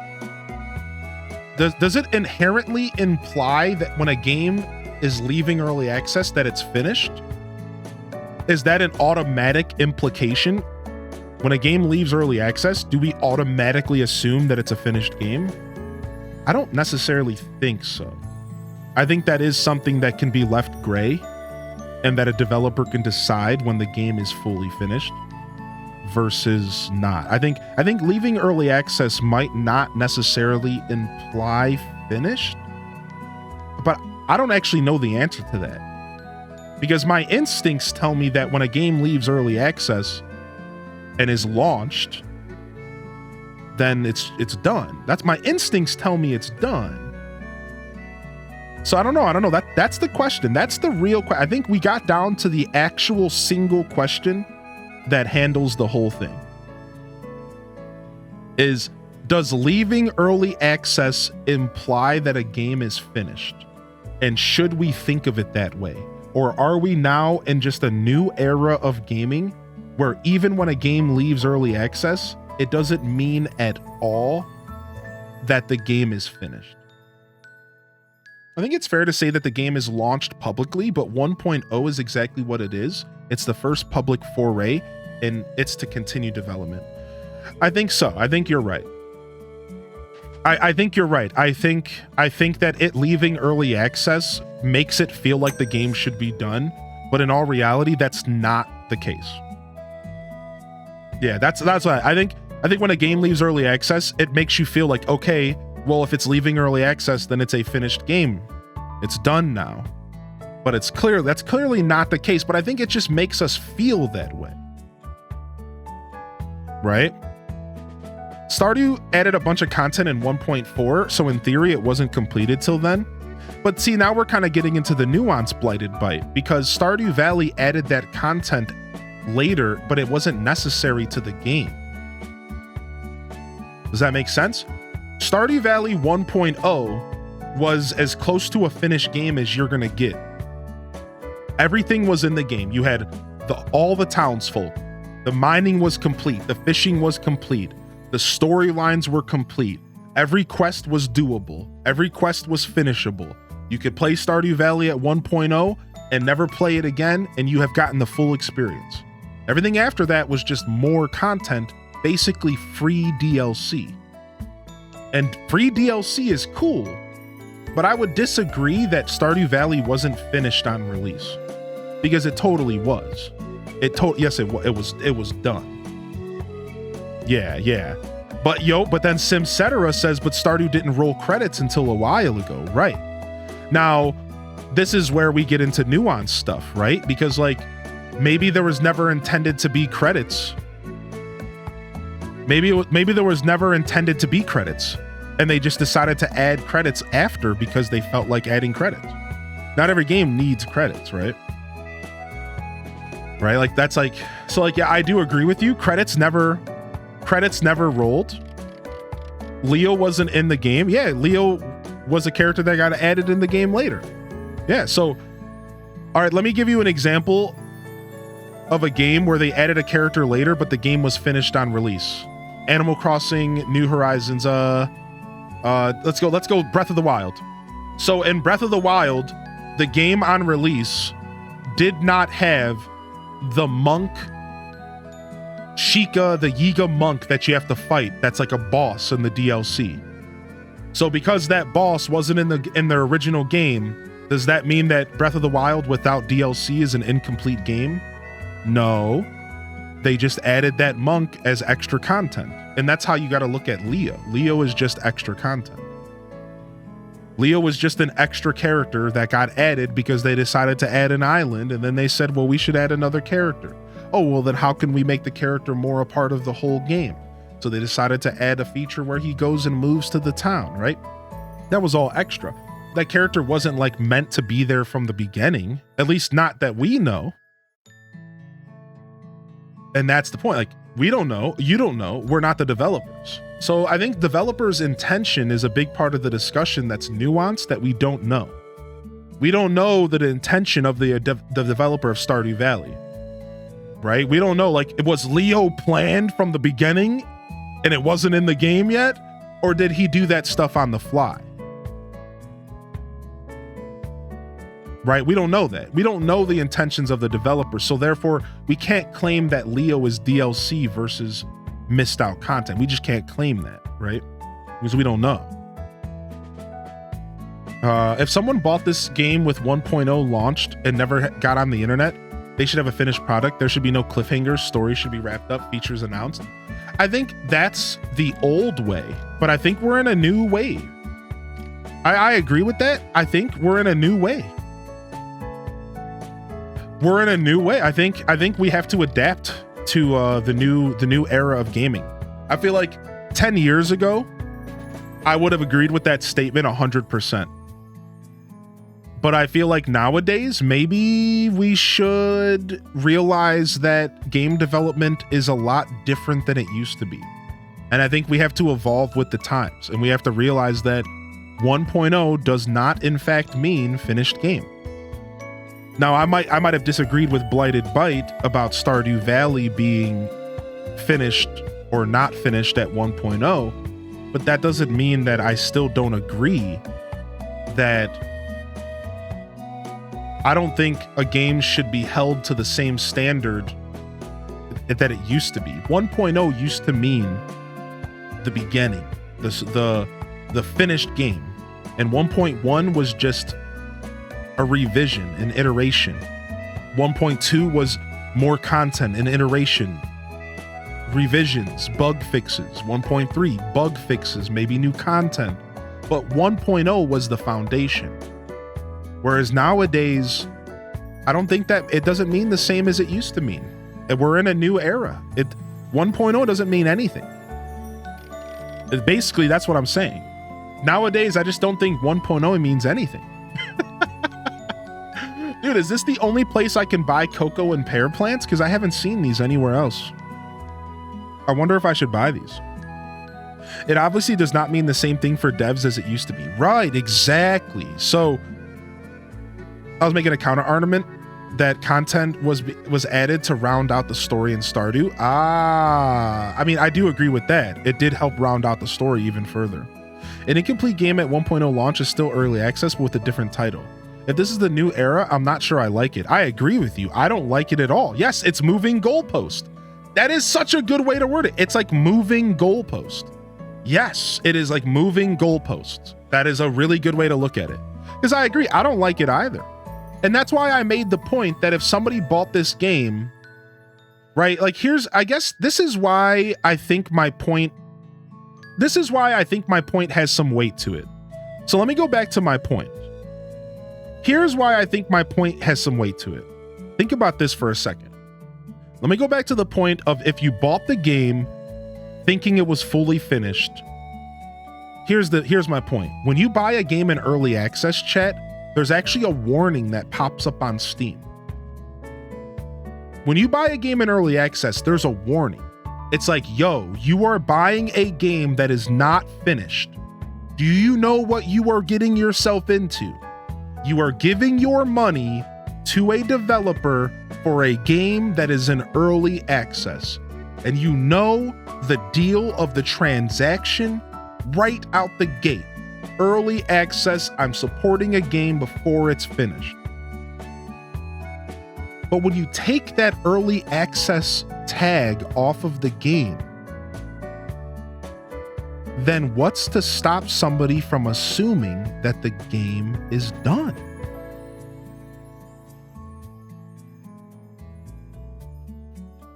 What's to stop someone from assuming the game is finished? It's not like there's not a warning, there's not a tag, there's nothing. You just go, you buy the game and it says, okay, it's a game.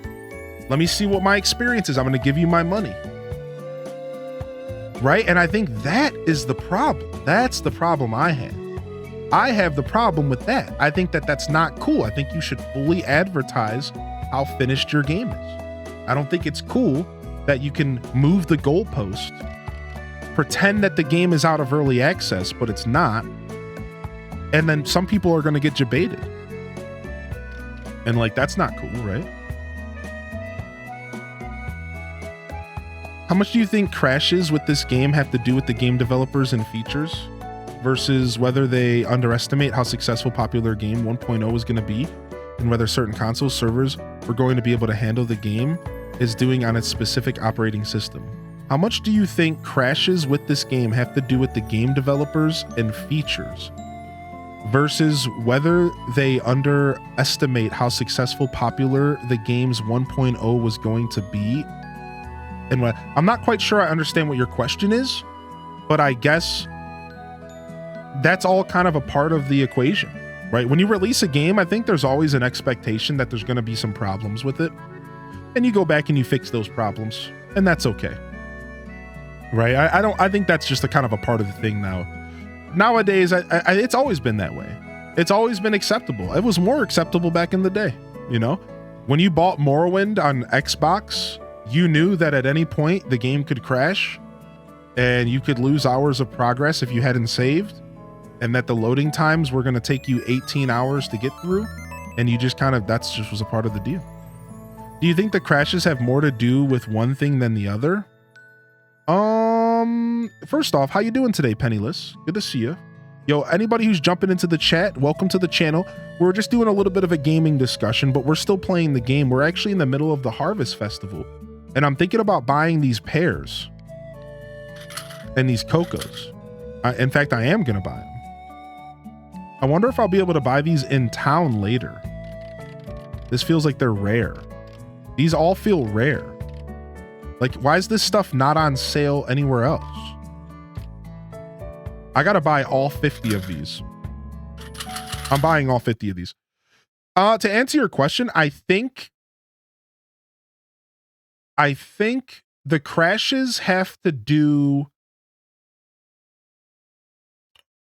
That's actually a really good question. I think the crashes have to do with like spaghetti code, probably. So probably stuff like the features that were added. I'll say like the features and stuff. To answer your question, I think it's like the features and stuff. I think it's less that they underestimated the popularity of the game, and more that they've probably tried to add too much to the game, and they might have like they need to work through some problems. It's probably that, I think. Yeah, it does crash more on console, right? Zelda Christmas wrapping paper at $5 below. Oh my gosh. Should we buy a mooncake? Sure, we'll treat ourselves. Coming out alert to add that I think I would classify a game as complete if the game mechanics are finished. In my opinion, they can add as much story content to a game as they want. Yeah, I do agree with that. I'm on the same boat you are. What's up, the Thangalang? How are you, Thangalang, dude? We love that name. The Thangalang. We should probably buy some discounted fertilizer too, should we? The issues with the console conversion of the code. Yeah, right. I agree with that. Like, more specifically, less like the features necessarily themselves and more how they interacted with the console conversion. Right. If it's on sale, snab it. Yeah, I know what you think. You think you can hide from me? All right, let's buy this fertilizer. Further into the game, I get the more issues I'm running into, including crashing and freezing. Almost as if you're like adding too much to the world and it has too much to like load. I've seen that in games. Speaking of Morrowind, did you know, here's a fun little fact for you about Morrowind. Did you know that if you go around the world in Morrowind and you pick up all of the random forks off of tables, the game keeps the data of those misplaced forks and it has to keep loading it. So let's say you pick up one fork, but then you pick up 100, then you pick up 1,000. Eventually your game can get so laggy that you can't even load the save file, because the game has to, every time the game loads, it has to load in its memory bank of all of the displaced forks from around the world, because you're picking them up, you're taking them away from their original place and putting them in your inventory. So if you do this so much to the point to where your game will literally be unplayable. Yeah, your game will literally be unloadable. Like, it won't be able to load. It can't handle it because you're messing with the environment too much. On Xbox, it actually resets the Xbox to clear its cache every time you enter and exit a zone. That's crazy, dude. Yeah, you have to be careful about that stuff. Karen has nothing more to say. Raina has nothing more to say. What the for? Yeah, I appreciate y'all joining in for the conversation. At the end of the day, I think it's just, we're in an era where it's even more important for gamers to kind of do a little bit of research before they make a purchase. And that's what it comes down to, right? I think we can walk away from a hearty discussion that was based in the idea that what is considered a finished game. And I think that we just need to remind ourselves that a little bit of research goes a really long way when you go to buy games. Because as Inyo Base said multiple times, this game is amazing, and we're not at all saying that the game is bad. In fact, I think the game is giving you plenty of content for the money that it's asking. It's not asking for $60. It's barely asking for 30. It's asking for like 25. Right? And that's cool. Like, good for them for offering a full experience that feels really good. A nice, hearty, I should say hearty, not full, but hearty experience. But the truth is that it is a little weird that it's like taken out of early access, but still has stuff that needs to be finished. But I think it comes down to, we're in a new era of gaming where games are in fact going to leave early access and still be unfinished. And some of us who have been gaming for years are a little bit taken back by that. We're like, what, really? Is that how it's gonna be? Yeah, well, that's how it's gonna be. I mean, people would argue that New Horizons was far from a finished game, and that game was $60 out the gate. There are people in this chat, I guarantee you, type of one in the chat if you agree with this, that you think that Animal Crossing New Horizons on release was far from a finished game. There are people who I actually disagree with that. I think that New Horizons was a finished game and that you could have played it out the box and enjoyed it fully. But it's hard to ignore that there was not even swimming on release. The holidays aren't even coded into the game. The holidays had to come through the internet for the first year. After that, now they're in the game, right? Think about it. Like, there's a lot of stuff that wasn't in the game on release. Brewster, the cafe, like there was a lot of stuff. So like, we're in this weird era now where it's like, it's okay to just release half-finished games, call them released, call them launched, call them finished, and be like, we'll add the rest of the stuff later, give us your money. That's the era we live in now, dude. Like it's a different road, it's a different world, and it's for better or for worse, right? For better or for worse, it is what it is. I think sometimes to just quickly add my own anecdotes real quick. I think in some ways it's a good thing because it gives developers time to finish stuff and they don't have to crunch. Because if you don't know, crunch time in gaming is actually really bad. Game development is kind of known for having really bad crunch times where they put their employees through really stressful situations, right?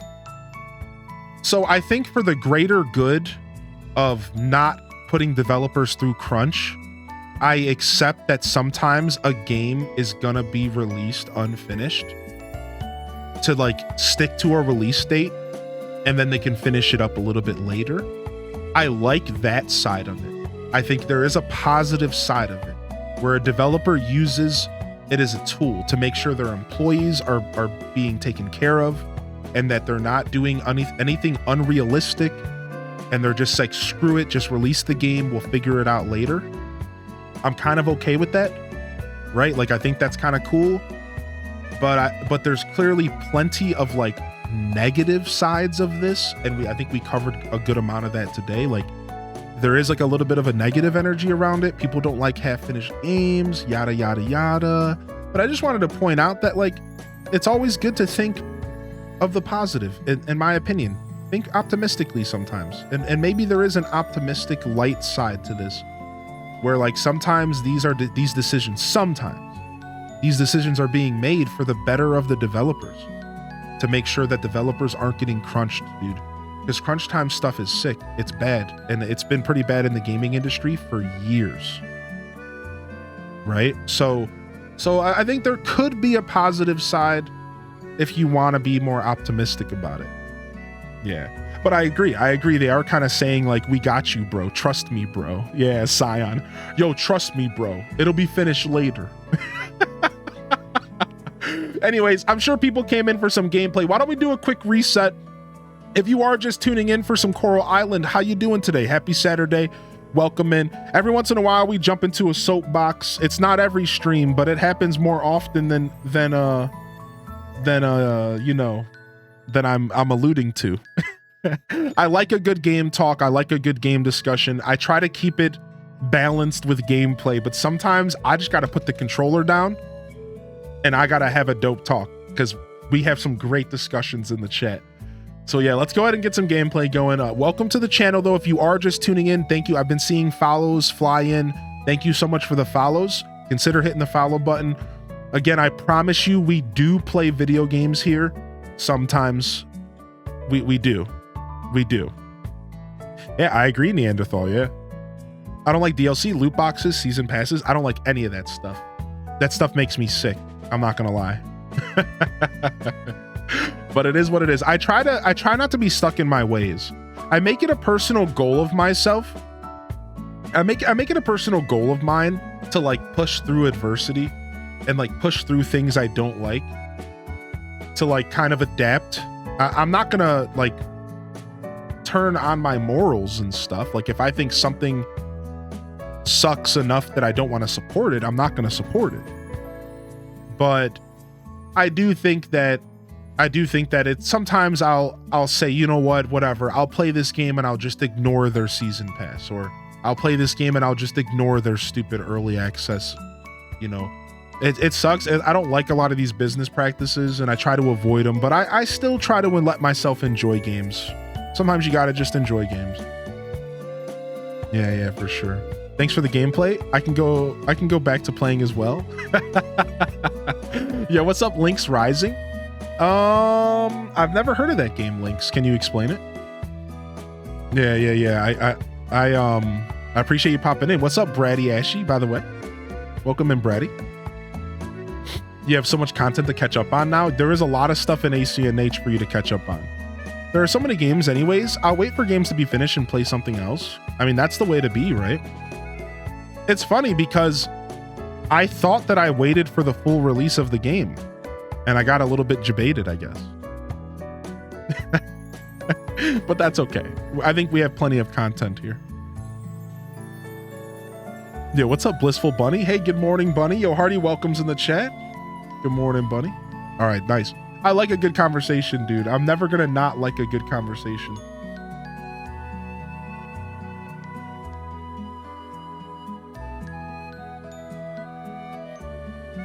Oh my gosh.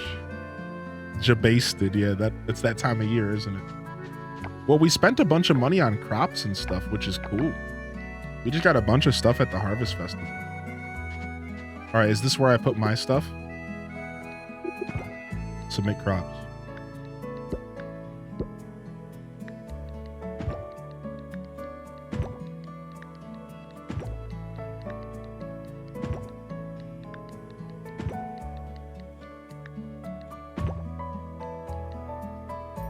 All right.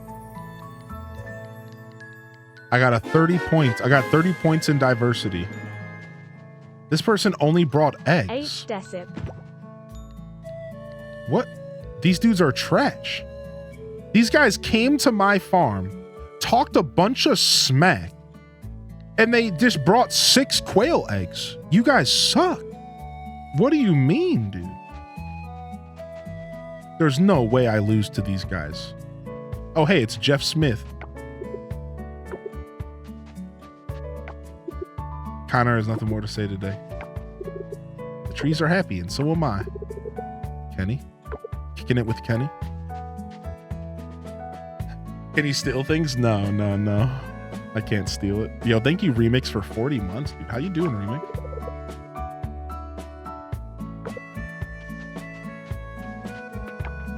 I won't be fishing today. Looking for bugs is more exciting. Hey, little kid. Oh, look at this stuff. Look at this inflatable cow. Yeah. Where's the chicken sculpture at, huh? Where's the chicken sculpture at? There it is. There it is, dude. Jeff Smith's favorite part of the whole thing. They got this giant chicken sculpture. Yeehaw! Did you just call me an inflatable cow? If the boot fits. No, I don't think this game needs any internet, no. Not like actively while you're playing. Paper mache?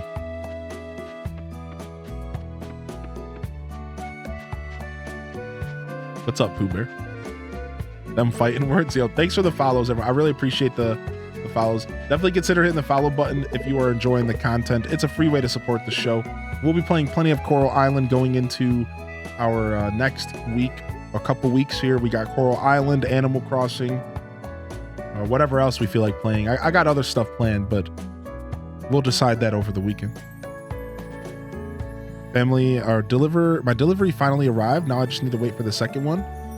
Yo, dude, Remix, dude, good to see you, buddy. Thank you so much, man. I hope you've been well. It's almost 1 a.m. See you tomorrow playing with you. Nice. Yeah, we'll be back tomorrow. Stark's Christmas gifts is arriving today. I was banking on it arriving before he gets home so I can hide it. He's scheduled for later in the day now. Oh no. Snark, you know, you might just have to say something. You might just have to be like, yo, get away from the door. Get away. All right, are we going to start apple bobbing? You got a new gamepad. How do I play this? I don't know what I'm doing.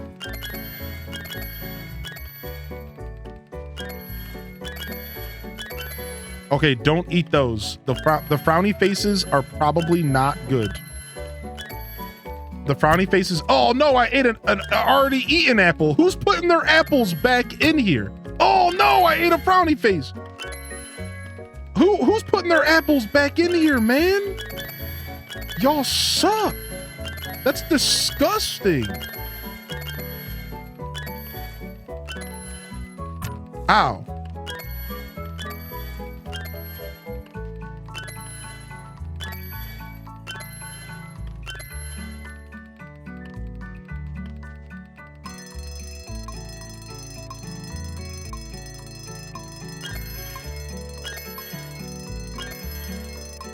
Ow. Yo, enjoy your lurk, Quacka. Appreciate you. Yeah, Remix, sometimes you got to get those upgrades going. Ooh, we got all the rewards. Yeah, we got all the rewards, baby. Look at that. And we even got to show Alice our apple munching skills. Yeah. That's right, Alice. Did you win that? I don't know. I got apple jam. I got an apple pie. Oh no, I'm gonna check the Harvest Festival soon. I'm gonna do the mini games first.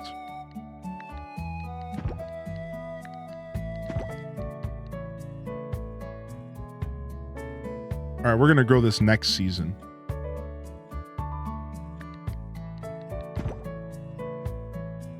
Wait, no, this is a tree. Oh, this is my first actual tree, not seedling. The seedlings are plants. The sapling is a tree, so I can plant this. And we'll just save it for next year. Okay. All right, let's go play the other mini game real quick. Start smashing pumpkins. Here we go. Dash and hit. X.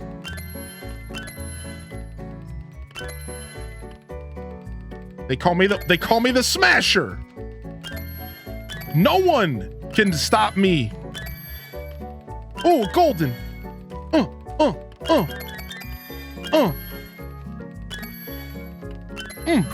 Ow, no, I stepped on a doo-doo one.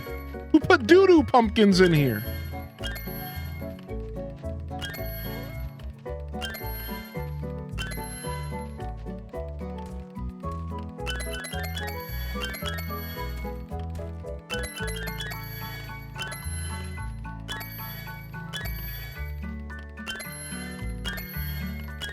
Dude, this is sick. I'm actually enjoying the heck out of this.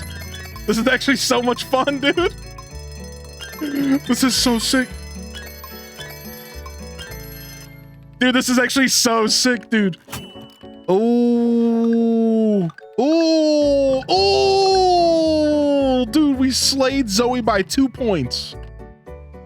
Dude, actually sick. We got 8 pumpkin pies that give me defense. Plus defense pie. Plus farming proficiency. Nice. Dude, that game was sick, dude. That game was actually so fun. Yeah, the Harvest Festival is on the 15th of fall. That's right. Oh, remix you're playing on EU Palia. Maybe I can like figure out how to switch over and come play with some EU squad sometime. Yeah, I bought these fertilizers because they were on discount. So there's something about festivals in this game is that the festivals always have stuff for sale on discount from the price that you would normally get it from.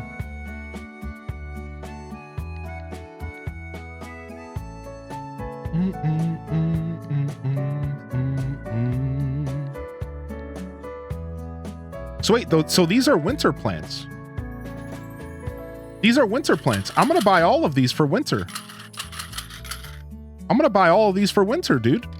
Yeah, we finally found something to spend our money on. Should we buy the wild seeds? Or were y'all telling me to save my wild seeds because I could plant them in winter? No way. You're such a genius, chat. Chat room. You did it again. Were you telling me to save wild seeds because I can plant them in winter? No way! Diva! All right, we're buying all of these.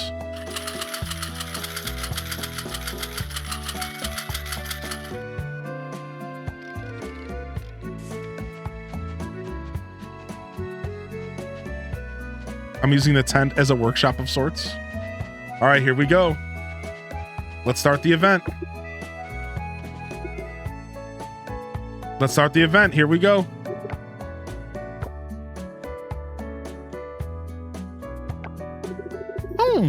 Interesting. Oh my gosh, we're seeing Jeff Smith in the flesh. The only thing that could be better than this is getting a chance to see Mook in person. Wow. Wowie zowie.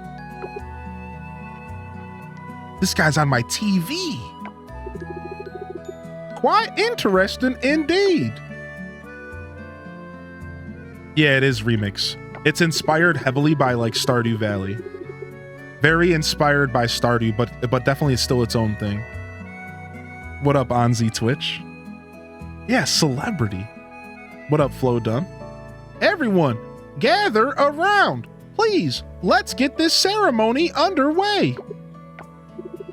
The Harvest Festival, it's not just about displaying the fruits of our labor. It's about celebrating the hard work, dedication, and actually, hold on. Maybe in our lore, in person, Jeff Smith is actually just a regular dude with a regular accent.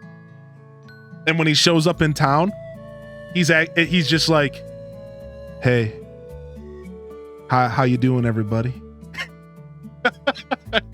I kind of like that headcanon that like in person, he doesn't sound anything like he sounds on TV. And he's just like, hey, yo, I'm Jeff Smith. And you're like, wait, what? Nah, I kind of like that. So we're only going to use that voice for TV, Jeff. In person, Jeff?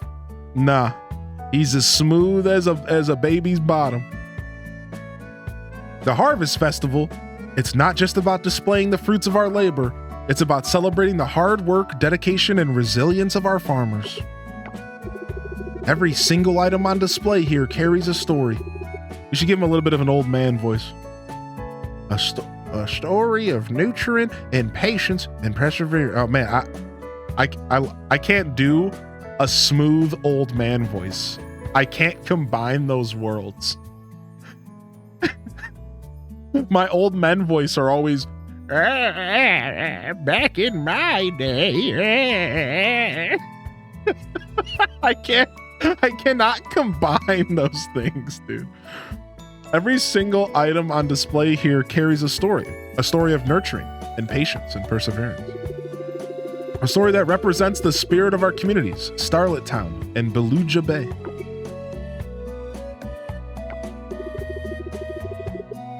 Yeah, exactly, Snark. Now to introduce our competitors. My hometown local weatherman was like that. Super high-pitched voice on TV, but really deep and grumpy in real life. On my right, representing Starlet Town, is Hylian. And on my left is Bobby, probably representing Beluga Bay. Now, with no more dilly-dallying, let's roll onto the moment we've all been eagerly anticipating, the grand reveal.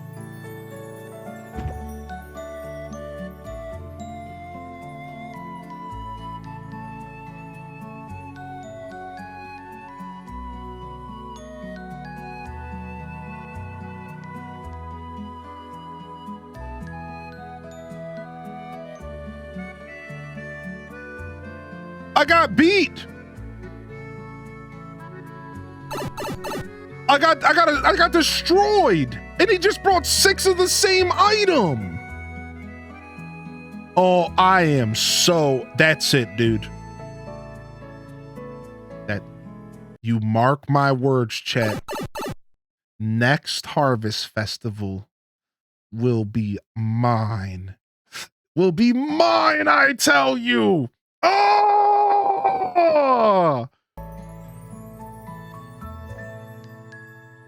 Wow, Hylian, you suck. Shut up! Yeah, Mook disapproves. Why is that emote so cute, man? Freaking Mook. It's unfortunately based heavily on how much the items sell for. Wow. Your farming head is now looking for a new bald head. Wow, chat. All right, chat.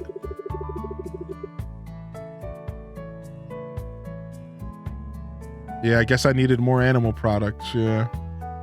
You won in my eyes. The winner of today's Harvest Face-Off goes to Beluga Bay. I look forward to seeing you both next year. Oh, now he's laughing at me. I knew it. No competition at all, just like Daddy always said. Oh, I hate this guy. Man, I would have to do everything in my freaking being. I would have to try so hard not to punch this dude in his mouth if I saw him in person. Oh my gosh, I can't stand this dude's face, dude. See, Hylian, it's all about charm, strategy, and having the best produce. Better luck next time. Ha ha! Get out of here, you Jafar butt chin looking ass mother.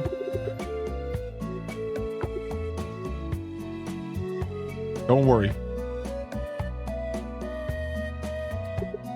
Give me my crops back.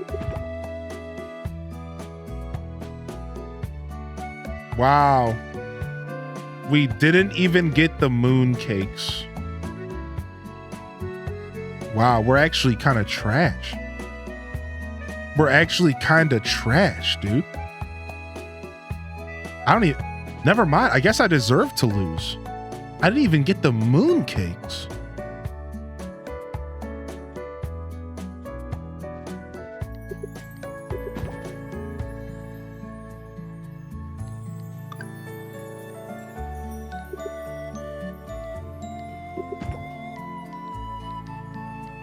Give my crops back.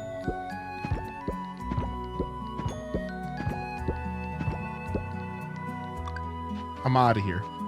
Screw y'all. Is it even possible to win the first year? I guess it would be, actually. That would be a fun little challenge now, wouldn't it? I think it is, yeah. Because he only had 96 points. So if I wanted, so first off, if I would have gotten 2 more diversity points, maybe that would have been like a plus 10. And then maybe if I had gotten like kegs early enough and gotten like wine, something like that, maybe that would have actually like pulled it off. Like, I think there's a way that could be a fun challenge. Like, you know how we play so much Stardew Valley that we do challenges and stuff as a community. That could be a fun little Coral Island challenge. Year 1 Harvest Festival. I bet you you can win it. Yeah, I bet you you can win it.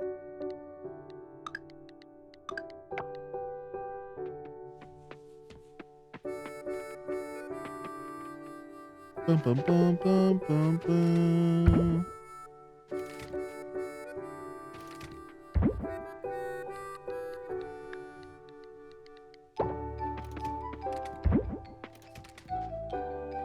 Dude, I got all this stuff on me now.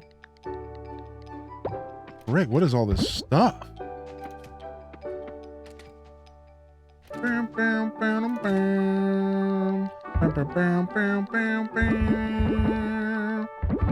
Drop off all this stuff. The food, the pies, the cakes. An arrangement of flowers. I don't even know what's up with that. But boom. Random cod. Hey, Clover with the tier 2. Coming in for 39 stinking months. Dang, ma.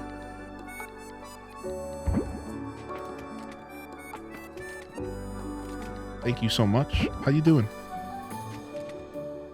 How freaking are you? Happy Saturday to you.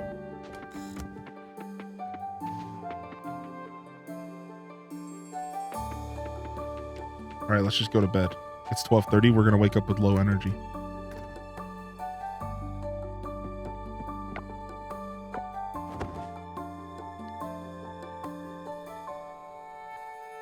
$240 merit points. Dude, we'll take it.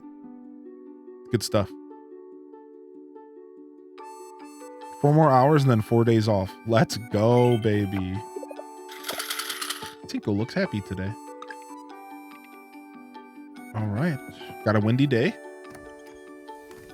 Do, do, do, do, do. And it's harvesting time. All right, back to the farm. All the excitement of the harvest festival is behind us. Back to the farm we go.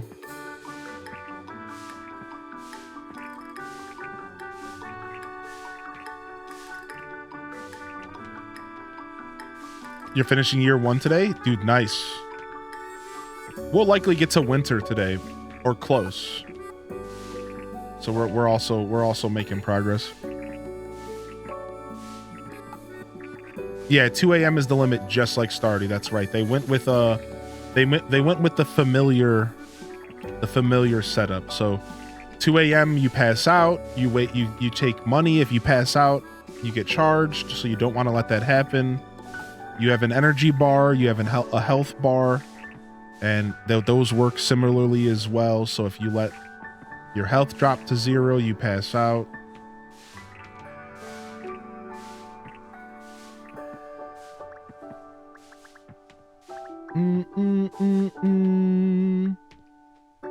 Not like Sunhaven at 12 a.m. Yeah, how dare you mix it up on us like that? No, I haven't played Sunhaven. I don't know. You don't like the 2 a.m.? A lot of people don't like the 2 a.m. cutoff. I don't think you're alone there. I think there's a bunch of people that would prefer you to just have the freedom to go throughout the whole night. And in fact, I somewhat agree with it. I like the time constraint just due to strategy, right? I'm kind of down to have to strategize my day around a certain time. But you better believe the freedom of a game like A Wonderful Life. In A Wonderful Life, you could stay up as late as you wanted. Even it would just roll into the next day. I'm down for that. I do like that freedom. I do like the freedom to do what I please, but I do also respect that. Maybe they have a certain gameplay loop in mind.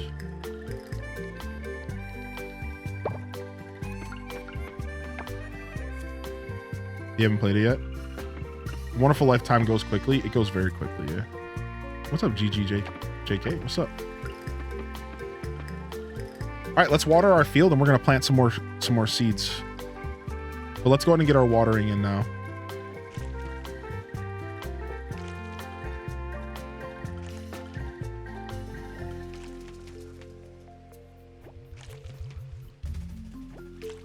If there's nothing more to do in a day, I go to bed no matter the time. Yeah, I do that sometimes, and I've done that in the past in games. Sometimes, if I'm playing super min-maxy, I won't do that. And I'll try to find something that I can do with low energy, like picking garbages in town. Right? So it depends on how I'm playing. If I'm playing super min-maxy, I'll always try to do something like forage or garbage pick when I have 0 energy, but it's the end of a day. Or if I have nothing left to do, but there's still time left in the day. But if I'm not like trying to play super min-maxy or anything, I don't care, right? It's like,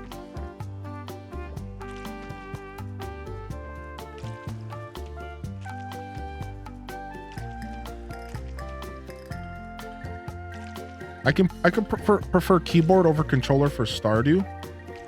From how the controls feel, do you think it's a preference might hold for Coral as well? Yeah, here, let me play with keyboard and mouse a little bit and I'll tell you. I haven't actually played with keyboard and mouse at all. Yeah, I actually haven't played with it at all. I think so though. I think when it comes to games that are made for a keyboard and mouse and then they just add controller support later, I don't know when controller support was built into this game. So that's the thing that matters. I think if this game was made with controller support from the beginning, it probably feels pretty good. But if it was added after the fact, then maybe it'll feel a little bit more like an afterthought. Right? So right now, I can tell you right out the gate that I think keyboard and mouse always just feels better in a game like this because you can be just a little bit more precise, right? I can be like a little bit more precise with my inputs here. So like, just as this is my first experience playing with keyboard and mouse right now, Bookworm, and it feels pretty similar to Stardew. So like, your preference is probably gonna stick. It feels a little bit bad for me because I've been playing with keyboard and mouse the whole time. So like, it doesn't actually feel as good because I've only played this game with controller, so it feels a little bit off. But I think that's just because of what I said. Like this is my first time playing with keyboard and mouse. So I'd say like, yeah, like it's probably going to be the same as Stardew. It's one big field. Yeah, we have a pretty big one here. Here, let me show you. We planted pushing 600 crops and we only have a bronze watering can because we actually are sick in the head. The reason why it forces the player to go to sleep at a specific time is so that it can calculate everything at the same time and for cutscenes where NPCs meet you at your house, because the player will always be there at the start of the morning. Ah, so it's a tool to keep the player wrangled. Ah, I like that insight on game development. Our friend Pumpkin Daves is actually a game developer. They made a game in this genre before. They made a game in this genre called Pumpkin Days. You can find it on Steam.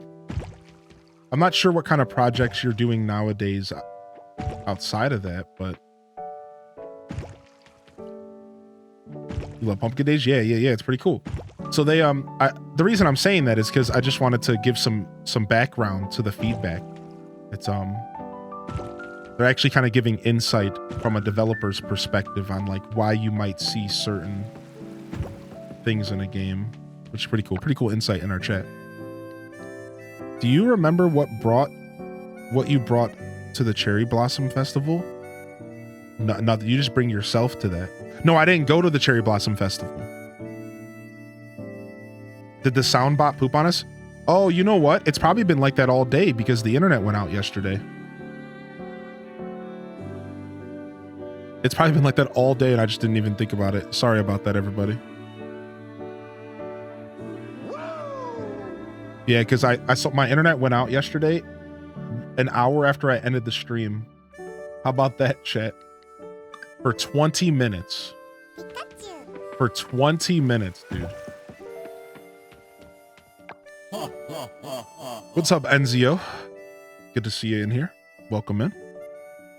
Oh, cool. What game do you develop, Enzio? Or were you working with Pumpkin Days, actually? Maybe? I vaguely remember your name for some reason. You can edit the time and settings, right? What do you have to do to set it? What do you have it set to? Betty the Bee, I have it set to 100%. I'm playing this game on 100% clock, so the base game.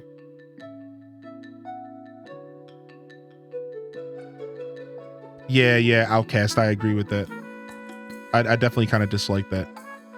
How are you feeling better? You said you weren't feeling good because of lactose. Yeah, I'm feeling a lot better today. Oh, you're Captain Krabs. What's up, Captain? Welcome back in here. Love a good name change. Yeah,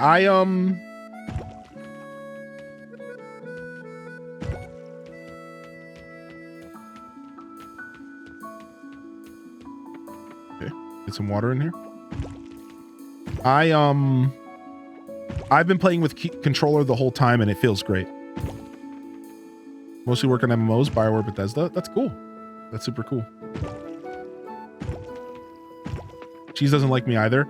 I think it was the ricotta, because ricotta is a very milky cheese and mozzarella is like the milkiest of cheeses. So I think it was a combination of the mozzarella and ricotta. It just took me out yesterday, man. We still put a good show on and everything, but after I ended the stream, I freaking passed out for like 2 or 3 hours. My body was just like, nope, not today, buddy. All right, I think we're good. Let's go ahead and plant some new stuff.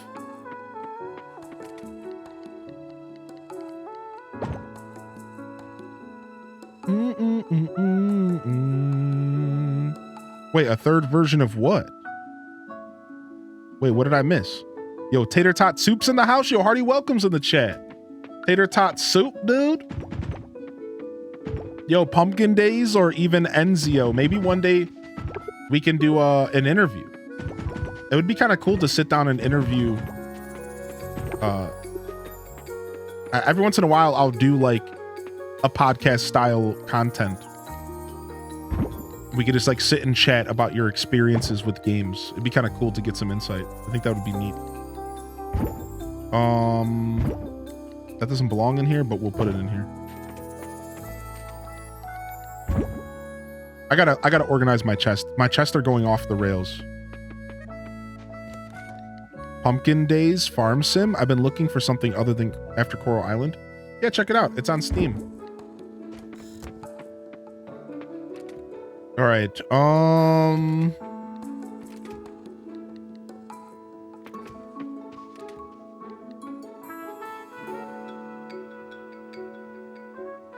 I don't have the trash, and I don't think I have the scrap for glass. So we got to go diving because we're running out of trash and scrap, and that's where we get it.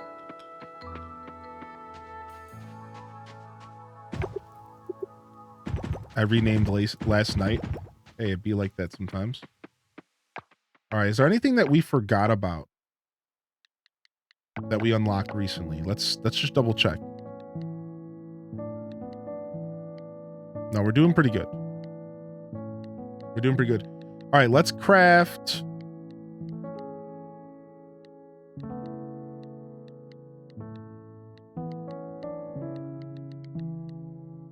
What was I about to craft? I lost my train of thought.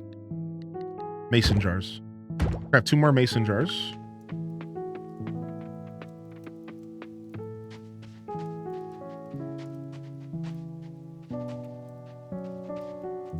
Hey, why won't you let me put it here? Sure.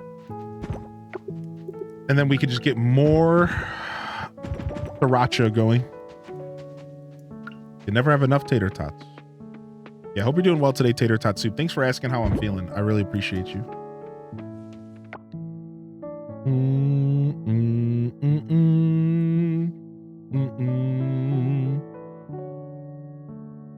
Yeah, wait, what game are you guys talking about, Tater Tot Soup?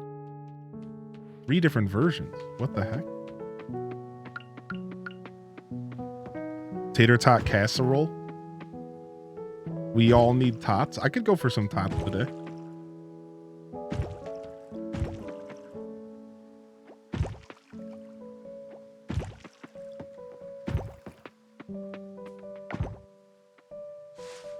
Yeah, toter, tater, sorry. Now I'm getting confused.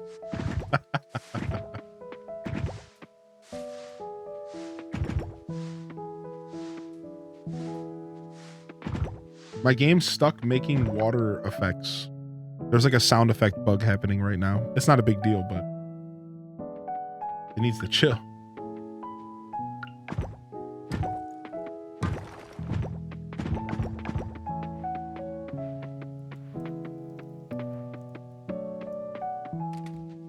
All right, let's plant this stuff. Trying to get you to pee. And let's plant this stuff. Because it'll last over the season.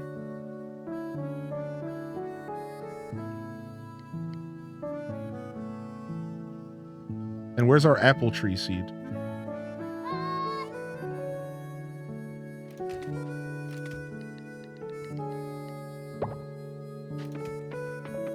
A life sim mobile game?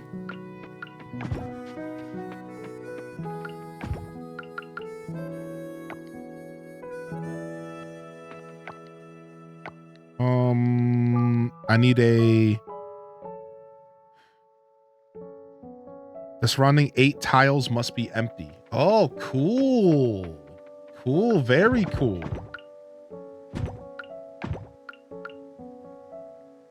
Wait, can I use it here? Why not?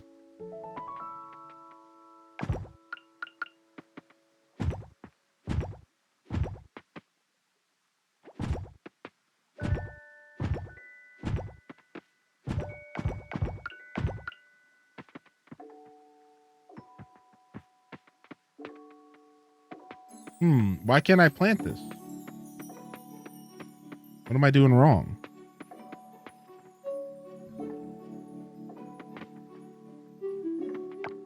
I'm not sure. I kind of want to plant this stuff here.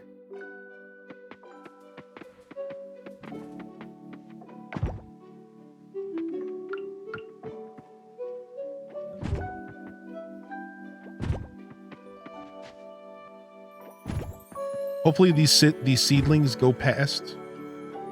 Hopefully these seedlings go past the season. I think they will. And we'll get a bunch of winter crops going.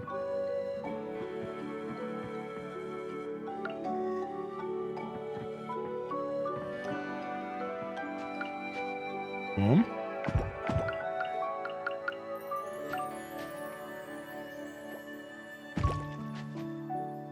I think I just saw it said it needed a 2x2. Yeah, I'm not sure. It's definitely worded weirdly.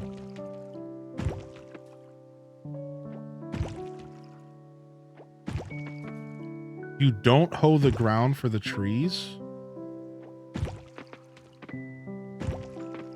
See, that's what I thought. I thought I tried that.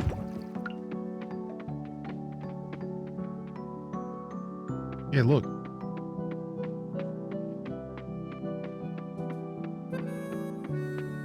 Is it because it's not the season?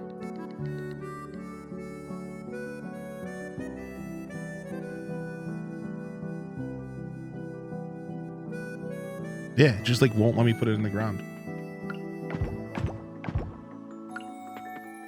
Try targeting further out. I see. I had a feeling it was that.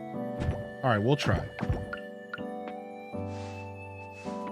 It's because I switched to use keyboard and mouse for a second, and it like I think my game is confused.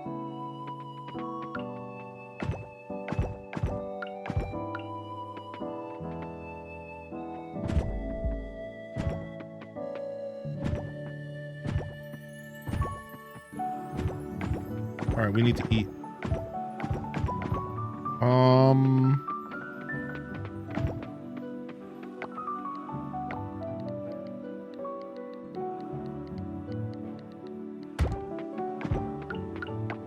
right, we'll just do that. Need to clear the grass. Maybe that was the issue. All right, let me plant this stuff. No! All right, we'll deal with it. I'm like half rushing. That's fine. It's not a big deal.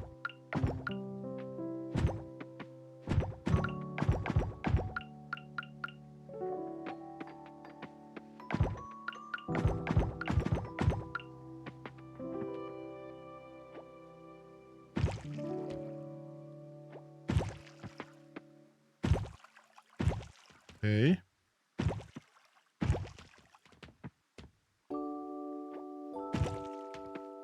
All right. And then, oh, nice. Gingy Ginger, dude. Congratulations, man. What the frick, dude?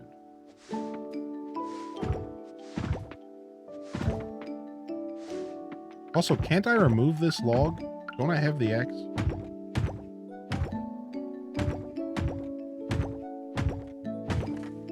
Get that trash out of here.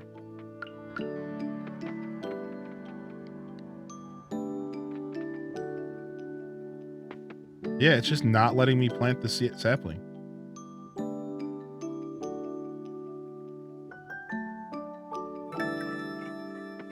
All right, we need to go to sleep.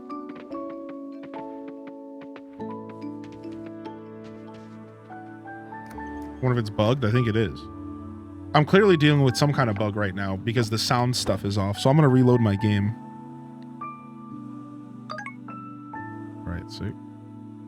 If the sound bug is still happening.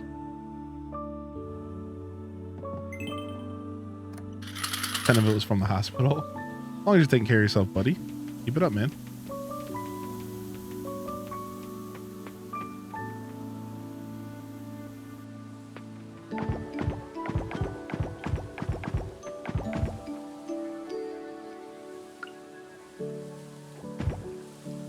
Yeah, I'm gonna just quickly restart my game.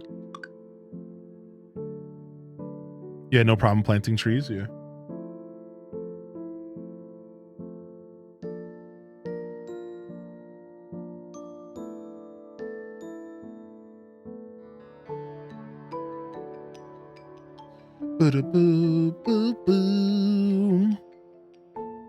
Oh, speaking of internet, I did drop a couple frames.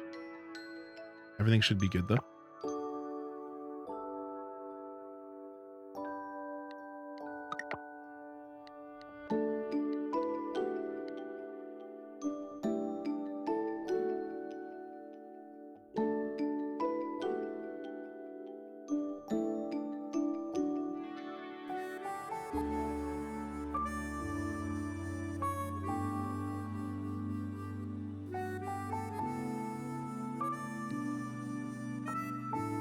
I don't think there's anything off topic about it.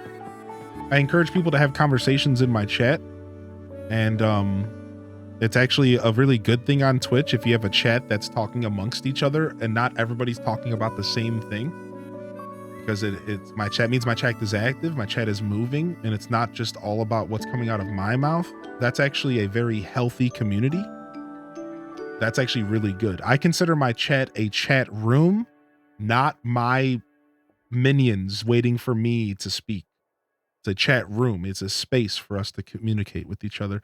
So I prefer it that way. I prefer it. I want it that way. If my chat's moving, I'm happy. When my chat dies out, I'm like, oh man, this sucks. I'll be honest. I don't overthink it, but I prefer my chat to be moving.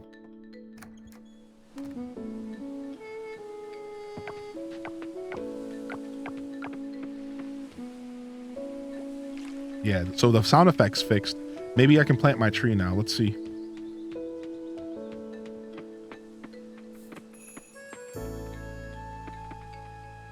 Yeah, weird. I guess my tree's just bugged. You do plant it on your field, right? You do plant it on your field, not on just like the grass outside. Are we dead, guys? What? It just let me plant it here?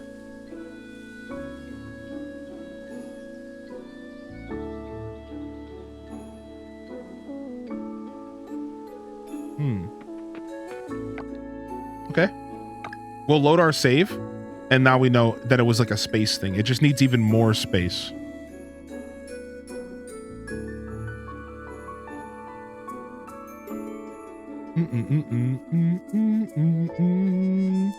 I may be coloring, but I'm still here. Yeah. I don't ever say comments like that because I don't want to put pressure on people. So let me just apologize really quick. That comment wasn't meant to be like, if you're not talking in my chat, you're doing something wrong. I was just being transparent and being like, I like my chat moving when people are having conversations. I don't want you to apologize for not talking or for having a conversation. Like, I think that's rad. So please don't do that. Like, don't apologize for that. Like, that's cool. Please continue talking and chatting. And I was just being transparent, and I was saying, yeah, like I personally like a moving chat. So when I'm streaming, you know, to 300 people in the middle of a work day and the chat goes quiet, I would prefer this than that. Like, I would prefer this because I have a very heavy lurker community, and sometimes people are working, they're playing games, they're doing other things. And that's cool, and that's super rad and acceptable, and I don't mind at all. But like, if it were up to me, I'd love to have 17 different conversations going in the chat that have nothing to do with what I'm doing. Right? Like, that's Twitch. That's Twitch. That's the way Twitch works. That's beautiful. That is a beautiful experience, right? That is what Twitch is all about. Right? So like, yeah, I just wanted to when I see somebody apologizing for having a conversation in my chat, it's like, no, please don't do that. Please continue talking, continue connecting with each other, because then it makes everything more organic. It makes everything feel more like a community and less like you're just here to listen to me, right? Like, which is fine. You know, if you're just here to vibe with me, well, dope. Welcome to the show.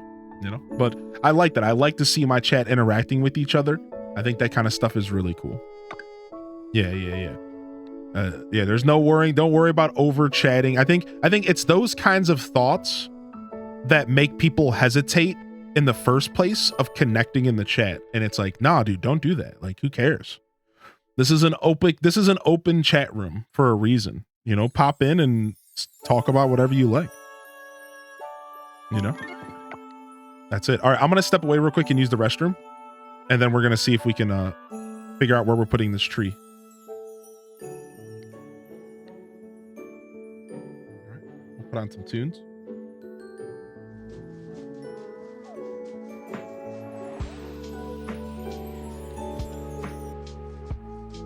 Well, try to be advocates of healthy streaming, healthy gaming, and healthy viewing. Maybe this is an opportunity for you to get up and stretch your legs. Consider doing so, and if not, no worries. You know, I shouldn't. Don't let me tell you what to do. I'll see you all in a minute.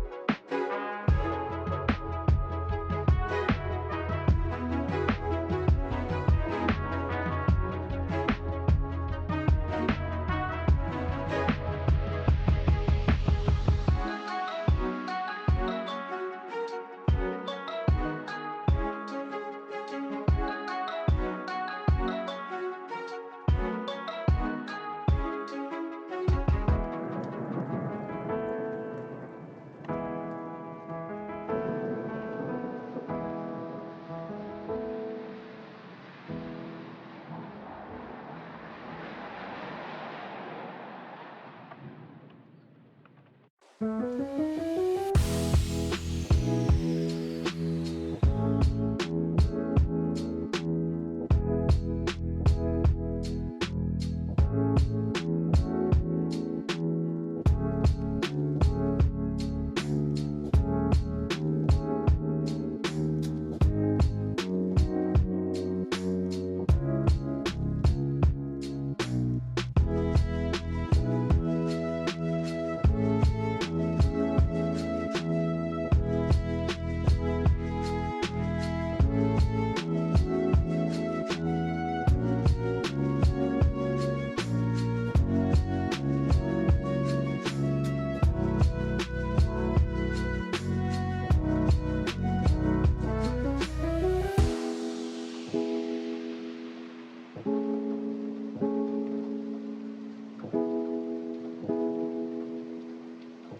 were close.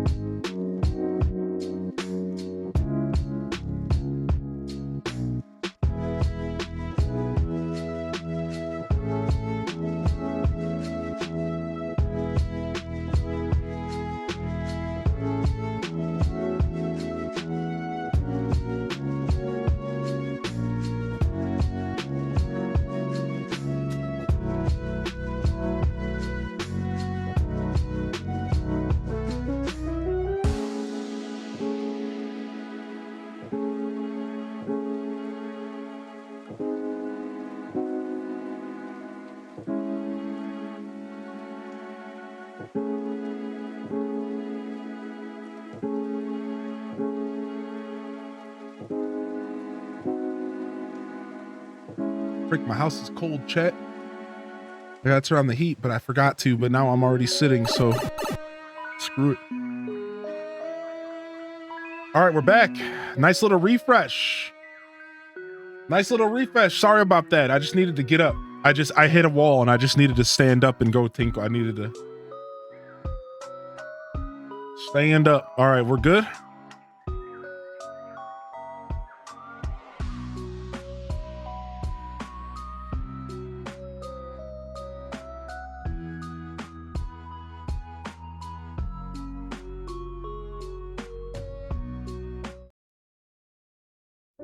Michigan versus Ohio State game is on. Uh-oh.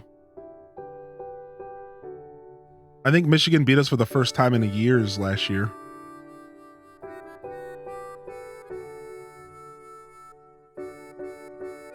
Will they do it again?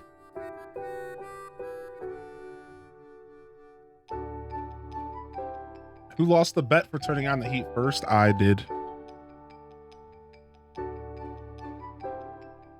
No, I didn't end up watching Good Burger 2. I only watched Great British Bake Off. I'll watch Good Burger 2 tonight, probably.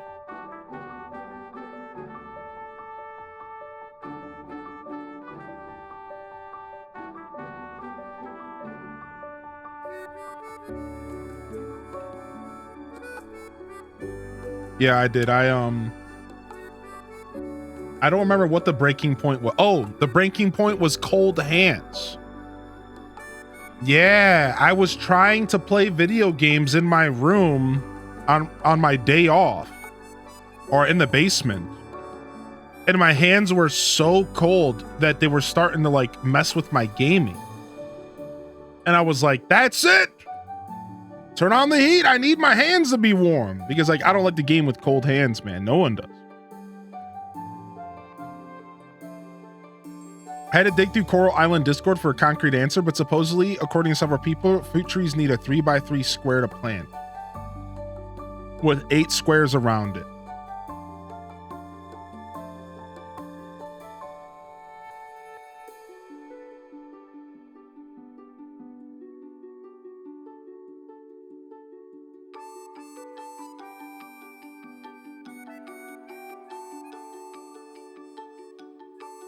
All right, sick.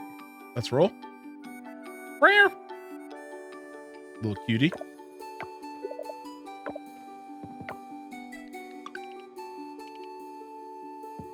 All right, probably a windy day tomorrow. All right, we can go deliver that pumpkin to Aaliyah if we want. Nice. The field stayed watered. Yo! The field stayed watered, which is massive because we got a lot of work to do. Let's go. We got beets, baby. We got beets. Beets for days. Let me plant this.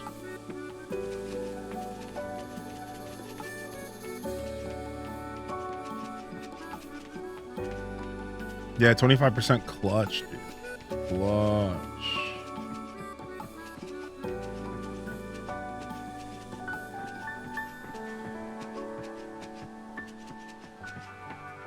Sick.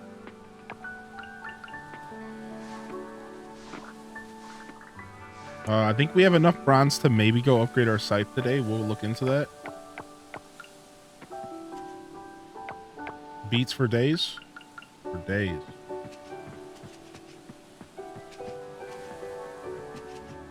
We got some seeds that we bought from the Harvest Festival.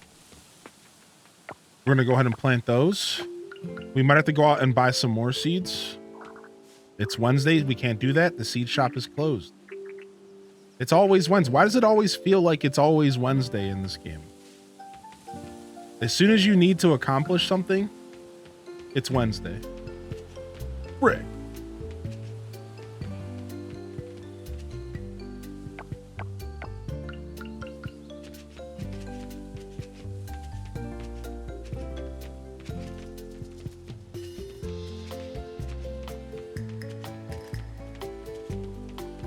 Okay. Looks like we have 20 of those left. That's fine.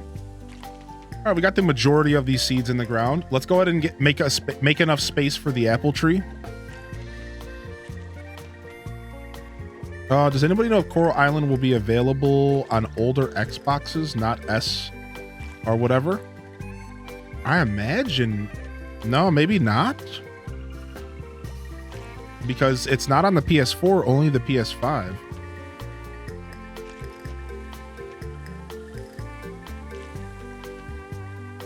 Well, if it's Wednesday, sorry, in-game Wednesday. So I don't want to trip you out. I don't want to trip you out, dude. In-game Wednesday. You're okay. It's only Saturday. Pat's freaking out. Wait a second. Shouldn't I be at work right now?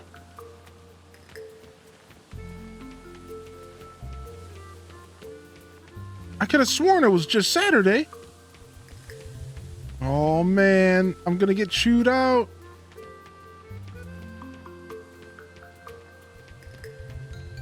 Oh, thank you. Thank you. Yeah, no worries, Toad. Thank you, dude.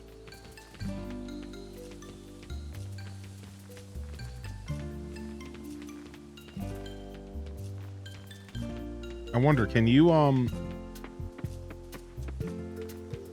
nice. I can fertilize these. Oh, well, I just fertilized random dirt for no reason. I just fertilized some random dirt there. Cool.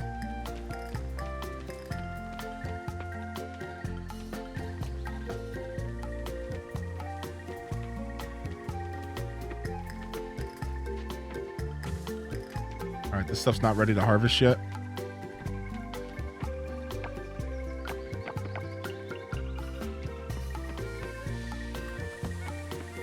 Slap some flowers down there. Oh, you're right. I do got these random flower seeds in my inventory. Sure. All right, so we need to cut down this grass. Honestly, it looks like I See Evil was right the whole time. It was just too much grass here. Just far too much grass. This grass just needs to go. I don't even know what time, day, month your butt we are in. Every butt has blended into one. I don't know if that's a good thing or a bad thing. Maybe you're just seeing way too many butts.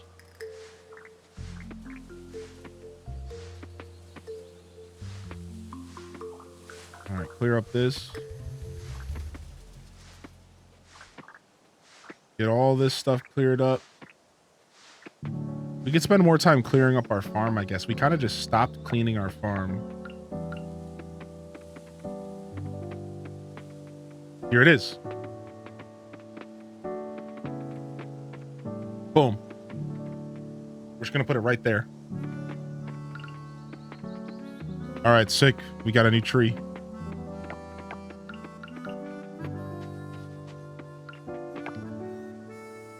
No, I don't want to consume anything. I want to fill up these machines. Our mason jar machines. Yes.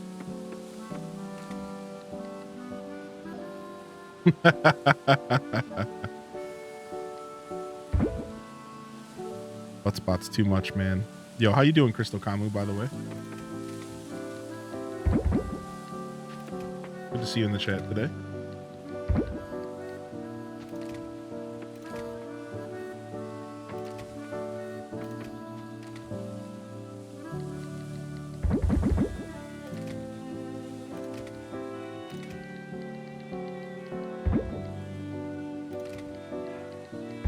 All right.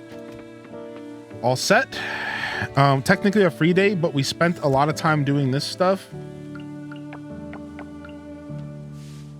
Let's go diving. Crocheting my partner a beanie. Oh, nice. Wait, is there a Pokemon community day today? Wait, hold on, what?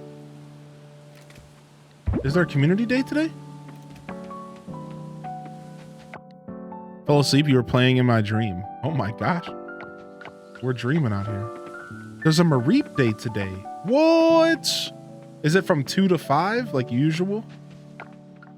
All right, let's go here. I decided nursing isn't for me and I'm going to continue school. I just got accepted for the journalism program. I already offered a scholarship. Yo, Tater Tot, congratulations. You know, making those big decisions can be tough, right? Like deciding that something's not for you and then taking the initiative to like make the change and then go for something different. Like that's scary, dude. That's actually scary. Good for you, Tater Tot. You got this. Toter Tot. Sorry, Tater. Oh my gosh. Brain. Is it a tater or a toter? Let's play the game. Yo, enjoy your pie, Runa. Let's go, baby.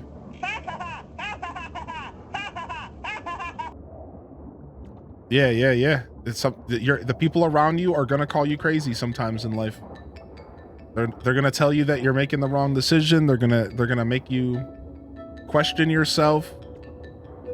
But as long as you practice good mindfulness, you take a deep breath and you truly meditate on the situation, you know, you know what's best for you, dude. People thought I was nuts when I said I wanted to stream. People asked me, what's wrong with a real job? That's what I had people say to me. What's wrong with a real job or regular job is technically how it was worded. What's wrong with a regular job? Why don't you just, what's wrong with working in an office? I was told. And I replied with, because I think I have other things I want to do. Like, you know, that's not for me. I want to try something else.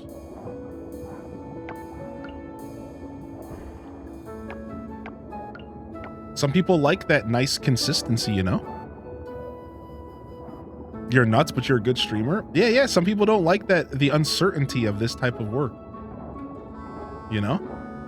And like, I decided to go for it. I'm down to live my life in that uncertain bubble. And like, that's tough. I get it. I totally understand why some people are like, no way, Jose.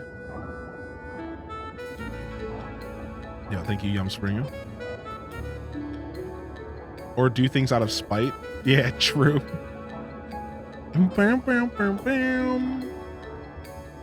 Yeah, and it's not just about jobs though, right? It's about those moments in life where you think that you want to make a decision, you want to do something differently, and people will try to hold you back from that and tell you that you should stick with what you have. You know, the grass isn't always greener type conversations.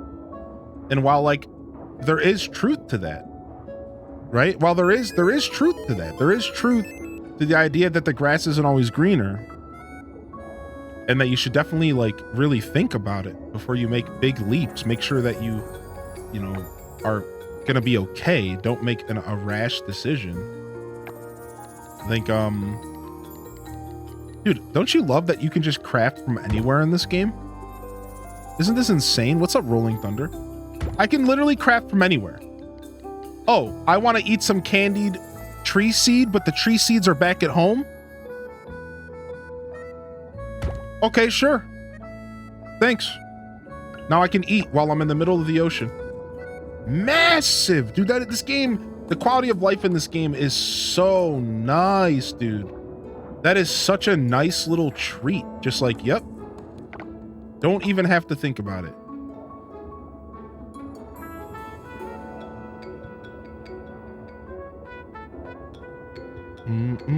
Popping up in my recommended streams.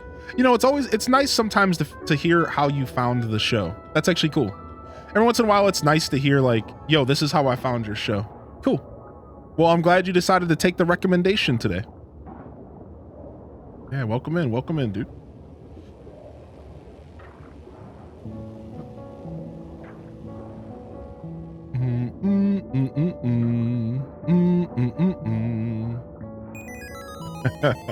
Off the Steam. Yeah. I think you have those moments in life where it can be tough because people will try to tell you to hold off, to not take risk. I don't know. I'm a firm believer that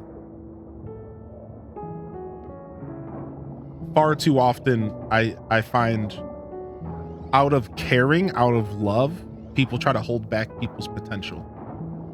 But it's out of a good place, you know? It's out of love. It's out of care. It's out of worry. But you have to be careful that those people don't take away from your potential. Not that I'm out here trying to give anybody advice. I'm just sharing an anecdote on the subject.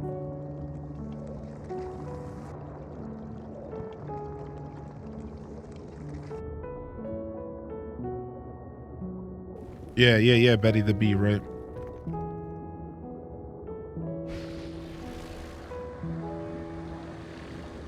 Hey. Clearing it up, baby. Clean it up, baby. Let's go. The clean reefs.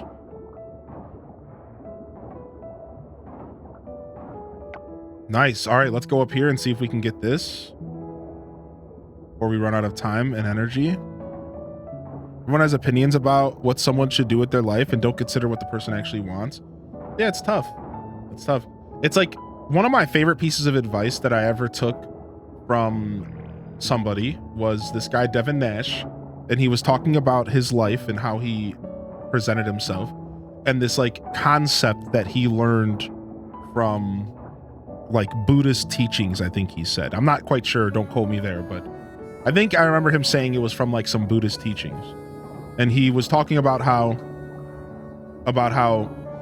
there's this concept called genuine happiness, and how like life's pursuit, like in life, I feel like this is kind of in his words, it was like everybody should be looking for that, like things that make them genuinely happy. As long as you are like pursuing those things that truly make you happy as a person, whether it be through art, video games, you know, working a 9-to-5 and getting off of work and spending time with your family, like there's so many different answers to that. But you're the only person that can answer that question. So the advice that he gave was to sit down and write down questions and then answer the questions. He said, it's super easy to ask yourself questions. We do it all the time, don't we? Oh, why did I do this? Why did I do that? But it's actually very difficult to answer those questions. So if you push yourself to answer those questions, you find that is when you actually get ahead and you move forward and you progress. Right? So it's one thing to ask yourself, what could I be doing better for my business? It's another thing to answer, okay, these are the things I could be doing. So he originally presented this as something that he would do in the business world. So this guy that I'm talking about, Devin Nash, he ran like multiple companies and like even sold CLG, the esports team. Like this guy, like he knows like business. And so he's sharing this as a business tool. He was like, this is what we do in business. We'll sit down and we'll ask, what could I be doing right now in this very moment to progress my business? And then they'll ask themselves another critical question. They'll say, what could I be doing in 3 months to progress my business? And then they'll maybe ask, what could I do in a year? And then they answer all the questions and then they try to go and execute. But then he was like, but try applying that to your life. And it was really cool. It really got me thinking about that. So I did that. I sat down and I wrote down in a notebook for my stream and I was like, all right, like,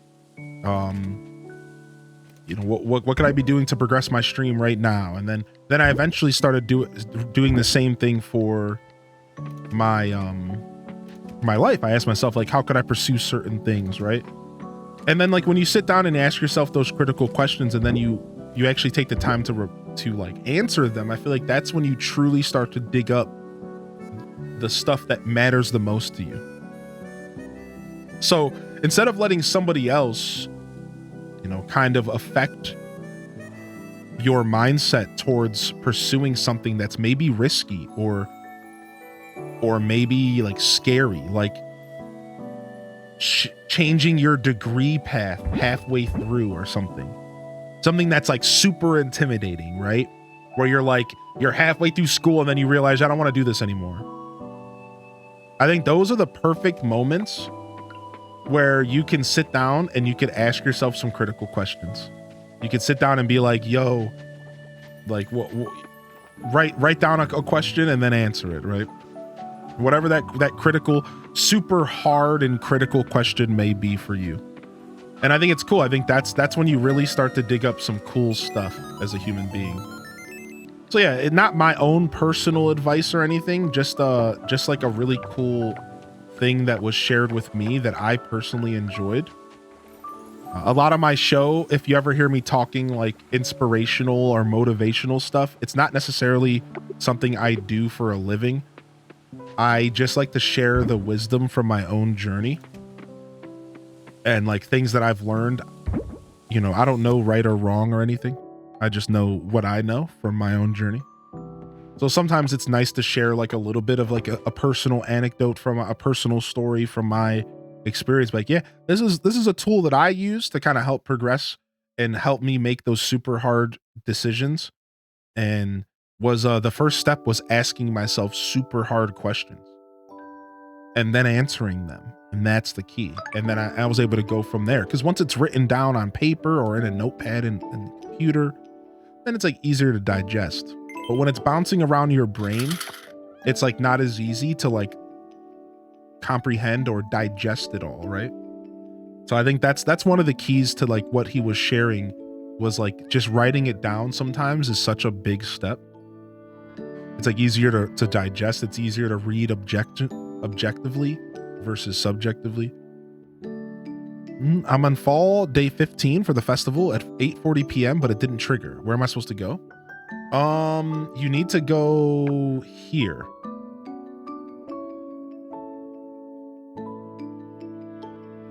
I think it was up here. I think so. I photo in the Discord. I changed my major halfway through college. It added a year, but it was the right choice. Yeah, that stuff can be tough, dude. Because you never know what you're gonna want tomorrow.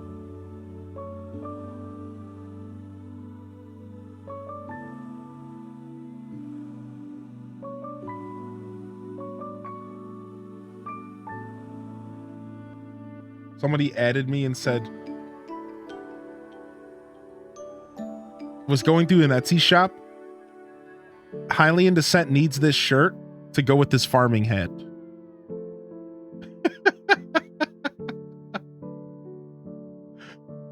True. Big true. And then here's the pie. We're gonna share food on Monday though. It is written for the Monday morning show. Fresh week, fresh opportunities.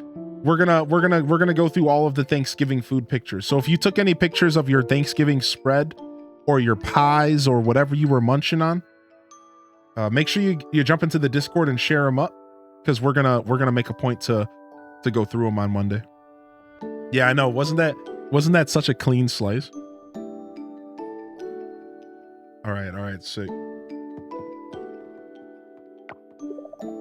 Rare. Not just a hoe, a 40% off hoe, a deal.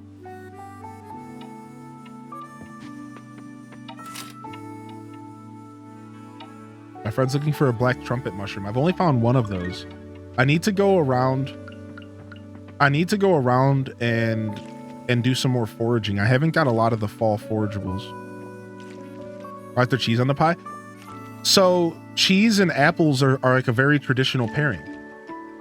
Well, maybe not apples in general, but fruit. So cheese and fruit is actually a very traditional pairing. If you've ever had has anybody here ever had prosciutto wrapped mango and cheese?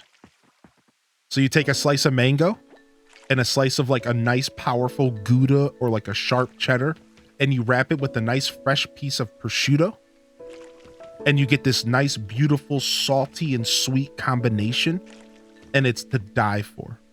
It is so good, right?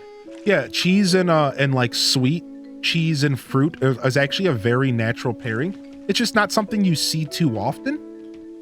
I will admit, you don't see a ton of it, but it's actually a very natural pairing. Honestly, don't overthink it.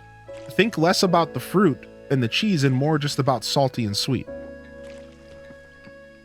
That's really don't think less about cheese and fruit, because that sounds a little bit off in your head, and just think more salty and sweet, baby. And we all know the salty and sweet combo is delicious, right? Most people can relate to that.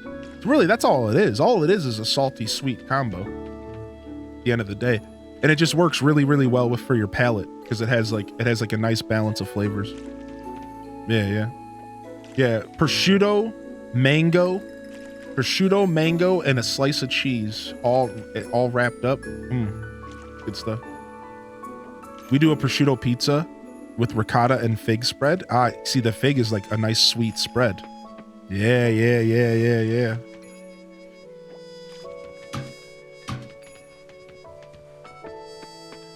Normally get cheese and fruit tray when I'm flying on a plane. Apples, cheese, and grapes. Yeah.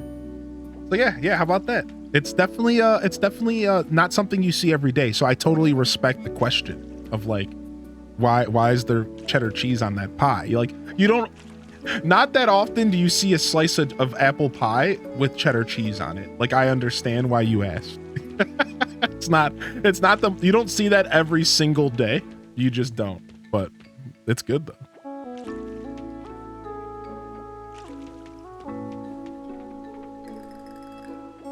Mangoes taste like pine trees. Yeah. Fresh mangoes do have a pine tree taste. I've noticed that, actually. I agree. If my pine tree is not ripe enough, my pine tree, oh my lord. If my mango isn't ripe enough, it'll taste like a pine tree. If my pine tree isn't ripe enough, it'll taste like a mango. Words are hard. I'm half Wisconsinite.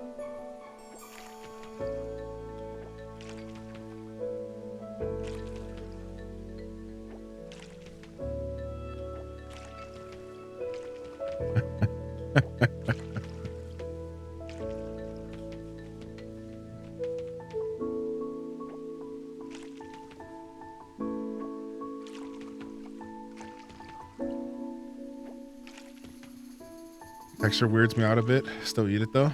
Yeah, mangoes are S tier.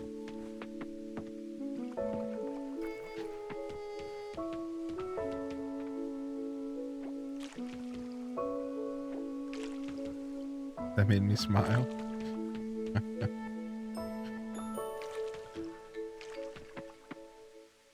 I haven't done a ton of cooking with mangoes or anything. I've only ever eaten them raw, basically.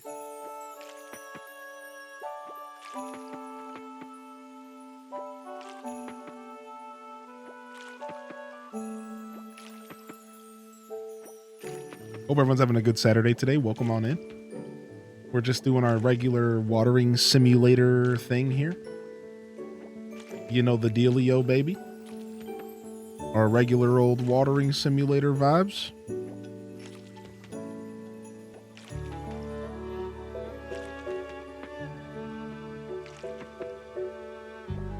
Mango pineapple smoothies. Mmm. Rat.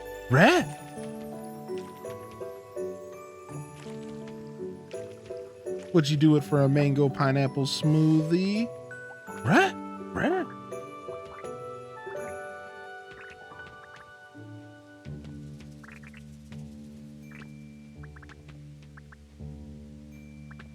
On break at work, how's the hoeing going?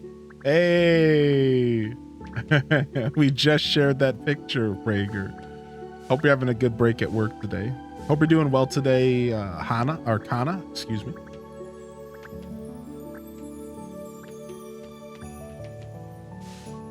You know we stay hoeing here, dude.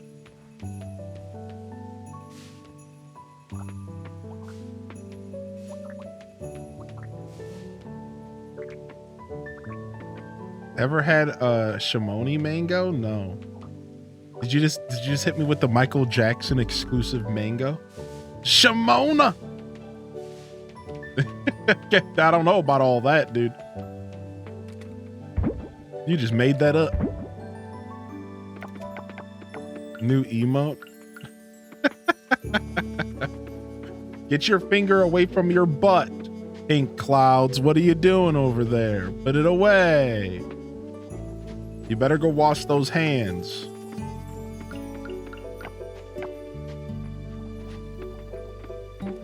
As a boy growing up, I will admit that I've heard more than once in my life, get your finger out of your butt.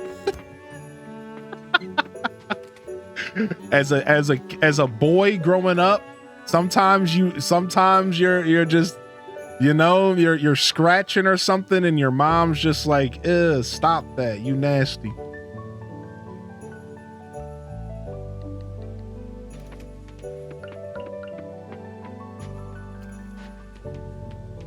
All right, we're out of energy. Our field on harvest day takes way more energy than we have, so we need to go over to the hot spring.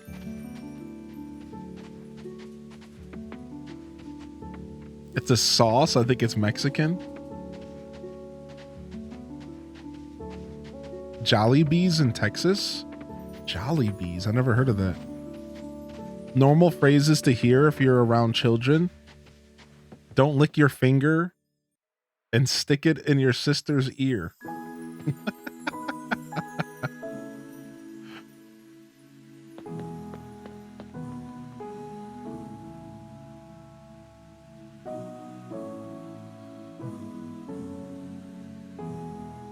I almost fell out of bed. Yeah, I never had that before Slappy the Pancakes. No. I think I seen it once on Chopped, though. That's called a wet willy. I think I seen it once on Chopped, though. Anybody watch Chopped? Yeah, what's Jollibees? Let me look it up real quick.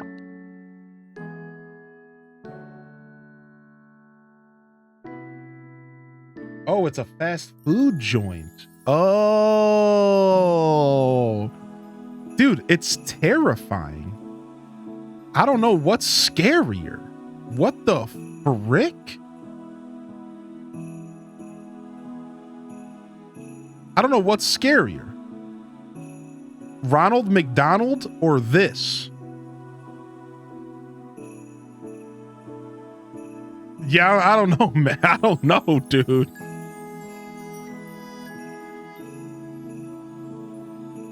I don't know, dude. Look at this mascot, dude.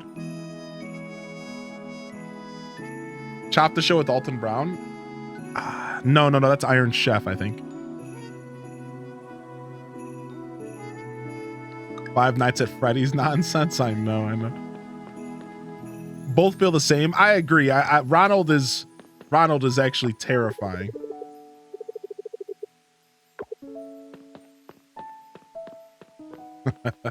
Yeah. Get the fly swatter. Yeah, I've never heard of Jolly Bees. That's interesting. I've heard of like Carl Jr.'s. Right? Like I've had Carl's Jr.'s, which is like also another name. I never heard of Jolly Bees though. I've watched more episodes of Chopped than I care to admit. I recently was binging Chopped. I got to like season 3 or 4. There's like what feel like thousands of seasons of Chopped. Chopped has like at this point thousands of episodes. It's actually insanely popular. I didn't realize that. I just started binging it not too long ago. I haven't watched it recently though.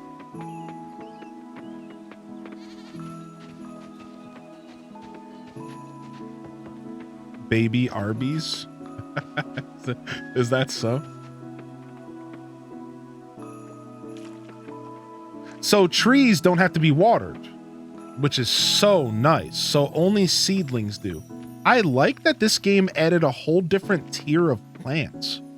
So for those that have been following the game, in this game, there's a whole different tier of plant called seedlings. And seedlings are these are seedlings. Look at these right here are seedling plants. At first glance, you might be thinking, Hylian, that's a tree. It's not. It's a seedling. And they're plants that are bigger than normal crops that die off at the end of the season, just like regular crops. So there's seeds, plants, and trees, which is kind of cool. Like, I think that's kind of neat that they're changing up the meta here. They're changing up the meta here. Which is like, that's what it's all about. When you make games in a saturated genre, you gotta mix it up a little bit. You gotta make it a little different, you know? I think that's important. And I'm like really happy that they did these like subtle but very like good feeling changes, right? Like I like that. It gives me something even more to work with. Now I have so many options on my farm. I could have a seedling farm. I could have a crop farm. I could have a tree farm. Like I have all these different options of ways to make money in this game. And I like that. I like having the freedom.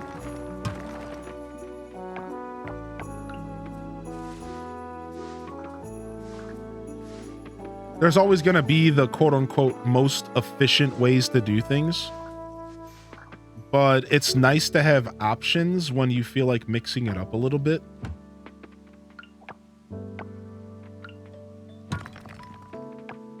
It's terrible because I'm nowhere near done with this game and this like save file. And I'm already thinking of ways to play the game for the next save file. Yeah, it does have fishing, yeah. It's terrible. Like, you know it's good when like I'm already sitting here thinking of like my next save file. Like, ooh, yeah, I'm gonna do a challenge playthrough where I only grow trees or something interesting. I will do animals. Yeah, year 2. Year 2, we'll be doing animal husbandry, and we'll be working on our bundles and working on our relationships with the townsfolk. That's my current plan. My current plan is year 2 is going to be bundles, townsfolk, and I'm going to add animals to my farm. I'm still going to be farming, but my plan is year 2 to focus a little bit more on that stuff. In year 1, I just want to focus on making money, and we're doing a pretty good job at that. We've made a lot of cash.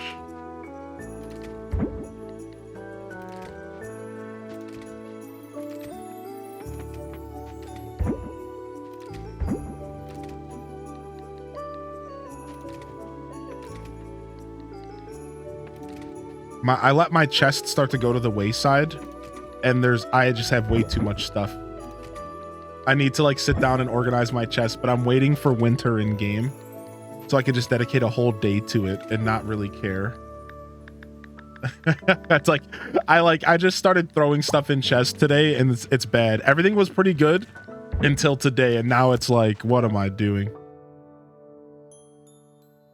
My crops year 2 are automated. That's what I'm hoping. I'm hoping that I have mostly automated fields by then. Mostly.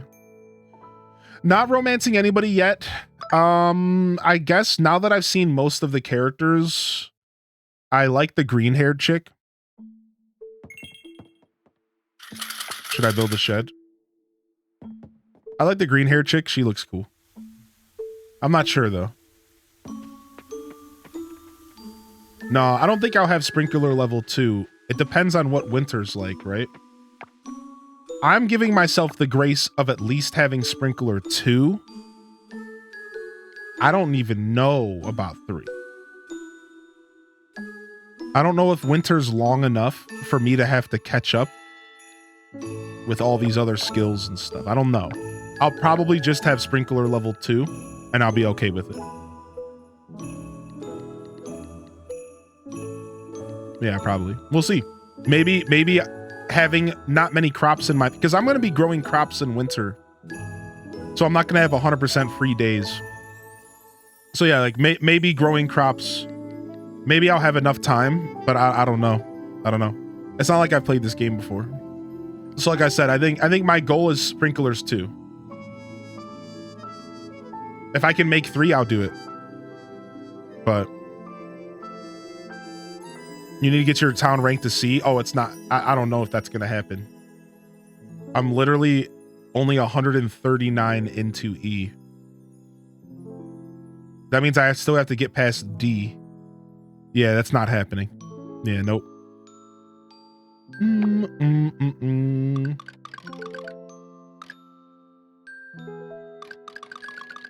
All right. These.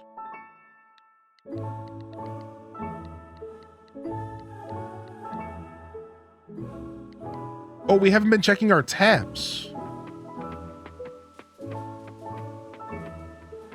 Yeah. Nutty sap? Nutty sap, dude? What the heck? Bugs find it irresistible. Sick. And we got resin. All right, we finally got resin. I think we can go make some stuff. Let's go to the wiki. To the wiki. Hold on. To the wiki.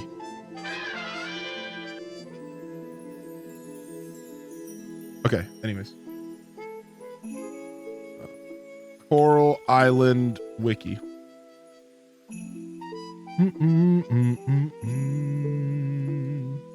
Yeah, I have no doubt that I could do it. I'm just not, that's not my goal. So yeah, I appreciate you saying that. Yeah. I have no doubt that I could do it. I'm sure I have the ability to get to sprinkler level 3 by year 2. I don't think I'm not, that's not my goal though. My goal is sprinkler level 2. Anything extra, thumbs up. Yeah. I'm keeping myself, because I want to do some mining as well. I don't want to just dive. I would also like to go mining and get to silver bars, because if I get to silver bars, then I can make my if I get up to silver bars, then I can finally start making my my kegs. And if I can get kegs, then I can start getting wine. And if I can get wine, then I could start getting, start working towards getting a bunch of wine stocked so we can eventually age it, right? Like I kind of want to do more than just dive in winter. I'm sure if I only dove, that would be fine, but yeah, so like my goal is sprinklers 2. If I get to 3, I get to 3. We won't force ourselves. I heard about that, Legolas. Thank you for the heads up, buddy. I heard, or Legless, excuse me, Legless. I heard that it's pretty brutal. There's like a bug or something with winter. Yeah, I have a couple plans. I have a couple things I'm aiming towards.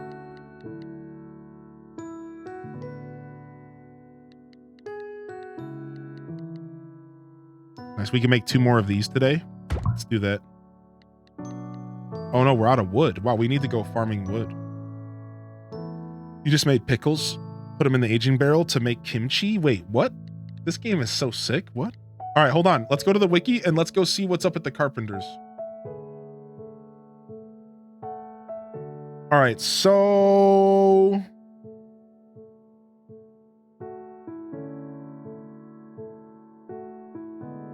we were waiting on bronze bars for the coop and bronze bars for the barn. We're gonna do this stuff in winter. Silver for the horse. What did I need resin for? The silo. We needed resin for the silo. The shed needs gold bars. Okay.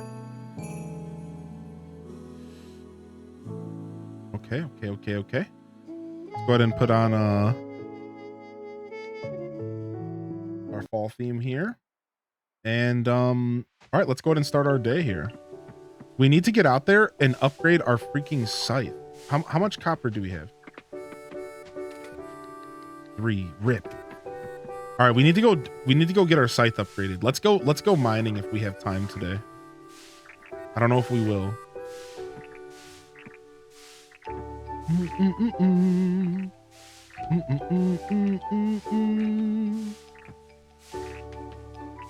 Yeah, I have like a rough game plan and I'm leaving room for stuff to happen.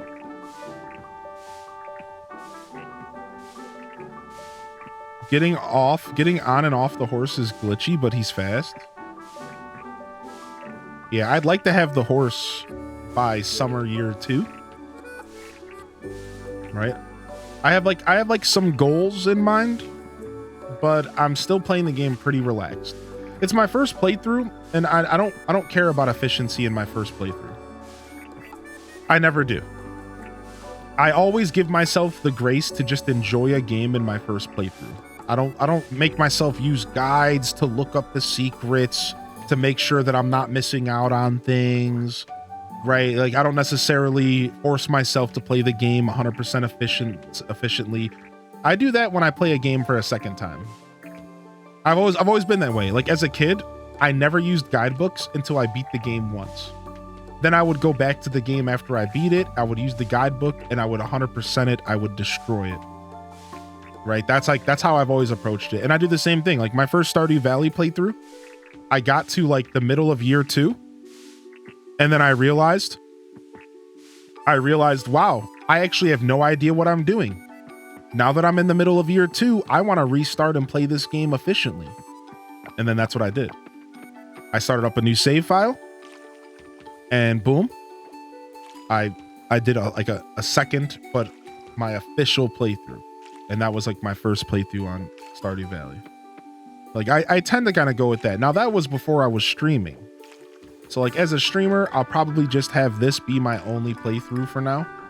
And we'll just let ourselves play it kind of casually. If we're not doing things appropriately, that's fine. If we, you know, are behind on certain upgrades, you know, whatever, dude. Just now seeing how massive our farm is. This isn't efficiency. No, not necessarily, right?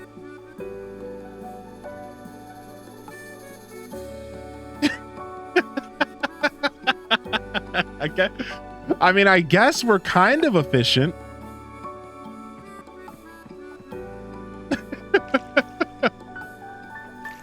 We could be min-maxing more.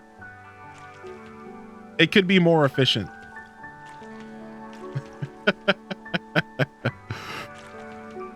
I'm making myself not use the wiki at all for my first playthrough.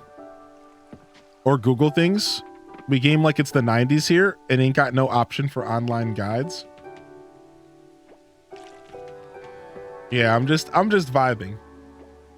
I wouldn't call this as efficient as much as I would call it boneheaded. Right? Planting this many crops with only having a bronze watering can and level 1 sprinklers, there's nothing efficient about this. This is boneheaded as frick. This is stubborn is what it is. This is stubbornness is what this is. That's what this is.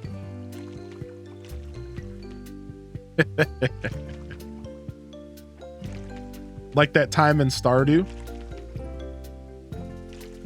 What did we do? We planted 350 blueberries with a level 1 watering can, and we would water our crops from 6 in the morning until 9 p.m. at night every single day in game. And we couldn't do anything but water our crops every day and go to bed. Man, that was a crazy summer. That was a crazy in-game summer, dude. It was a full season of nothing but watering crops. 6 a.m. till 9. We would have a couple hours. We had to spend those hours foraging for food because we had no way, like our energy, we were eating like garbage bread, cookies, spring onions that we harvested in the spring, field snacks, right? Like we had to like figure out how to eat and get energy. It was crazy cool. Rachy.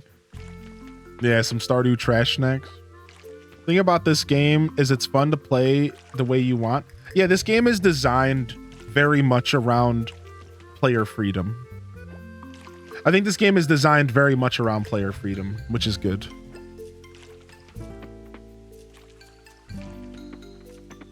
Not me looking at the gold ore at the blacksmiths and considering slowly getting enough to upgrade to gold because I want more efficient tools. I thought about it. I had all of this money sitting around and I thought to myself, wouldn't it be so nice to just buy some gold? I honestly probably should have done it. Like in all reality, but there was a part of my brain that was like, nope, that's not how you spend early game Stardew money. Or in this case, Coral Island. Like, nope, you don't do that. You don't spend money early on stuff that you can get later. Oh, I just ate a hot pepper. There goes 80 bucks. I just ate a single hot pepper worth 80 schmeckles.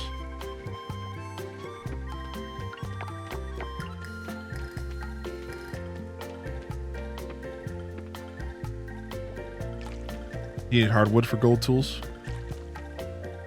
Coral Island will be on Switch in 2024, but we don't have an exact date for it yet, sadly. Organic peppers are popping. Is there anywhere you can buy hardwood in the game?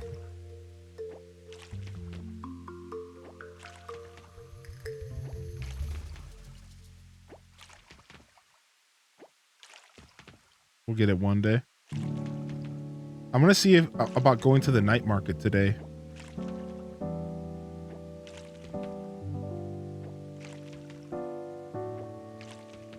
I should have enough time to go to the night market, I think.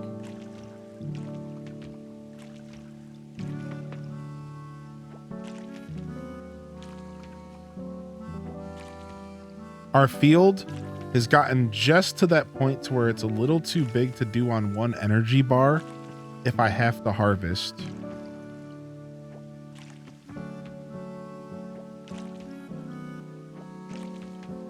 So we do have to like start cooking a little bit. Blow up the fallen logs on your farm with dynamite to get some hardwood. Sick. Who doesn't like an excuse to use some dynamite, you know? All right, we almost missed a pepper here.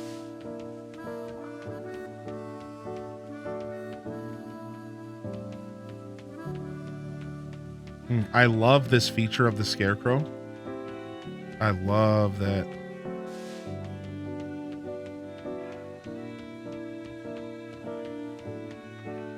All right, I think we watered everything. Let's go over here and finish up watering our seeds. Or sorry, our seedlings.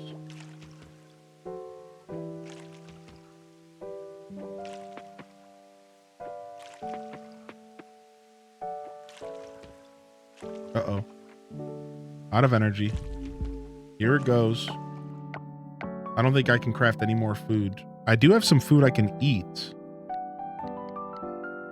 It's food that's meant for the mines, but like, who cares, right?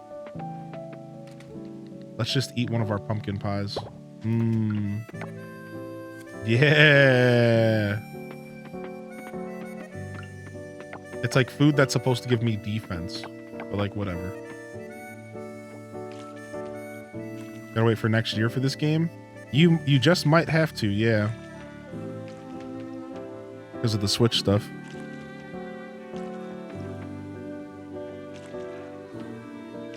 Yeah, all right. It looks like we won't be done till about 6 p.m. So we're definitely just going to go to the night market, which we can go to at 8, I believe. So let's just work on the farm for now. And let's head down to the night market. Yeehaw!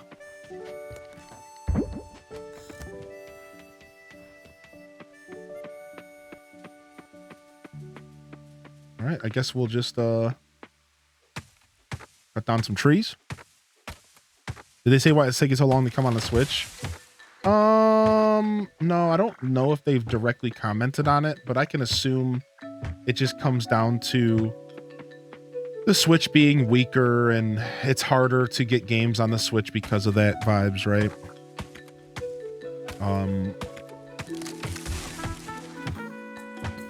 Something along those lines, I'm sure.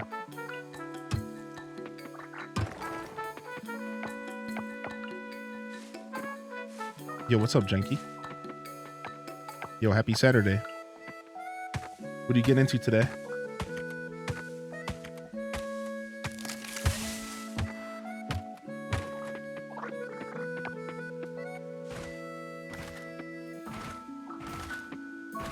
Boom.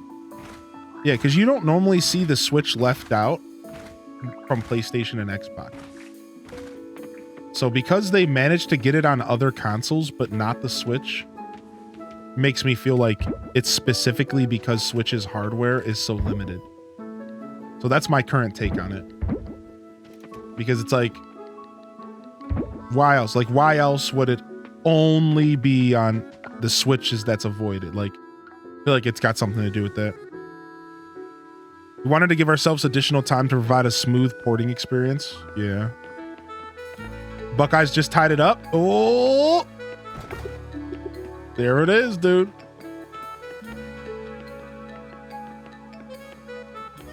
Hey, secret night market. Let's go. Shell anklet, metal boot, fossil node, plesiosaurus leg, a mystery geode, some scrap, some stamina fruit, a gold bar for 45,000. Are you out of your mind? What is all this trash? All right, we're out of here. Both teams are 11-0.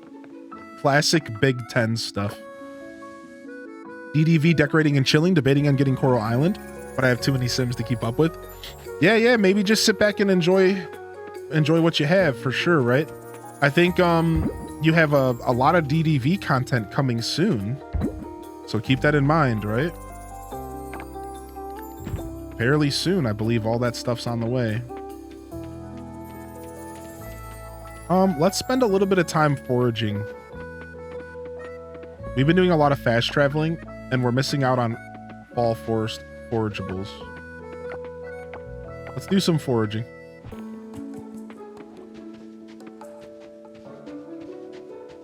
December 5th, yeah. Whoa.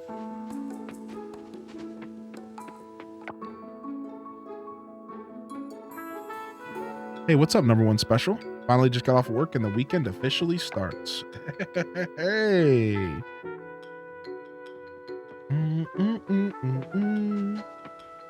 I mean, yeah, with how buggy the PlayStation and Xbox release ended up going, it's probably for the best that they decided to take their time.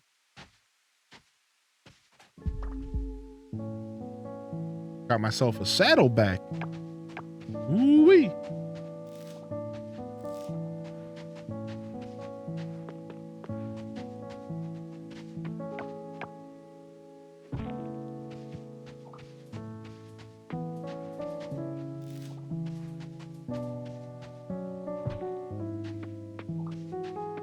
Grab this.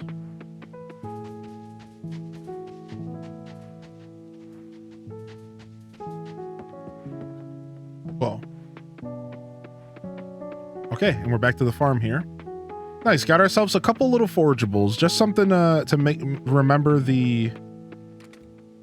Just something a little light to remember the fall by, you know?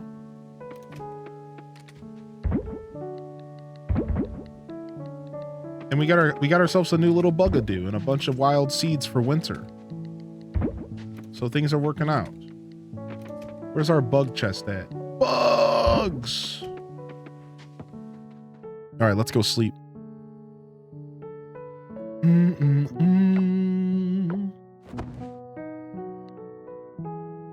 You're playing the Sukiya game? You guys and your watermelon game.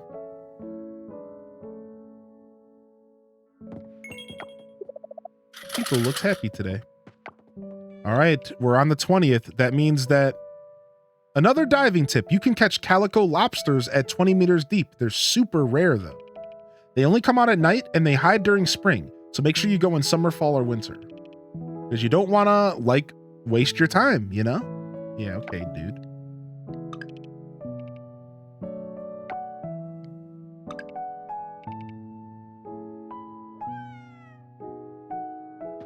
Okay.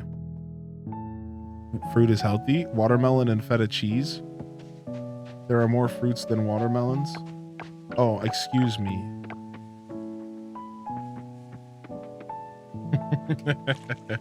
Well, excuse me. So they so here in game, it's the 20th of fall, so we have to start thinking about the end of fall. Do we want to continue planting? If we start harvesting plants, are we just done for the season? I think we are. I don't think we do any more replanting. I think we start calling it. And we'll have plenty of tilled land on winter the 1st to plant our wild seeds. We haven't unlocked winter seeds yet because we're only town rank E. So we'll be planting some seedlings potentially and some wild seeds. That's pretty much it.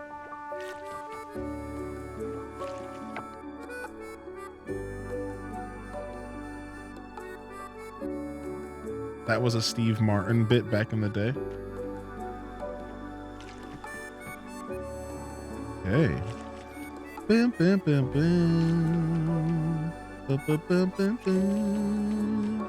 The fall theme is nice, man. I like the fall theme. There's a specific game. Oh, we already had this talk about how the fall theme makes me think of a song from Tales of Symphonia.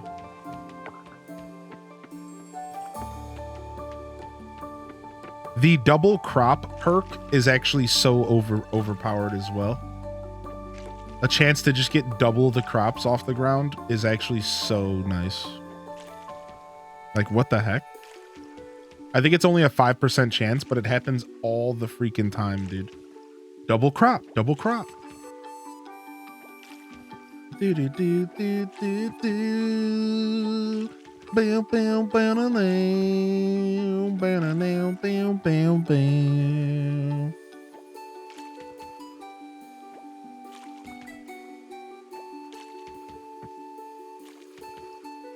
Ah, I'm watering rocks over here. Wait, we have a new pickaxe. Can't we break this?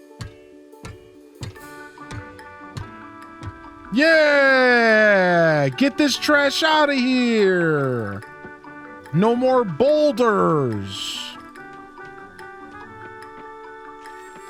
Nice. I straight up forgot that I got that upgrade.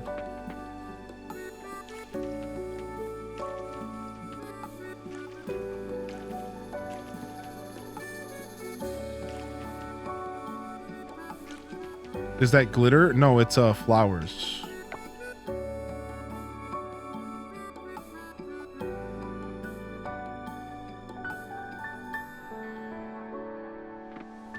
Reminiscent of some of the motifs in Undertale.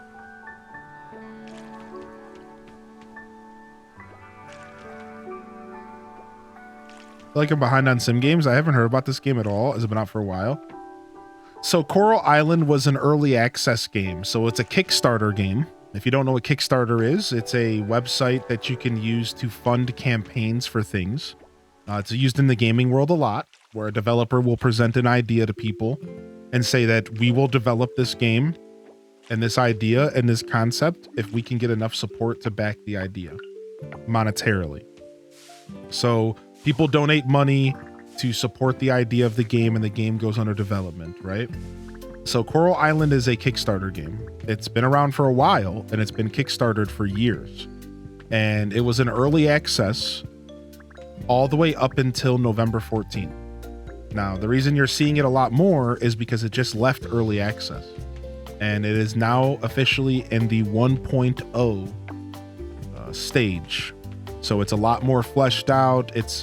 We already had this talk today, but pretty much a full game. You know, not including a couple story bits that aren't finished and maybe a couple other things that need to be fleshed out. And it's heavily inspired by Stardew Valley. And is like it built on top of what Stardew Valley has presented. So Stardew Valley shook up the genre of farming sims and did some things that weren't ever done before in farming sims, and really gave the genre a fresh coat of paint and kind of reimagined it. And up until Stardew Valley, there was pretty much just Harvest Moon, Story of Seasons, and a couple of other titles, right? Whereas Stardew Valley came out and said, you know what, there's potential here, and it really created a brand new experience. And since then, I think we all know that there's been tons and tons of farming sims. So the genre's really started, coming to its own, growing into itself. It's really starting to get fleshed out. There we go. That's a good way to word that. And Coral Island is taking advantage of that. It saw what Stardew Valley did. It saw the shakeup that Stardew Valley did, and they decided to attempt to create a similar yet in a unique, entry to the farming franchise. And they succeeded. It's really good. It's really good. It's unique. It's its own game, but just like Stardew Valley was its own game, but it built on top of the things that made the genre great, the games that came before it, the foundation that was laid by the games before it. It didn't ignore those foundations. It seems like it's built on top of those foundations, but still managing to provide its own unique experience. And that is something worth celebrating. Welcome to Coral Island. Not sponsored, by the way. I know I sell things well. Not sponsored.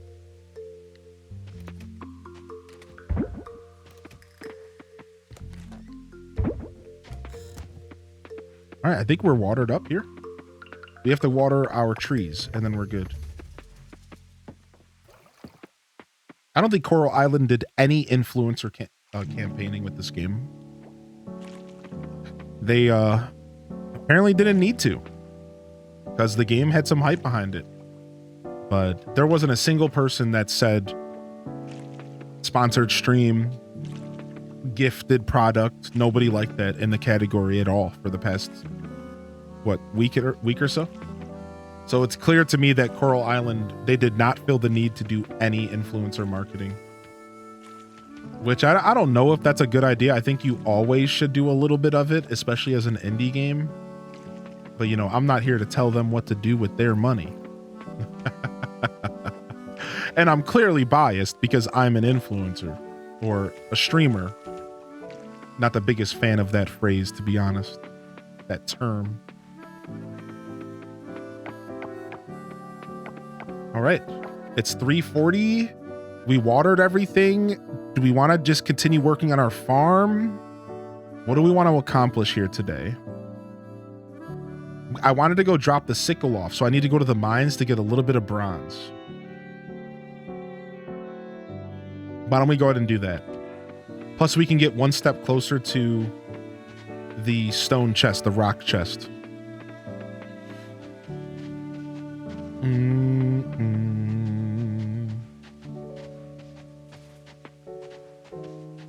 All the games I've gotten on Switch since I started following you were influenced by your streams.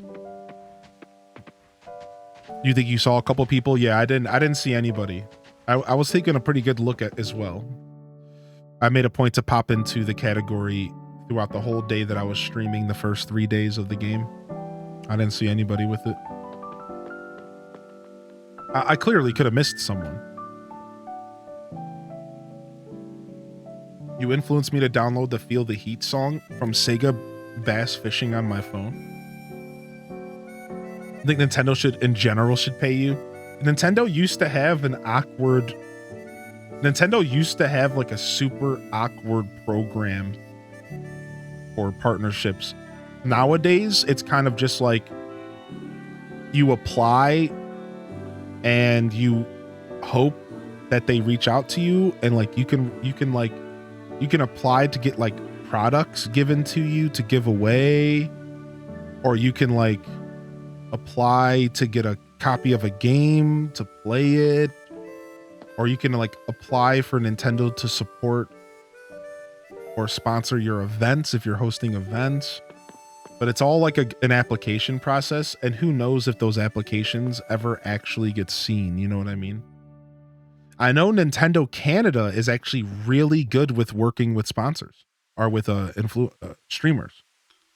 Nintendo Canada is super lit, dude. That whoever's running Nintendo Canada is always working with creators, sending them massive packages of stuff. I'm like, oh my gosh, dude. At Nintendo Australia as well. Nintendo Australia always sending stuff off to the creators from Australia. They're always getting big packages of video game stuff in the mail. Nintendo America, nah, dude. They don't give a frick. I think it's just that America's probably just bigger and there's more people and it's just more saturated.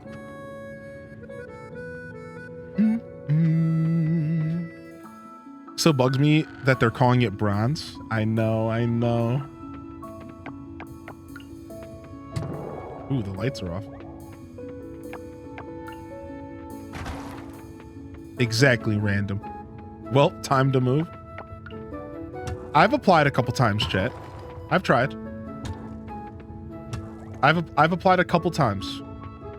I tried to get free stuff for Pokemon Scarlet and Violet.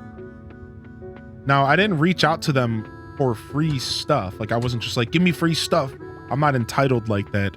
I did reach out though, and I presented it as, you know, I'll be playing the game on release. If there's anything that you could do to, you know, help us celebrate Pokemon and play the game together, like that would be cool. So I sent out for Pokemon. I never got a reply. I reached out for, I think, Kirby, but late after the game's release. So clearly I didn't get a reply probably because I was late.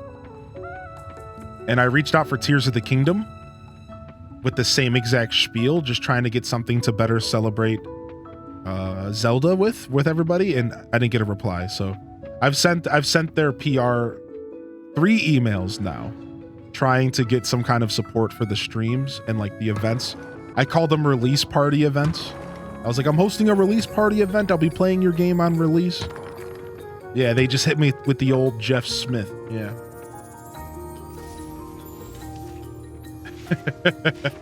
So maybe one day Nintendo will cough it up.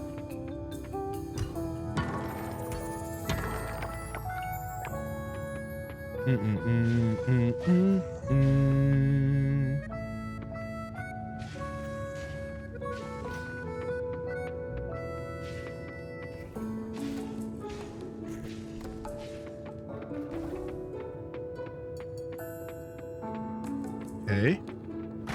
We could totally make it to level 30. Ooh, having this upgraded pickaxe feels nice. We could totally make it to level 35. Let's try.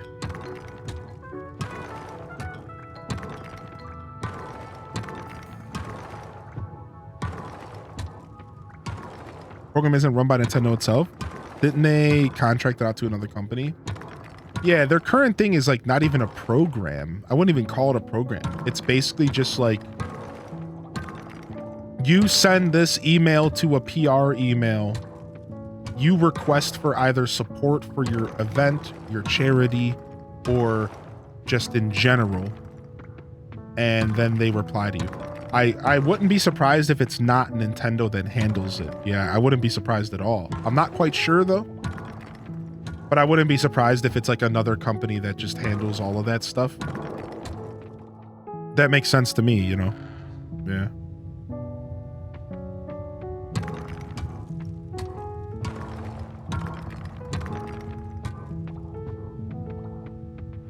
All right, it's getting late.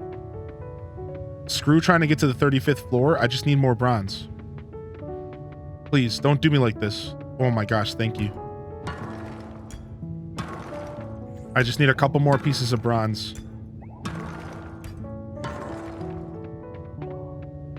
And then we're just gonna leave. I just want to make sure I can go upgrade my scythe. My sickle. These mines definitely start to get massive as you go deeper, though. No way. They're going to leave me hanging? They're going to leave me hanging on this one piece?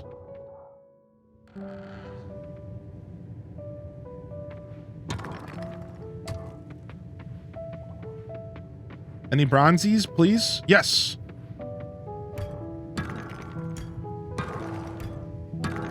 Because you need 5 pieces.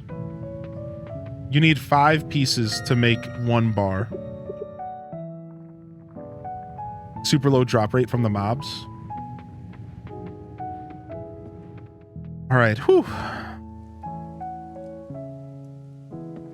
Good thing we have this now. I wouldn't have done what I just did if I didn't have this warp point. That is for sure. Warp point comes in clutch.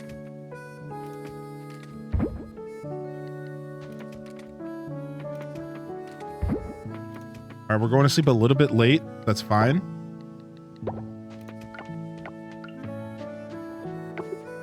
We got to get these bars in. Boom. Easy. Boom. Boom, shakalaka.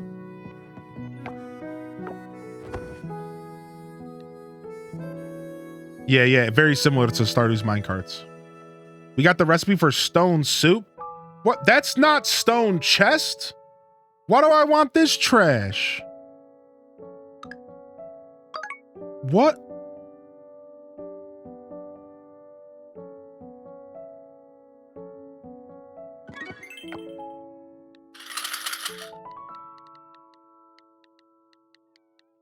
That's an actual cooking recipe. That's not even a crafting recipe. Oh my gosh.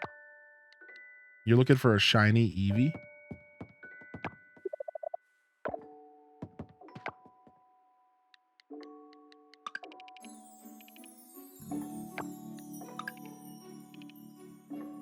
Okay, windy day.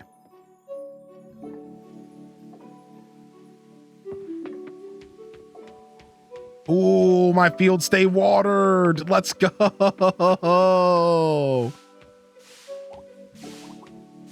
That is what we're talking about. All right, do we go back to the mines today? It's Sunday, so the blacksmith isn't open. That's a rip.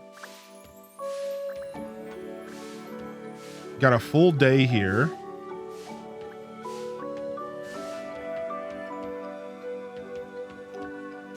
Guess we go back to the mines. What else do we need bronze for is the question. It would probably make more sense for me to go diving. On a shiny Cubchoo. Cubchoo's a little cutie. It'd probably make more sense for me to go diving.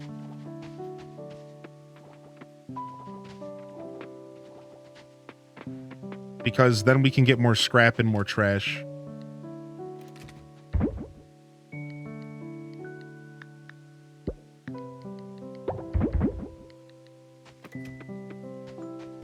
Meanwhile, I haven't been on Pokemon in a while. Yeah, I'm gonna be going back to Pokemon for the DLC. We'll be checking out the DLC. It should be a good time. All right.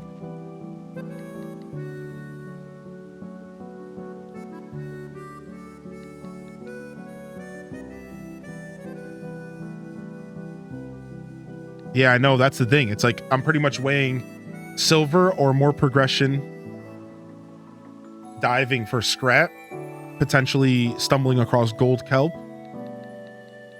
It's pretty much silver bars versus probably not getting much out of the diving. I'll just get a bunch of trash. Like, trash is always good though, right? I am low on trash.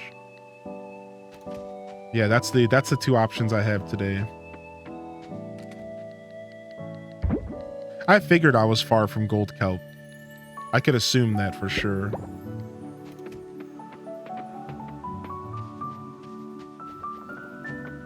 That in there.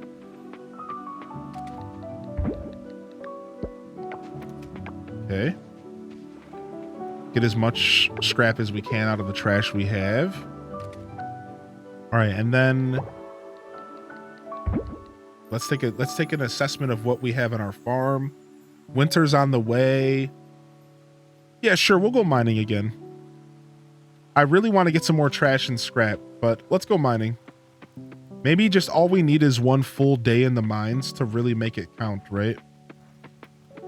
Let's go and grab our apples, or sorry, our pumpkin pies. I don't know where apples came from.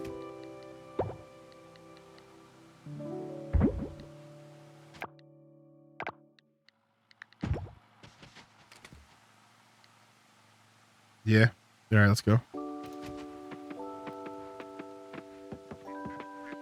right, let's go make some progress. Oh wait, what am I doing? I can fast travel.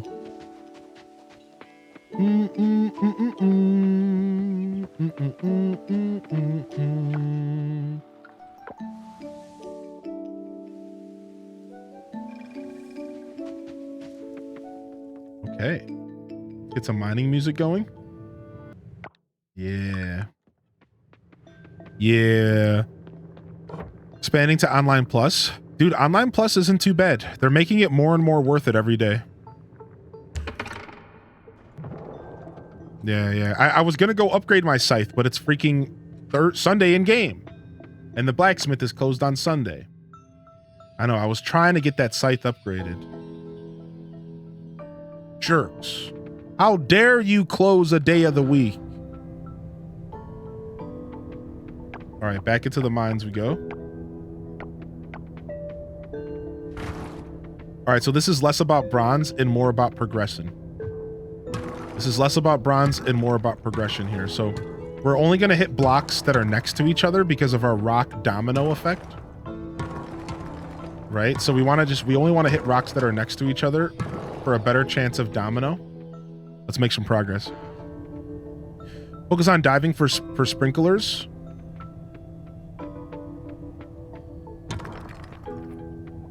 And then I just upgrade my scythe so I can cure trash faster. Yeah.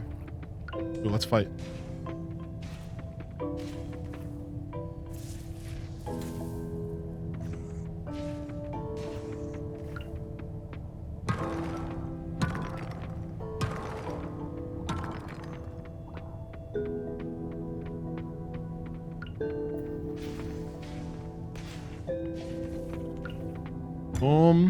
We will grab bronze if we see it.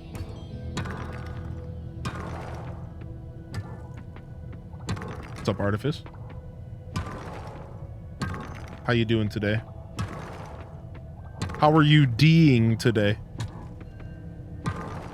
What do you think of the monsters? I think the monsters are cool. I think the combat in this game feels super like an afterthought. The combat in this game feels like, ooh, that rock domino was sick. The combat in this game feels, the word I would use is very loose. It's a very loose feeling combat. It's like, it doesn't have like a lot of like substance to it. Like, not the content, Stick with me. The feel of it. It doesn't feel like, the word I was using was crunchy. The combat doesn't feel crunchy. Right, impact. There's no like impact to it. But I don't have a problem with the monsters themselves. I think the monsters are cute. You got the tattoo? Yo, Carbon Gen, nice. Oh, we got a freebie. Wait, why did floor 35 not come with an... Why is floor 35 not have an elevator?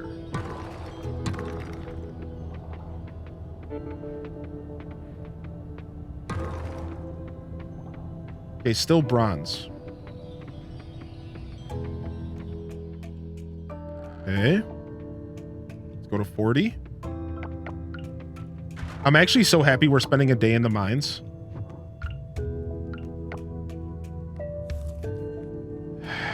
I'm actually so happy because like we haven't spent a ton of time in the mines in this game. A day in the mines, dude, like a true dwarf. Sit down.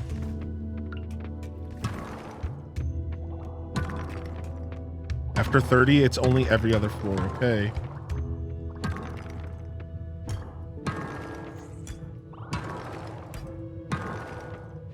Oh, you can just hold the pickaxe.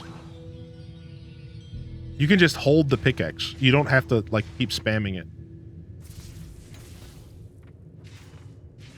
Nice.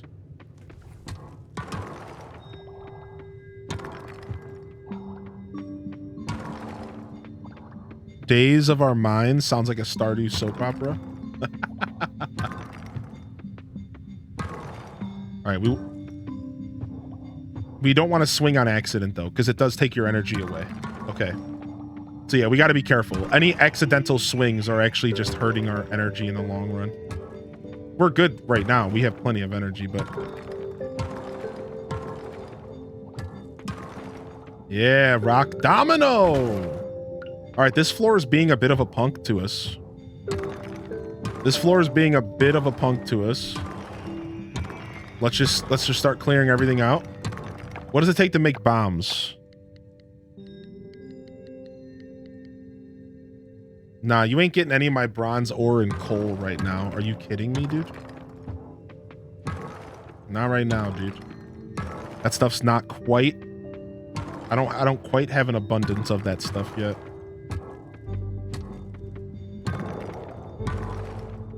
You can buy them from the BOS hideout.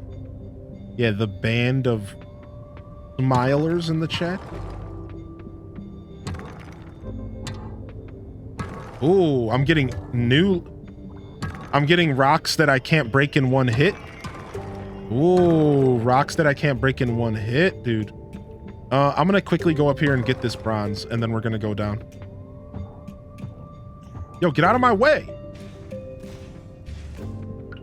Ooh.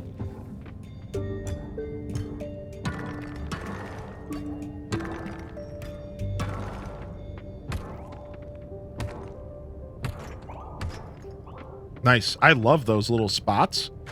Those little like spots that you crack into and they produce a bunch of ores is actually really cool.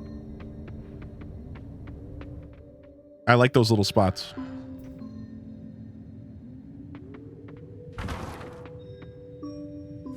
Ah! Dude, one shot him, dude. Yeah, the Vans of Smiles is super goofy. You know, it's cute or whatever, but it's funny.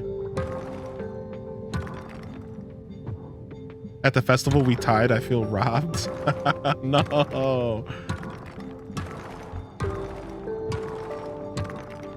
We're on floor 38. All right, we need to make it to floor 40.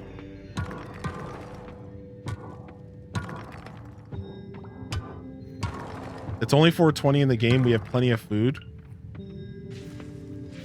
We're doing pretty well right now. It doesn't really matter.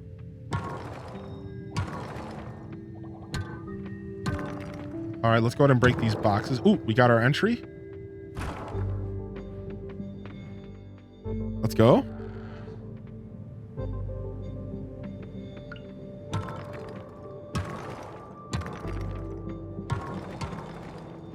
Nice. Give me that coal, baby.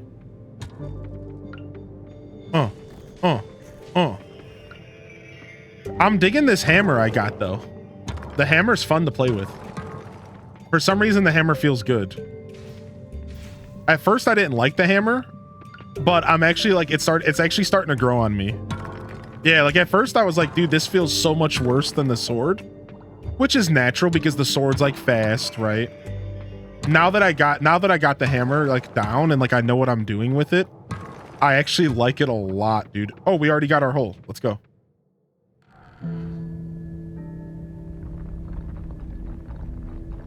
Wait, did we just unlock a new cave? Yo! Yo, we unlocked the water caverns.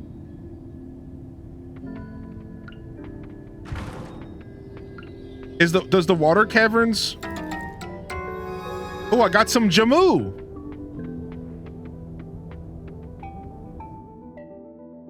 Oh, this is let's go down. Let's put this music on. It's called the Earth Reward music.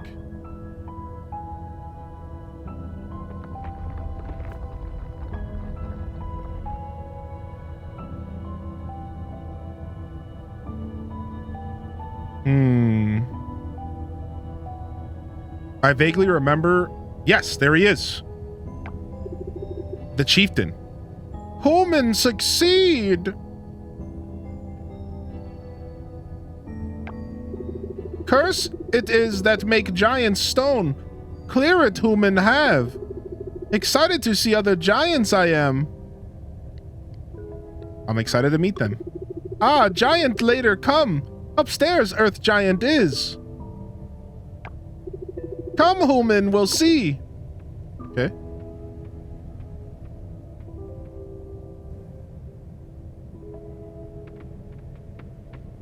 All right, 6 p.m. We still have enough time. So that means that silver starts in the water mines, I guess. Yeah, it looks like we don't get silver till we get into the water mines. That's cool. Okay.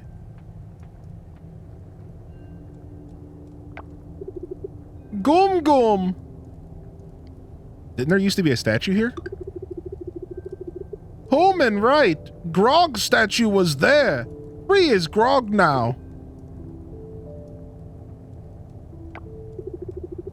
But where is Grog?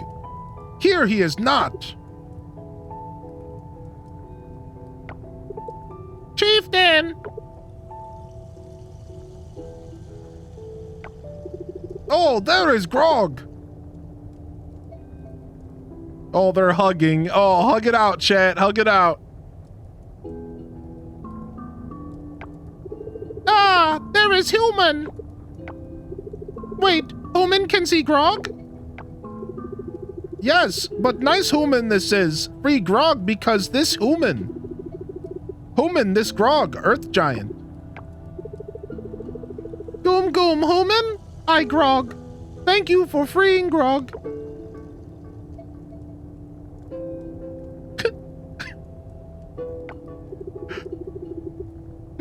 Still stone is other giant. Curse again it must be. But fire giant where? Free other giants human must. Wait will Grog and I in village. Goom goom human.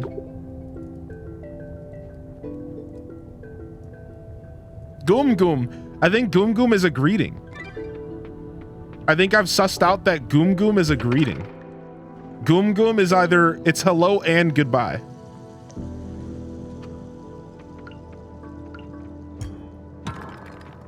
Ah, tons of silver as soon as we got in here. Oh, ho, ho, ho, ho, ho, ho. Right when we walk in the front door? Dude, that's nice. That is sexy. Right when we walk in the front door. We didn't even make me work for it. All right, we need enough to get 5 bars. We can do it. We can do it. We can get 5 bars. I didn't realize I was so close to silver, but I guess I should have realized it because like silver starts in Stardew at like floor 40. So like, yeah, I guess it makes sense that I was pretty close to silver the whole time. So we have 14 pieces here and I have a couple in my inventory. We need about 30 pieces, 25 at least, but I'd like around 30 pieces. So we need 25 ore. If we can get 25 ore before we go home, then starting tomorrow, we can instantly go and upgrade our watering can. And if we upgrade our watering can to silver, then we are like, that is, honestly, we don't even have to do that because it's almost winter and we're not going to be planting 400 crops in winter. So what do we get? What's our first upgrade, chat? What do we upgrade? What tool do we upgrade to silver first? Currently, my options are pickaxe, axe, watering can, or hoe. No matter what, by the end of winter, I'm going to upgrade my watering can. No matter what, by the end of winter, I will be upgrading my watering can. Period. So it's that's more of a, do we do the watering can now or later? Scythe? Scythe would help us go back into the diving. Ooh. So maybe we go Scythe. We bring Scythe up to bronze level. Then we bring up Scythe to silver. And then we go diving for gold kelp, which will help us get sprinkler level 2. And that's our goal right now. So I think we go Scythe, then pick. I think pickaxe is a good answer as well. I think Scythe is what we do. And then again, we'll get the watering can at the end of winter. We don't really need the watering can right now. We're fine. We'll get it by the end of winter. We might not even need the watering can at all by the end of winter because we might have new sprinklers.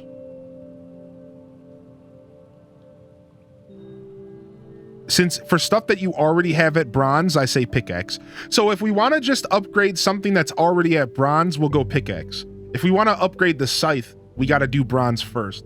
All right, so we can only put one tool at the blacksmith at a time. So no matter what, tomorrow in game, we're going to put our scythe into the blacksmith and we're going to go ahead and get our bronze scythe. That's our first thing. We'll figure out what to do next after that. I think scythe is a really good answer though. I think scythe is good. Because then we can go diving, right? And if we can make diving faster, then we'd be in a pretty good position here. Yeah, maybe level 3 sprinklers are a little bit closer than we thought originally. Just maybe. Let's go grab some silver real quick before we leave. No reason to skip to the next floor if we're just skipping out on the silver. All right, let me fight this guy and see if he's stronger. He seems like he's a bit stronger, like HP wise. All right, if we can get to floor 5, that would be cool, but I'm not too stressed about that right now. Any silver? No. Okay, 1 piece. All right, y'all need to chill. You fake caterpillar. Huh?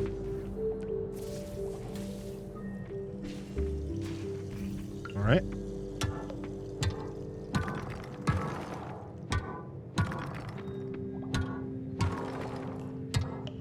Yeah, getting our pickaxe upgrade would actually be so nice because look how brutal digging through these mines are, man. Oh, got it. Yeah, getting the pickaxe would actually be nice. Because like as Neanderthal said, we could get silver faster.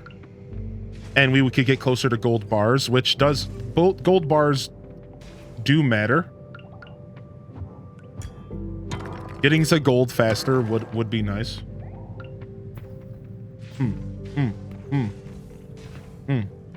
Okay. Ooh, rock domino. Domino those rocks, baby.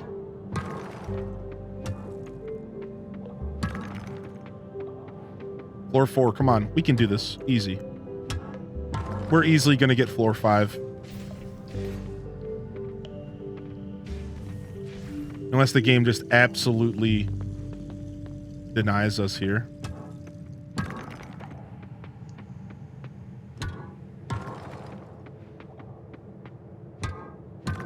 Probably should have did that one first. I'm trying to identify which rocks break in 1 hit. We'll start with all rocks that break in 1 hit. Then we'll worry about breaking rocks that... the other rocks. But the strategy here is to just hit rocks that break in one hit for now. If we don't get a staircase, then try level 2 rocks.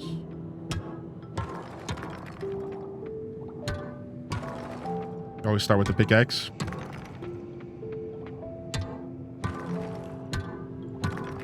Yeah, because like since we're so far into fall, I'm not like too stressed.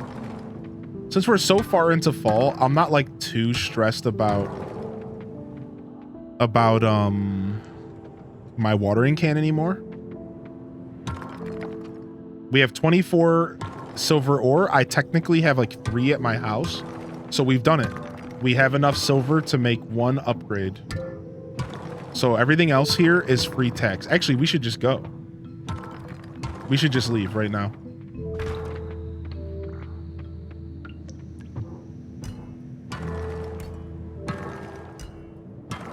Let's roll. All right, we got to floor 5. Because we're I don't want to be messing up my energy for tomorrow. So let's just get out of here. All right, cool. The scythe upgrade is going to be so nice because we're still sitting around with bronze scythe. It's going to be so nice to get that scythe upgrade. I love how you think. I thought the same thing. Great minds and all that, you know?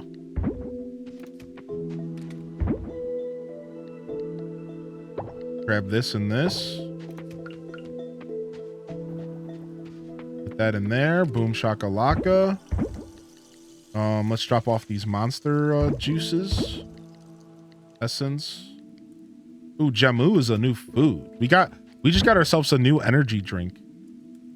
That's such a nice little pickup. All right, what else? Where's my peppers at? Didn't I have a bunch of peppers on me? Here they are.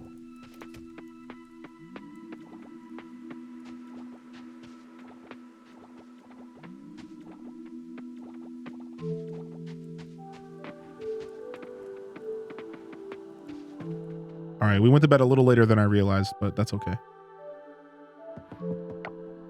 Boom. Heard hoeing ain't easy, so that. Yo, Tinkle's loving us. It's funny because we haven't gotten a massive payout this season at all because I'm saving all of my crops to be turned into mason jars and stuff, into preserves. If we decided to go and sell all of the crops that we saved this whole season, dude, we would make so much money right now. We would make so much money, dude. It would be crazy. We're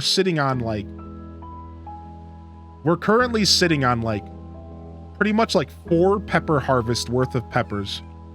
We're sitting on like 7 or 8 cranberry harvest worth of cranberries. We're sitting on sweet potatoes, pumpkins. Like, we have so much food in our chest, and I'm saving it all because I want to put it all through preserve jars. But like, if I need the money, I can just sell it. That's the beautiful thing. If I need the money, I'll just sell it. But until I need the money, we're going to keep it as crops and get it in preserve jars.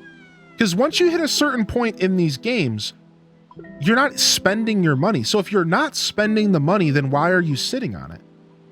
So I challenge you to save your vegetables. Once you get a certain cash flow, sit on your vegetables, sit on your fruit, because you can get that stuff running through a mason jar, even just one single mason jar, even though it takes a ton of time, and then just sell it when you need it. Like, at any point, if I go to get an upgrade and I'm broke, I'll just go to the store and I'll sell like half of my stock. Done. Cash in my pocket, right? How to be a farmer with Jeff Smith. My name's Jeff Smith and I know a thing or two about farming. I was raised in a farm, so I got some tips for you, Sprouts, so listen up. Winter is coming, Sprouts. I used to take a break during winter. Not many crops can survive the snow. Now, I'm not saying there are none. There are winter seeds, but they are rare. So we traveled and took the kids to see their grandparents. It wasn't easy traveling with 2 sons and dogs, I tell you. You need a whole season. But if you want to farm during winter, my advice is to build yourself a nice greenhouse. I heard you can even fit trees into one of those fancy big ones. Now that's a shocker. Okay, dude. This guy loves adding like little personal, like family anecdotes and stuff to his broadcast, and I love it, dude. He's like basically a streamer. he's just like loves telling little stories and like stuff that's like not at all relevant to like his broadcast, but he's just down to talk about it. Giants forget human can't enter village. Come to village, I open for human. Oh. Wait, what? I wanted to take a quick breather from my victory dance to drop this little note. Gotta admit, views pretty spectacular from the top. You put in some effort, but well, oh my gosh. This dude Bobby took the time to write a letter to gloat that he beat me. What a scumbag. This dude Bobby literally took the time to write a letter to rub it in my face that dude beat me at the Harvest Festival this year. I'm so pissed off right now. Oh my gosh.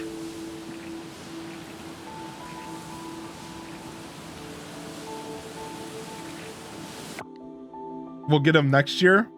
Hold on to that grudge. Actual scumbag, dude. Actual scumbag. Yeah, chode. Bum, bum, bum, bum, bum, bum.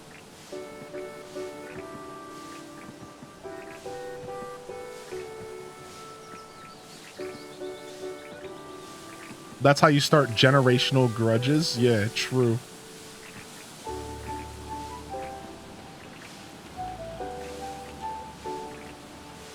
All right. Yo, big harvest day. Big harvest day, dude. Are we going to have time to take this scythe up there? We're going to have to take the scythe up there and then come back in water. That's what we're going to do. We'll take the scythe up to the blacksmith. We'll stop at the hot spring, get some energy, and then we'll come back and we'll do our watering. Freaking Frigga. Don't get me started on Frigga. How dare you?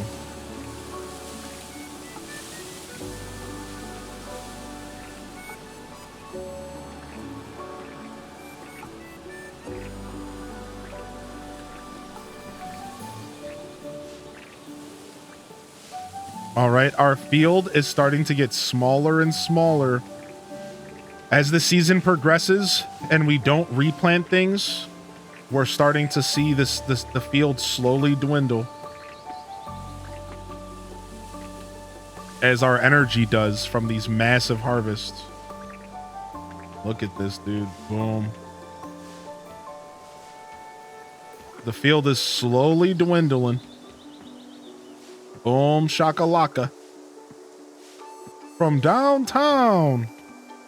At the buzzer. He put the nail in the coffin. Frick.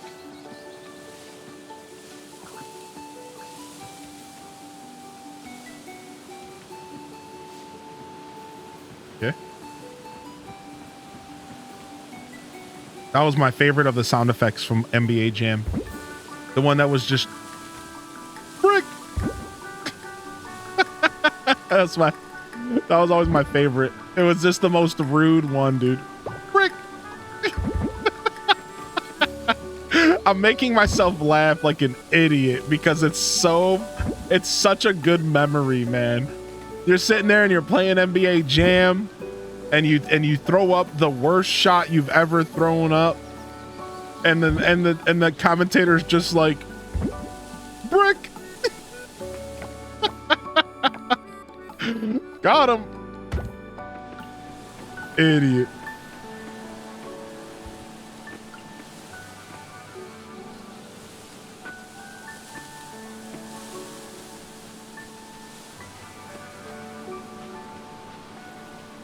All right. Dun, dun, dun, dun, dun. Do, do, do, do, do. Do, do, do, do, do, do. All right, we got our jackfruit. We got our dragon fruit. All right, let's grab ourselves. We need what? Wood and 5 bronze bars.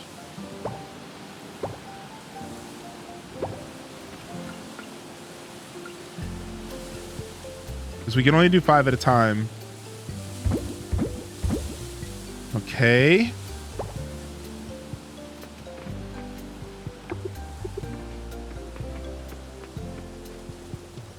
Get that going in there. All right, this farm is starting to look like an actual operation now, ain't it, chat room? Look at all this stuff.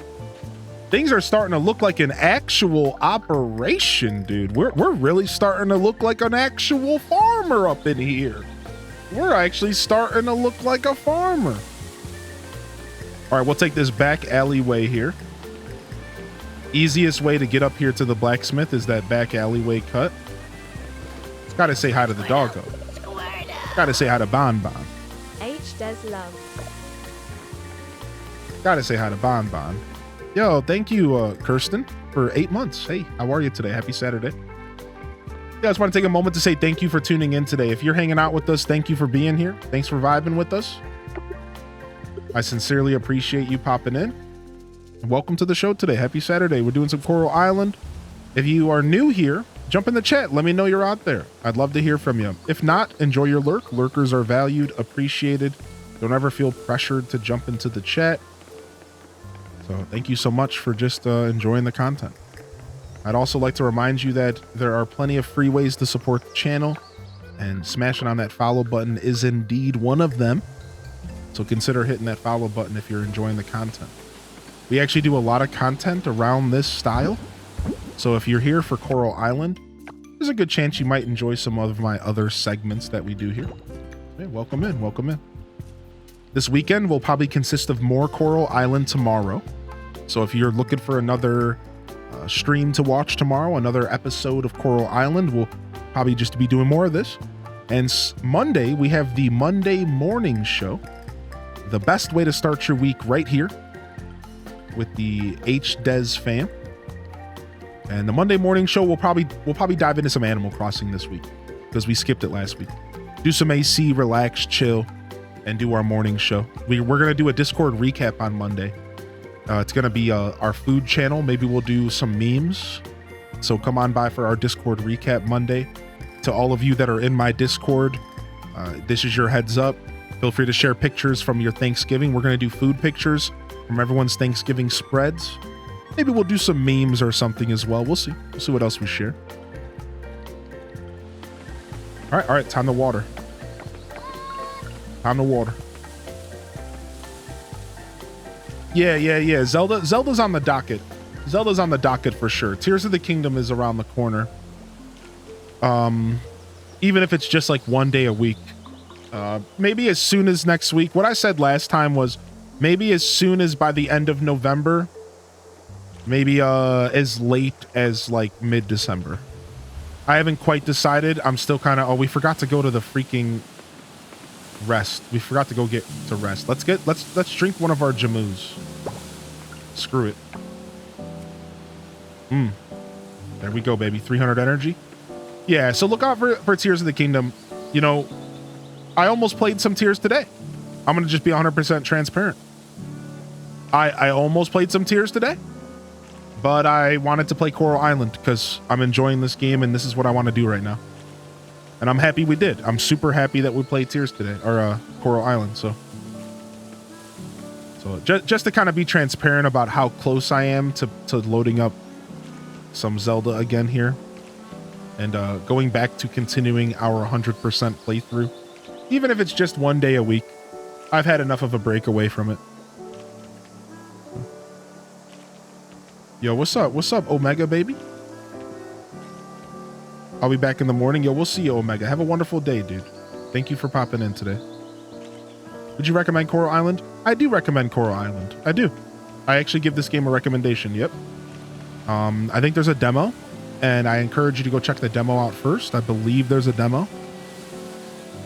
I think the game is a very good follow-up to Stardew.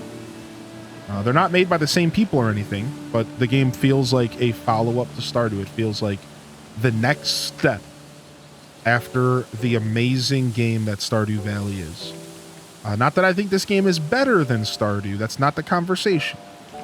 It's just the next step. It feels like this game is taking everything that Stardew Valley did and it's expanding on it. It's iterating on it. It's making it in some ways better, in a lot of ways different and unique. A lot of quality of life adjustments, a lot of things that make the game feel smoother. You can even say easier. Whereas Stardew's a little bit more of a rigid game. It's a little bit more rough around the edges, right? And that game's made that way, and it's beautiful. This game's a little bit more comfortable, a little bit more cozy, a little bit more quality of life, right? Really noticeable adjustments to make you feel even cozier while you play the game. That's kind of my take on it. Exclamation point review. Could somebody drop that in the chat? I do have a review though, if you want to check it out. It's literally 60 seconds, pretty much saying what I just said, but I don't know. I think it's worth checking out if you want. And all in all though, I think I do actually, and you all know I don't really make hard recommendations to people blind recommendations. I do recommend this game. However, I guess I should say one little caveat here. I recommend this game to farming simulator fans.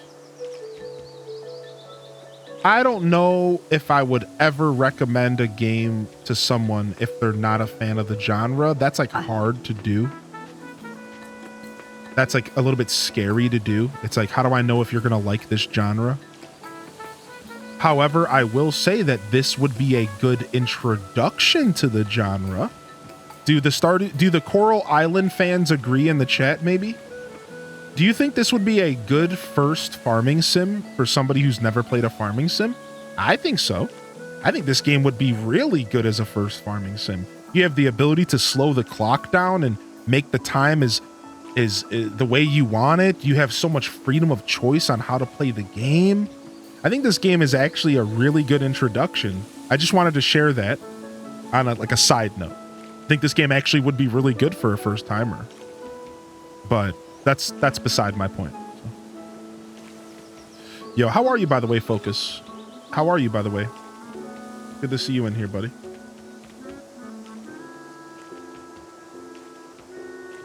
It's like a sibling to Stardew. That's probably a really good way to word that, Neo. I like that. I think everyone should start with a wonderful life. JK. I mean, you're not wrong. Let's be real. You're Elra.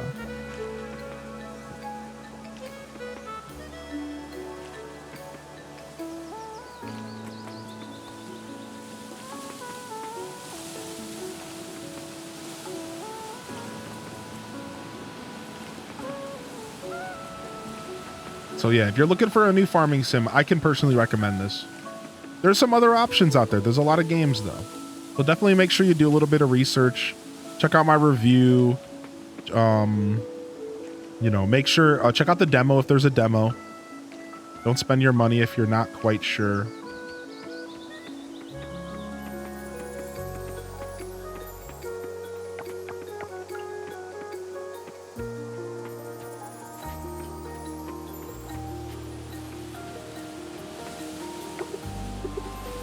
No demo on Steam. I thought there was a demo for this game, but maybe I just made that up. Maybe I'm a literal liar. You're just a liar, dude. A dirty, stupid liar. Such a liar, dude.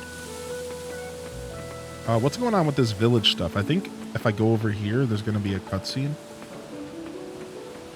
No demo. Oh, well, apparently I'm making stuff up, everybody.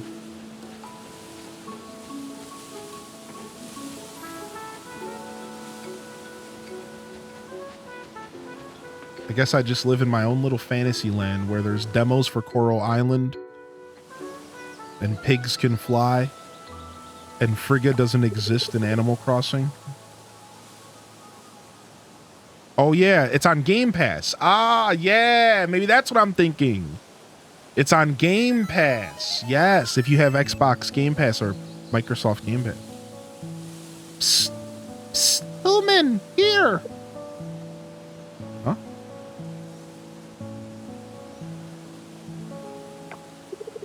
Here, Human. Ugh. Come, come, chieftain, forget Human can't enter village like Giant can. So Grog, open way for Human.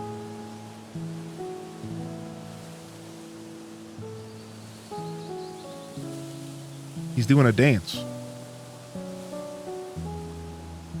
Appreciate the follows coming in. And thank you for the lurks out there. If you're lurking, thank you so much. I see you using that lurk command, baby. Thank you for taking advantage of that. Human, no can watch. Human, go back. He's embarrassed. He's embarrassed. He doesn't want me to watch him dancing. Oh my gosh. Do a little dance. Make a little love. Not enough, Human. Have to close eyes.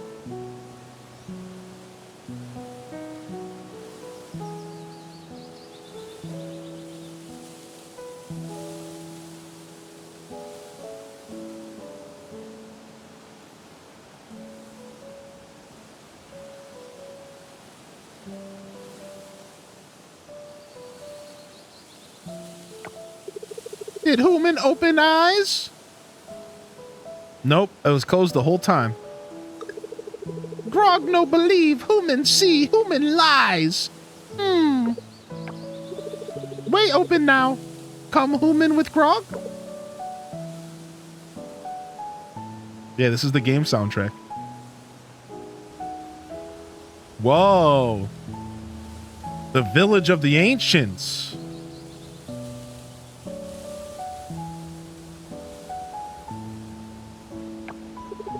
That Grog house.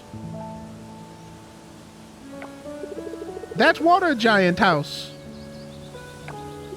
That chieftain house. That wind giant house. That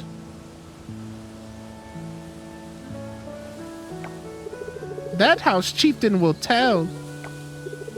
Grog no tell, too sad.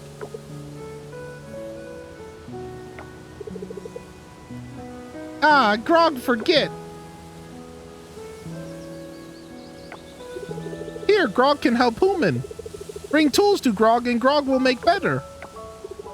But just a little better. More stronger, need more giant. What? Sick? Okay, that all. Goom goom, Human. Goom goom, chat. I'm gonna start greeting everybody with goom goom. Oh, we can enchant now? Sick. Enchantments apply special effects to your tools and weapons. To start enchanting, select the weapon or tool you want to enchant. Place an appropriate amount of gems, artifacts, or fossils to fuel the enchantment. Decide which enchantment you want to keep on your tool or weapon.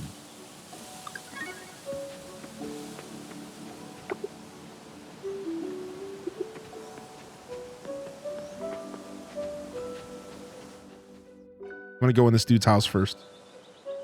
The students are storming the field in Michigan. Wait, who won? That's very normal. That's a very normal thing for a Michigan Ohio State game. I've seen dumpsters get set on fire with my own eyes.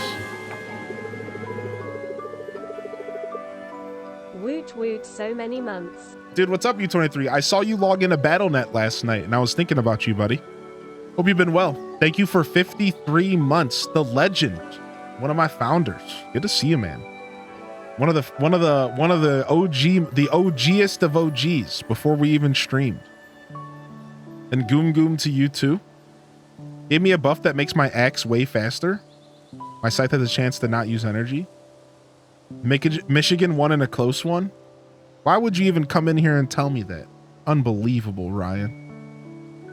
Grog can feel the wind getting colder. Falling season is almost over. Cute house.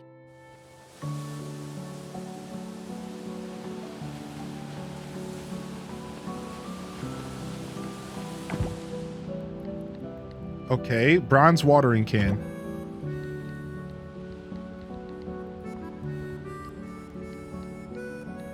I don't have any of this stuff. Do I have to... Oh, he gave me some gems. No energy drain. Sick!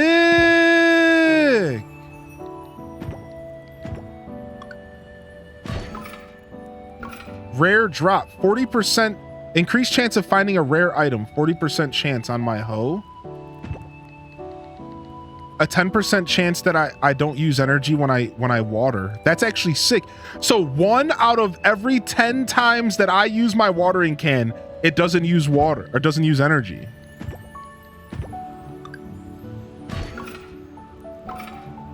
Oh, chance to destroy debris in 1 hit. Ooh, with an axe? Dang, my scythe is not with me. I can't enchant it. Yo, we'll see you later, Remix. Okay. Dang, dude, I'm so sad my scythe isn't here.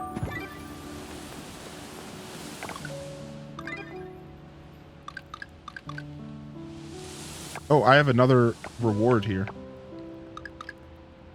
150 bucks. Nice.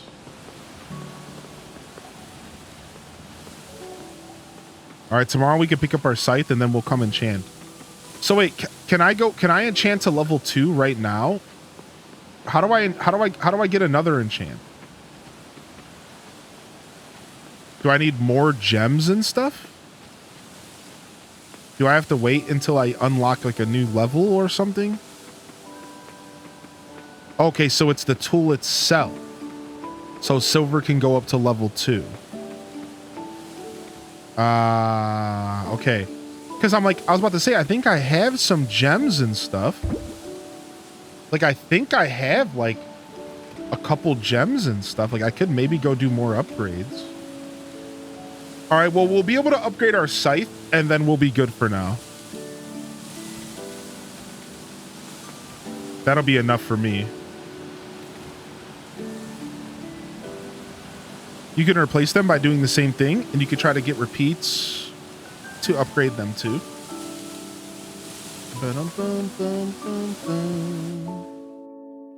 Cool. Nice, we just unlocked one of the major systems in the game. And you gotta love when games have so many systems that you're unlocking them 50 hours into the game. Like, I like that. I love that I'm like 50, let's see how many hours I am into the game.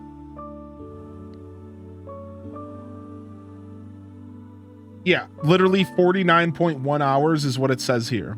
I don't know if that counts today or not. So we're 50 hours into the game and we're still unlocking systems. Now we just unlocked enchanting.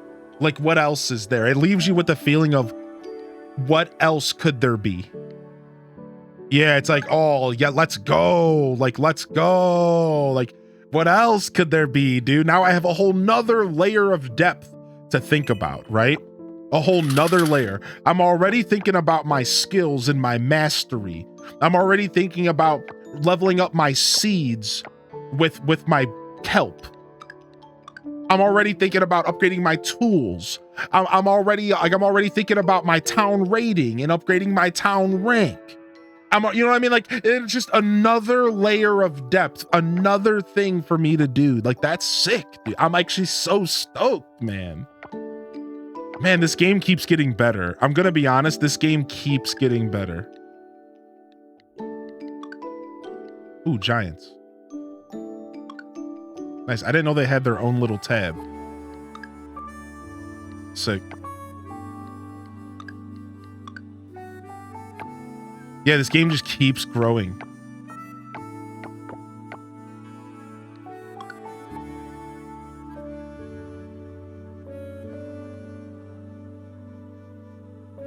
I want to get this new tab out of here. Yeah, okay.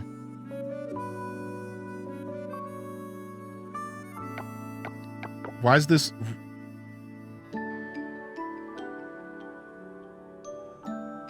get this blue dot out of here? I guess it's just always there. I don't know. Tinkle, 2 hearts. Little cutie. Little cutie Tinkle. All right, we can increase our chance. Let's get double ores. Sick.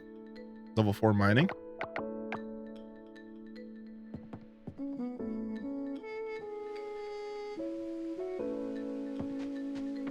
All right, we do have to water today. We do have some harvest, not a lot. We have to go get our scythe for that, then come back and water. It's the 23rd of fall. There is another event though. The final day of fall has an event. Why is the music so good? Isn't it good? Yeah, we're currently listening to, I've been listening to the fall songs. This is winter's main theme, which we're going to be able to hear a lot more of when we go into winter. Sometimes the songs will just like kind of fade into it, but a lot of the music we've been listening to today has been fall day and fall night music. Ooh, I'm loving the vibes. Look at all these cute little pumpkins and stuff everywhere. This is sick. It looks like we have the Spooky Festival coming up. The Spooky Festival. Sick, dude. We're getting spooky, baby.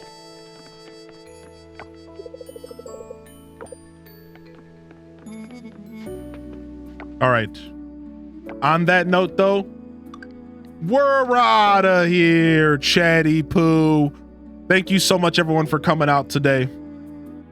I'm calling it there, my dear friends here that come and enjoy the Hylian Descent show.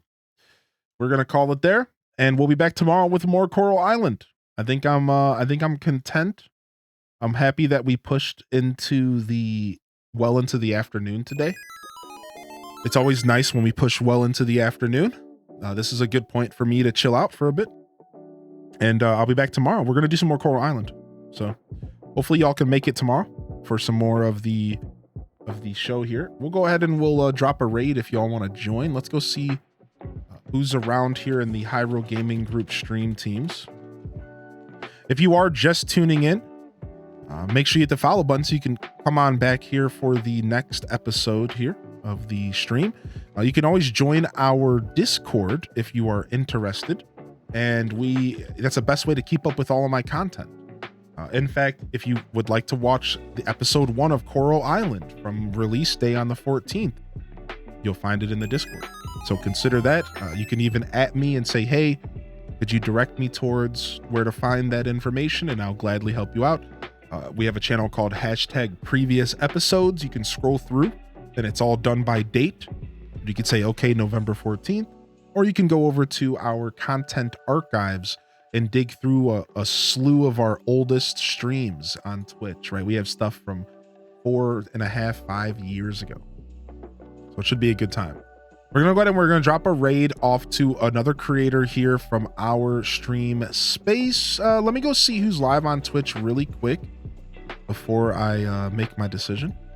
See if we can find an old friend to see here.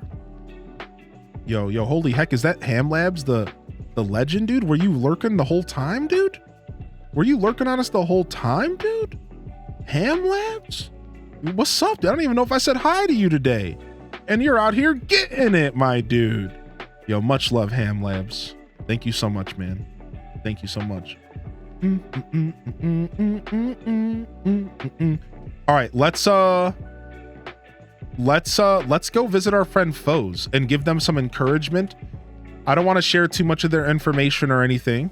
All I'll say is that our friend Foes had a little bit of a rough around the edges experience on Twitch, and they weren't too happy about it, and they weren't even sure if they wanted to stream. It was so awkward.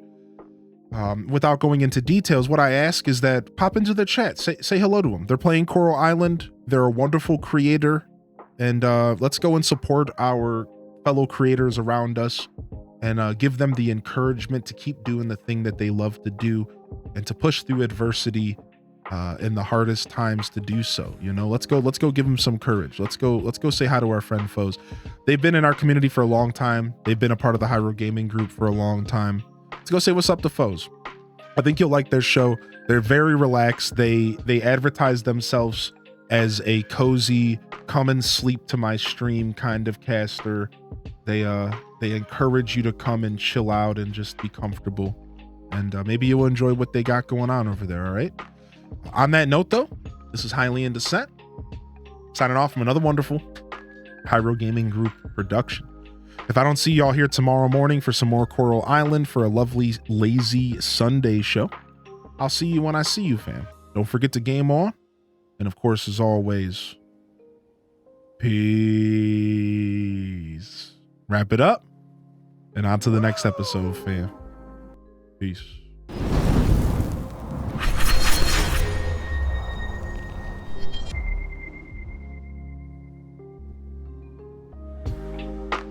All right, we outie, dude. Appreciate y'all. Thank you again. Go check out the socials. Give them some love. It was honestly a phenomenal show. Yo, round of love in the chat. Absolute phenomenal show. Love y'all. Appreciate y'all. Honored to be a part of your daily routines. I'm certainly honored to have you as a part of mine. Till next time, fam. Signing off. Peace.